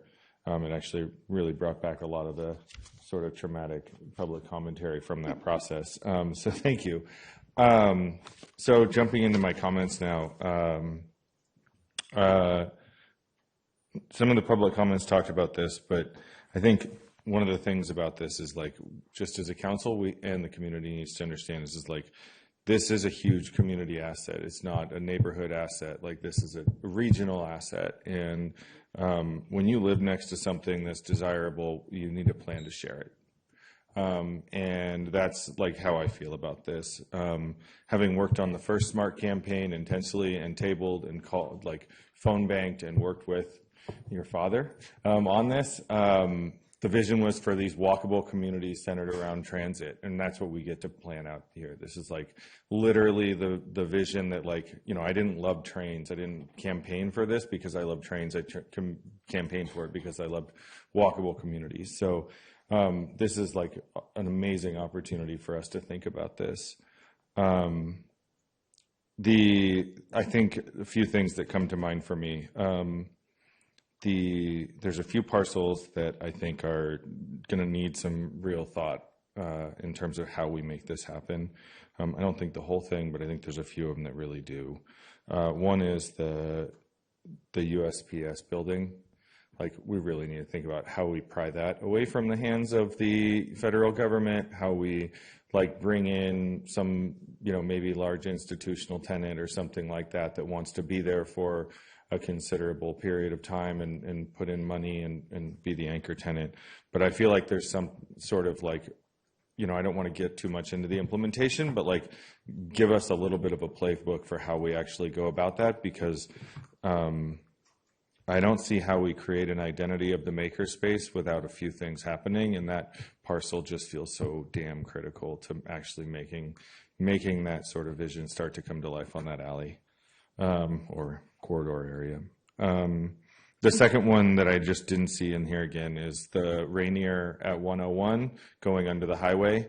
Like, that strip right there is this place where there's a ton of people that will funnel down, and that's going to be there's going to be an amazing river access that's created there. And so, like, we have to think about that last little stretch there where the Petaluma Transit Facility is, and then there's another series of small things, and then there's the egg shop. Like, how do we make that like a welcoming, walk into that area or way to transition into that space? Because that to me is this real nexus for a lot of people to be reemerging back toward the corridor or leaving the corridor or passing through the corridor. So and then the third area is just the shopping center and thinking through, like, how do we start to transition this large, probably 40-acre shopping center into something. I like the idea of focusing over by Lucchese and starting to give it some edge and things like that. But I'm excited about all those prospects, and I would just encourage a little more going deeper on a few of the real, like, sticky wicket, hard topics versus like trying to do everything. The other thing is, I think our maker industrial stuff is, a lot of it is just us getting out of our own way. I think we do need to have some like street design standards for this area, because obviously they've been designed, like the design was not for spilling out into the street, and places like Hen House like sort of had to like go against the grain a little bit. And I think the same with the cannabis dispensary, like all of that was there as like truly industrial space. And we're seeing that Griffo and Hen House and Lagunitas, they like, wow, actually people want to come here. But it's really hard to do certain things there. And I know from talking to places, like I would encourage you to go talk to Griffo about their experience in trying to have events there and things like that, because they're still in the middle of a fight, or not a fight, but like in the middle of like, I don't think I can do this because of the city's process or the city's zoning code, and I don't know all the details of it, but like it's a hell story where like a business tried to be innovative and creative and create this space, and it's like, I want that, and they can't, right? And so like a lot of it, I think, is just us getting out of our own way and being more flexible and even encouraging that sort of thing. Otherwise, those parking lots are just going to be parking lots fronting things. We need to figure out how we activate them. Then we talked some about buffers. I would prefer to, like, I try not to say what I don't want. So, but in this case, I don't know how to say it. Like, I don't want the big concrete walls that just sort of like create this, like, really sort of militaristic wall of like, that's the city and this is not the city. And we see it down at like Southgate down on Lakeville, where the house is, and then there's just this big wall that sort of walls off the land. And like, talk about view sheds, and like, what's the view shed when you're looking at a concrete wall? So I'd love to see us try and like do some more integration there. I like the idea of like a green buffer along the edge of the city properties and stuff, but I certainly would hate to see like a big concrete wall around it, and like that's the city and out there's the county. I think it really sort of like, that's what will, in my opinion, like start to really sort of undermine the integrity of the view sheds and the just the ambiance of everything, not necessarily people living there. A couple of the council members, I think Councilmember Cater Thompson talked about some of the areas like outside of the study area, like down under the at the crossing and whatnot, you're not able to look at that, right? Like you're specifically focused in the study area, right? Okay. If so, I've got a few extra things to throw in there. So then I just want to get to the housing piece of it, and I think this goes to the jobs piece of it too. Is like one of the big things that we've seen is like a lot of our greenfield growth has not been economically viable long term, right? I don't want to see us extending infrastructure out for things where the tax base is not going to actually cover the infrastructure long term. Like, let's use this as an opportunity to not just like build it because it's easy and the neighborhoods will accept it, but like let's actually like learn from the failures of our current development paradigm and realize that like, you know, we need to have some sense of density and walkability and things like that to really encourage it. Narrow streets, I'd like us to design for like 15-mile-an-hour streets in this area. I don't think we're going to continue to go out. So if we think about this as like the final hurrah of streets in Petaluma, maybe is like, you know, think about it that way at least, right? Of like, what does a 15-mile-an-hour street look like? It probably is very narrow with a sharp edge. I think we can minimize private open space to encourage more of a public lifestyle. You know, small lots, less open space, things like that, really sort of like resonates with me. I don't think we're designing for all the people who currently live here. We're designing for the people who might live here. So I appreciate Councilmember Shibb's always coming back to advanced mobility. And to me, like that's like one of the big unknowns in the future of all this is like autonomous vehicles and like it's like walkability and all that stuff. Like that really helps with like being a one-car household or being in, you know, living without a car. But like when we think about the impact of autonomous vehicles on people and people who are trying to like eliminate fixed costs and eliminate insurance costs and things like that, like eliminating your transportation costs and just paying for an autonomous, you know, ride every once in a while, like that's the potential, like that's truly disruptive. And so, I mean, Waymo's already approved to come to Petaluma. It's just a matter of having a business case for it. So I'm not saying this plan is going to give them a business case, but I do think it can contribute to it. And then, yeah, I think those are my big points. I appreciate the comment about not bisecting the property. In general, I want to create as much flexibility as we can to see, you know, as much affordable by design housing products as we can see. I think you nailed the land use designations for me personally. So thank you. Thank you. Councilmember Cater Thompson. I agree with Councilmember Ryan Barnacle's comments, but I just want to come back to we don't really want this to be a food desert. You don't have to have huge grocery stores. They can be smaller. You know, maybe you're not going to get all your items, but you have your basics there. And so I think that that's really important. And I just think that, you know, I do want more flexibility.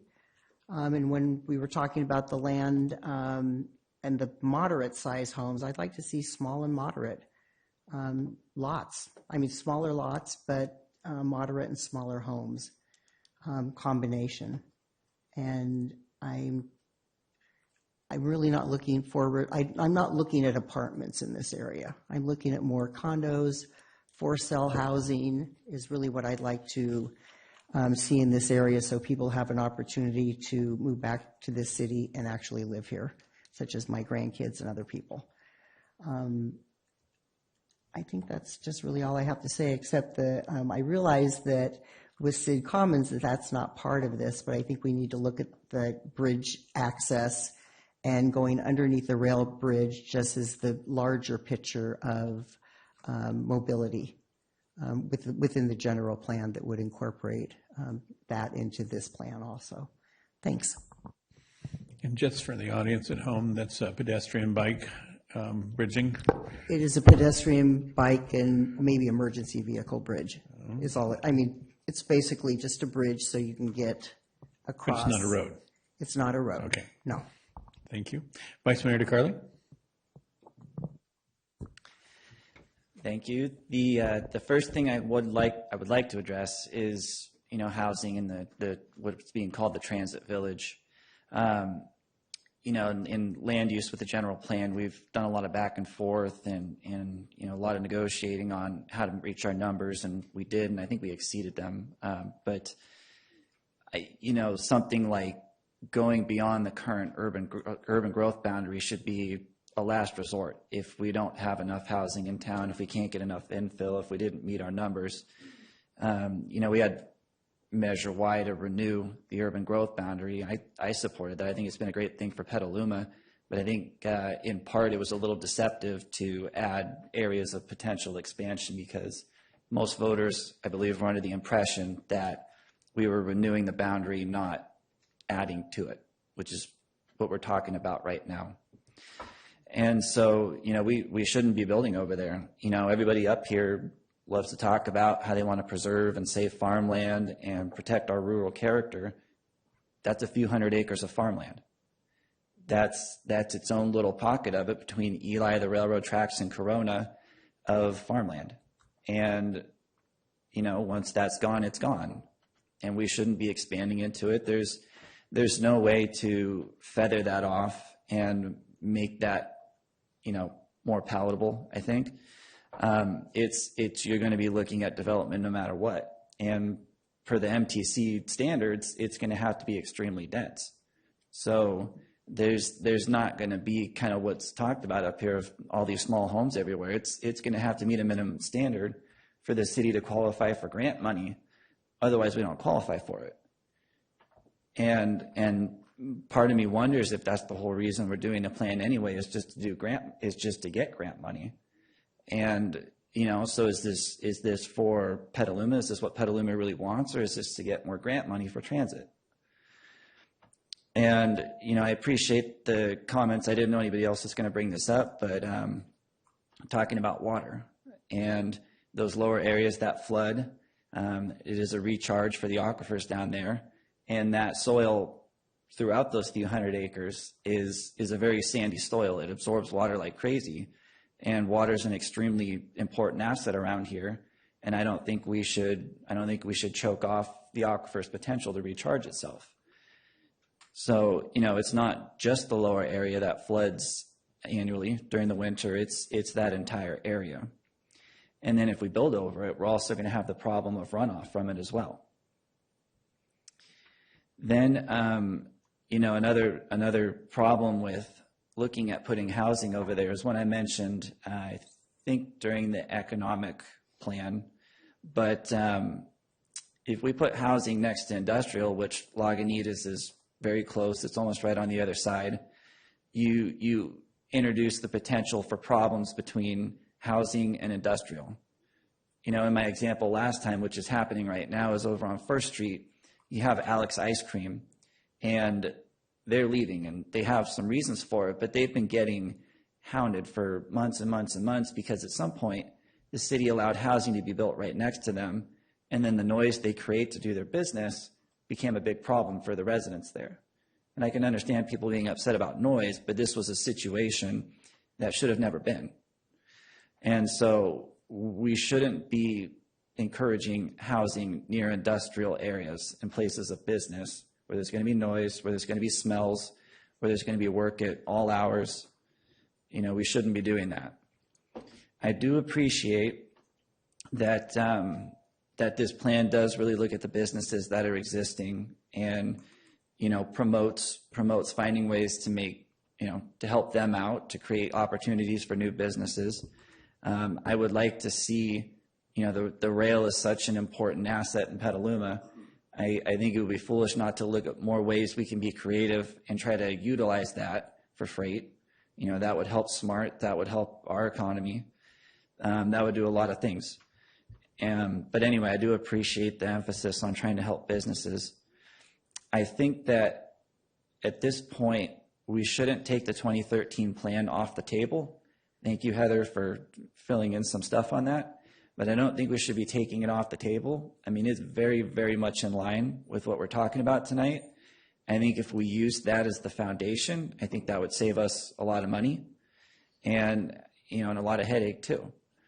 Because that area is largely unchanged. The station is built. I mean, I think the big difference was the 2013 plan, as far as the Corona station went, emphasized that through their findings that this was mostly going to be a park and ride station and not housing oriented. And so obviously now there's development going on where they had proposed parking in their plan, but that's really the major difference. And then there's a huge emphasis on obviously the downtown station. There's actually, that is probably the best plan that I've read through. It's a little over 200 pages long, and it's extremely detailed. It's extremely thoughtful. It has design standards in it, mostly for downtown, and it gives a vision of what Petaluma wants to see, at least at the downtown station. But I would love in this plan coming forward to see actual design standards and what we want this to look like, and not leaving it up to whichever developer comes along, what their vision is for it. Because it should be what Petaluma's vision is. And so I really don't think we should be taking the 2013 plan off the table. I think actually between now and the next time this comes back, that plan should be sent to all of us. Everybody should look at it, read through it, really understand what we're being asked tonight to let expire and go away. I think it's actually a very, very important plan that would be great for Petaluma. And then, I kind of want to emphasize again that this vision also includes some real stuff in it as far as different demographics and what's going to happen with the market and what the actual impact of this plan could be. I think that's extremely important. I don't think we should be approving a plan without knowing what that plan is going to actually do. And then I want to see more emphasis on, what view sheds and sense of place we're trying to preserve and what that actually means. Because again, that's why people live here. That's why people move here. And I think that the people that are here are the ones that we really need to be taking care of. They make a huge investment to move here, to live here, and they all want to be here. And we need to respect that. And then as far as, again, I'll go into McDowell. I don't think we should be looking at a redesign there. I don't think that should be part of the vision. There's a lot of connectivity in that area, and putting more emphasis into something we just spent $12 million redoing, we shouldn't be. And so those are my main comments about it. As far as what you want us to actually consider tonight, the 89 plan does seem largely completed. I don't see any reason at this point to keep that. The 2013 plan, like I said, I don't think we should be taking off the table. We should be considering making that the foundation for this and keeping it.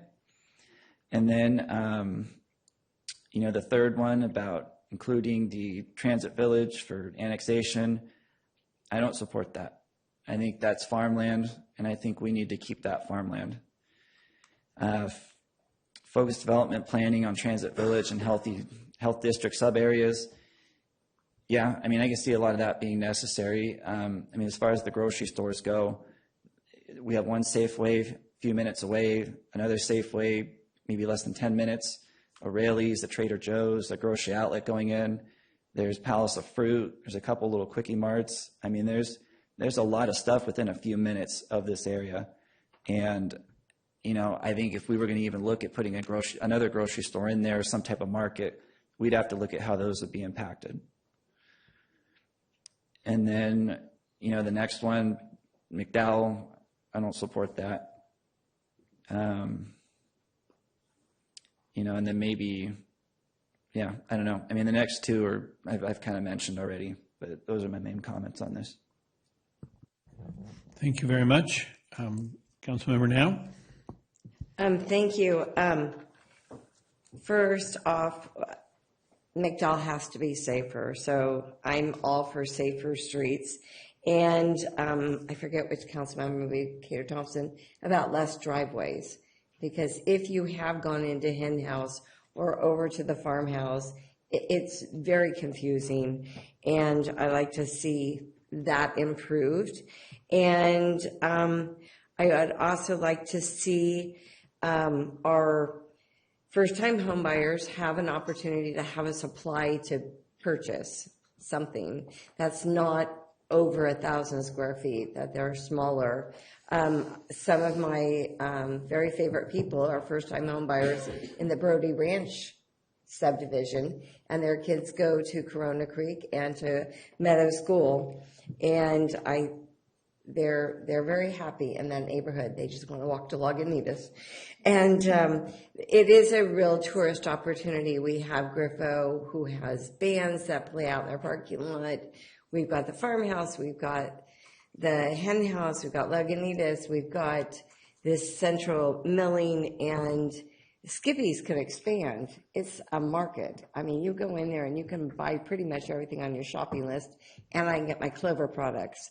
So we do want to look at those opportunities, and maybe even a shuttle that they could work on. I don't know how then they would pay for it, but connecting that neighborhood to those local businesses and to the SMART station. And it would be a great mixed use area where you have restaurants, and then above the restaurants you have a tenant, and you have like we have downtown in our industrial area off of First Street, Aqua's Cafe. That would be perfect in that little area, which is a community hub that people go and have coffee in their neighborhood. So there's lots of opportunities. I really like the things that Councilmember Barticle had to say for his vision, and the other council members. So I'm looking forward to seeing this come back and see what we can do in the future. Thank you. Thank you. Councilmember Shribs. Okay, thank you for the reports and all the discussions. I agree with just about everything that's been said. I'd just like to add on what Councilmember Alex was saying about the roads. I sort of agree with the North McDowell section, since we just put that money in, but what we didn't do was actually from the section that's actually just south of there that goes all the way to Washington Street. That was not repaved and redone. And that is actually fairly the more dangerous section for transport by both walking and by bike. I've been on that area a lot. So that the graph that you showed might be a good concept for the section between Washington and then all the way to the train tracks where they cross, because that's about where things are change over. So I'd like to keep that concept in there. But more important than that road is the Corona Road that was also mentioned. We need to have that concept developed, and we need to work with the county to make sure that the road all the way to Adobe Road and all the way to Petaluma Boulevard, what does that redesign actually look like to support all this new housing? And part of that new road has got to be these pathways, and all these students that are going to be living there. There's no school in that little section. None was being mentioned or just where are they going to go to school, and how are they going to get there by walking and biking? What pathway is there to go from that little section to where they need to be in a safe manner so that they not have to be driven? So that path has to be established as a key safe routes to school program, how they make that happen.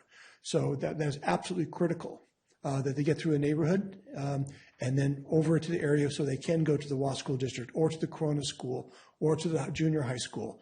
That all needs to be mapped out now so that those routes are established.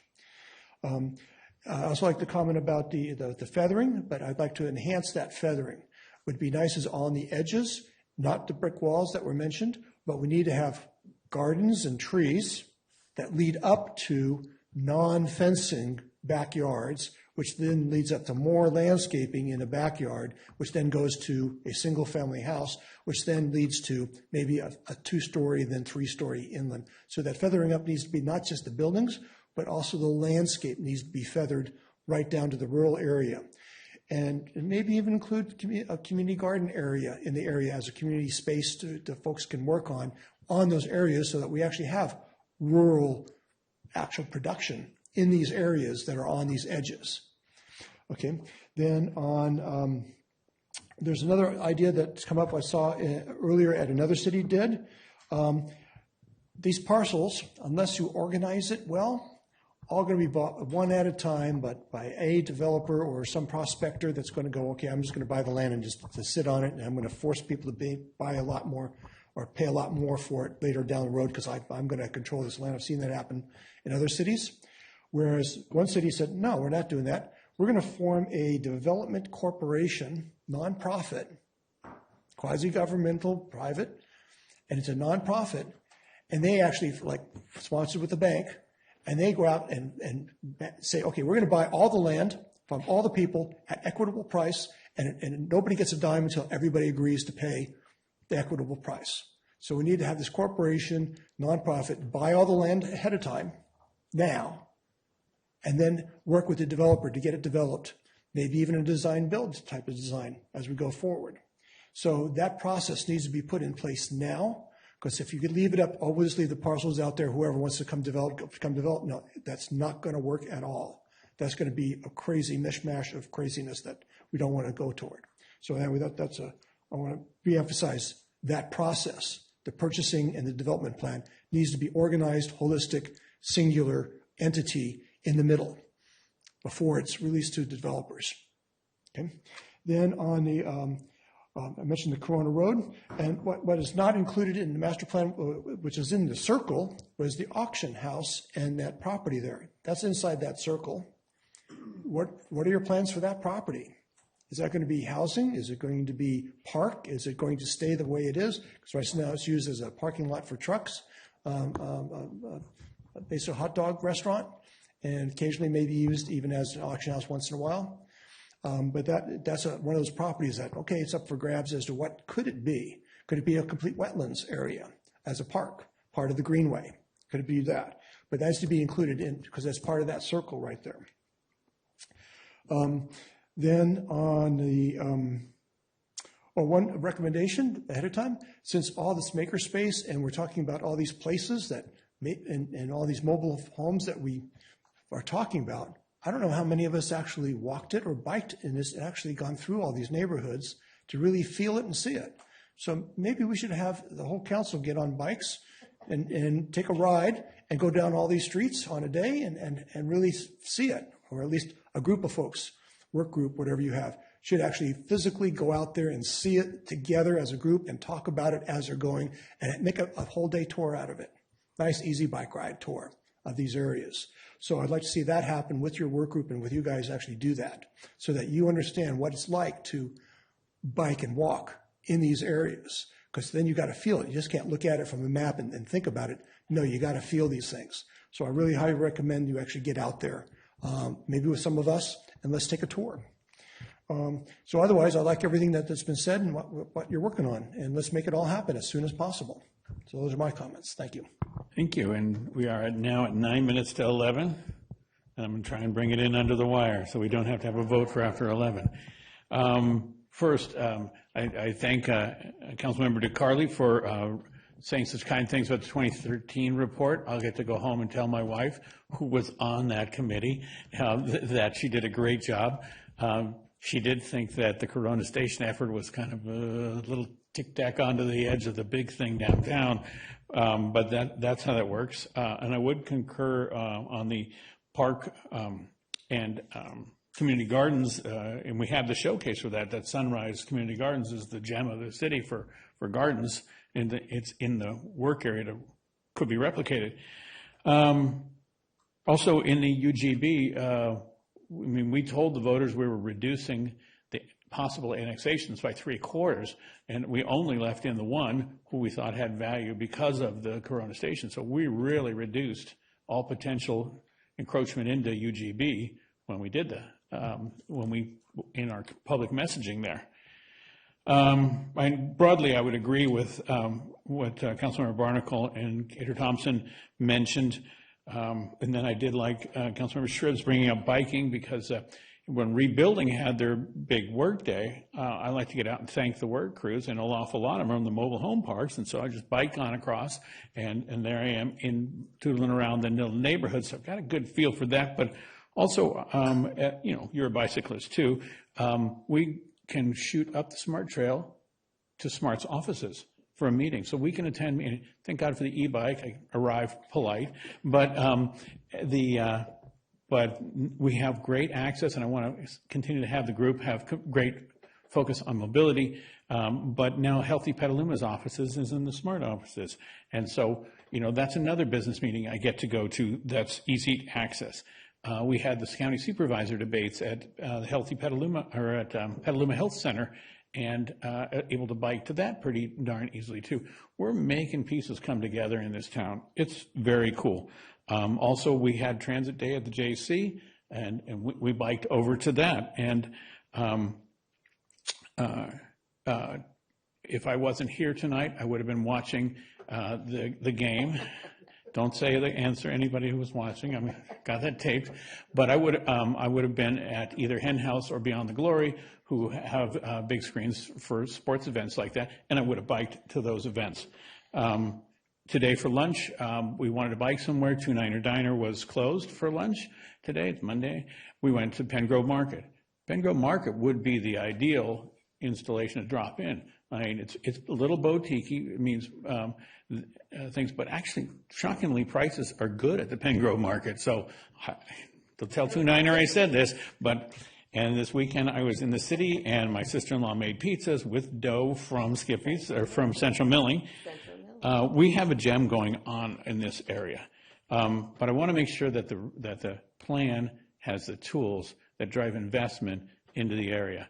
I love the vision, and it's a good vision, and I think we will be able to create the future from this plan. I'm looking forward to it. And I'll make a quick comments. I just want to say in 1998, when the UGB was voted in by the voters, this land was designated as an area that was going to be annexed. And then the other thing is, if you want to bring agricultural back, you want to talk about people complaining, wait till the poop of the cows start and the wind goes south. And plus, we have property owners that have property rights, and if they want to sell their property, they have a right to. These are not agricultural, they're not used as agricultural today, the way it was in the past. And I agree that just something like a Pen Grove Market, I mean, that's what you really need in an area like this, something small that actually has coffee and everything, so people can Barnacle, one last graduate together. Okay. Yeah, I appreciate you bringing up the UGB. I really take issue with the idea that we did some sort of a bait and switch on voters with the UGB. Like, we had multiple meetings, Councilmember DeCarly, where we were talking about this, where we pulled certain things back and we put it right here for a very intentional reason. It was noticed over and over again. It was written as such. And so, like, we really shouldn't be misrepresenting the council and the transparency we brought to the UGB process. Secondarily, park and ride stations overwhelmingly don't perform as well as mixed use stations do in the network. On SMART and just in general, they just don't. So if we're learning from experience and learning from examples, we should be trying to build mixed use, more vibrant stations if we care about SMART being an actual, like, long-term piece of infrastructure that is cost effective. And then finally, just having gone through my election in 2024, I talked to people in La Villa that live right next to Hunton Barrens.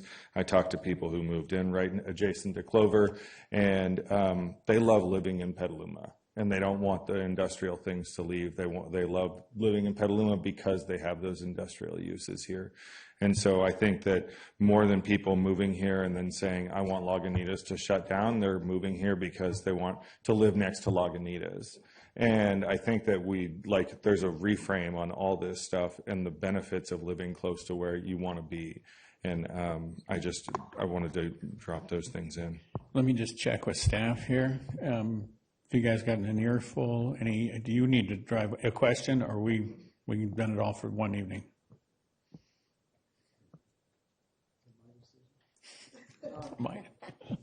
Andrew just brought up something. It would be great Mike? Mike. It would be great to get more clarity on what you guys feel about the plan area taking on the annexation area. Can you put is there a slide that you have with a specific thing you want?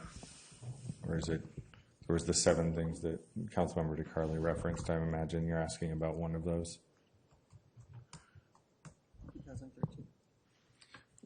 I think we have clarity on all the other items. The reason we want maybe a straw poll on planning for the annexation area is because that's a significant investment of the budget in that planning. So if you were to give us... Yeah, let's do that. Right. Okay. So I think we talked a lot about the annexation area, and we talked about a lot of different things going on with it, but the base question that staff is asking us to weigh in on, and we'll do it in a straw poll, is do we want to continue exploring and crafting the annexation area? And so it's hands up if you want them to continue. So 1, 2, 3, 4, and you clear? Okay. And hands up if you wish them to drop it from we have 5 votes, sorry. Thank you. Okay, we clear? Thank you. We're very clear. Excellent. Thank everybody for staying tonight, and there's a lot of going on, so I appreciate you all being here. And Mr. Mayor? Sorry, we still do have this second public comment period. So we are moving into thanking your team for being here, and we're set. And it is 11, Mayor. Yeah. All right. I'll make a motion to extend the meeting past 11. How many minutes? So through the public comment period, and there we go. So we have a motion. I need a second. We have a second by now, a motion by Cater Thompson. And can we do this by acclaim? So we do this by acclaim. All those in favor say aye. Online, right? This is your moment to say aye. Okay. Because we don't even know if they're online. Okay, good. So then we are. How many cards? 11. And there's 13 people online. Okay. So we are opening the continued public comments for the evening, and we have checked online, and we have no hands raised online for this. So I will read your name, and I'll give you a count of 5, and it's Maria Perez. 1, 2, 3, 4, 5. Nicole Sandoval.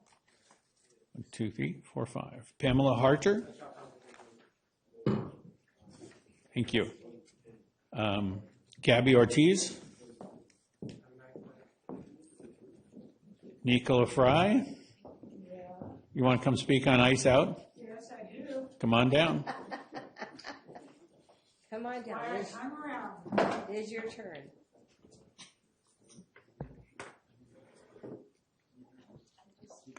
And because these were the general comments where everyone got 1 minute, I reset the clock to 1 minute. Okay, thank you. And is the clock ready? And the speaker's ready. Go. And here we go. Okay, I'm here tonight to ask you to see an opportunity where today you can only see a parcel of weed-infested, unused land. Just south of the Meridian housing development, between North McDowell and the Smart Rail line, sits a small, city-owned triangular parcel. While it may seem insignificant, I believe it has the potential to become the front door to the proposed North Station neighborhood, or the new northeast side of Petaluma. As our community invests in the North Station plan, implements the general plan, and continues to promote housing near transit, this is exactly the kind of space that should become a public asset, not simply remain vacant and unused. Imagine a small park with shade trees, native landscaping, benches, bicycle parking, public art, and rain gardens that capture the stormwater. It could provide a welcoming place for residents, especially those living in the nearby mobile home parks. Thank you. Commuters, cyclists, and visitors, 1 minute. while creating a And so- recognizable gateway into this growing district. This parklet area supports many of the goals of the city, has already adopted. Thank you, Nicola. We are at 1 minute. And you were 1 minute? So you've run your time. Thank you. Okay. Michael Trione is our next speaker. Alex Mensing. Nancy Chin Erickson. Maria Perez. You already said that. And unnamed person, and Sierra Morantz. And with that, we'll close the public comment, the continued public comment, and adjourn the meeting. Thank you all very much.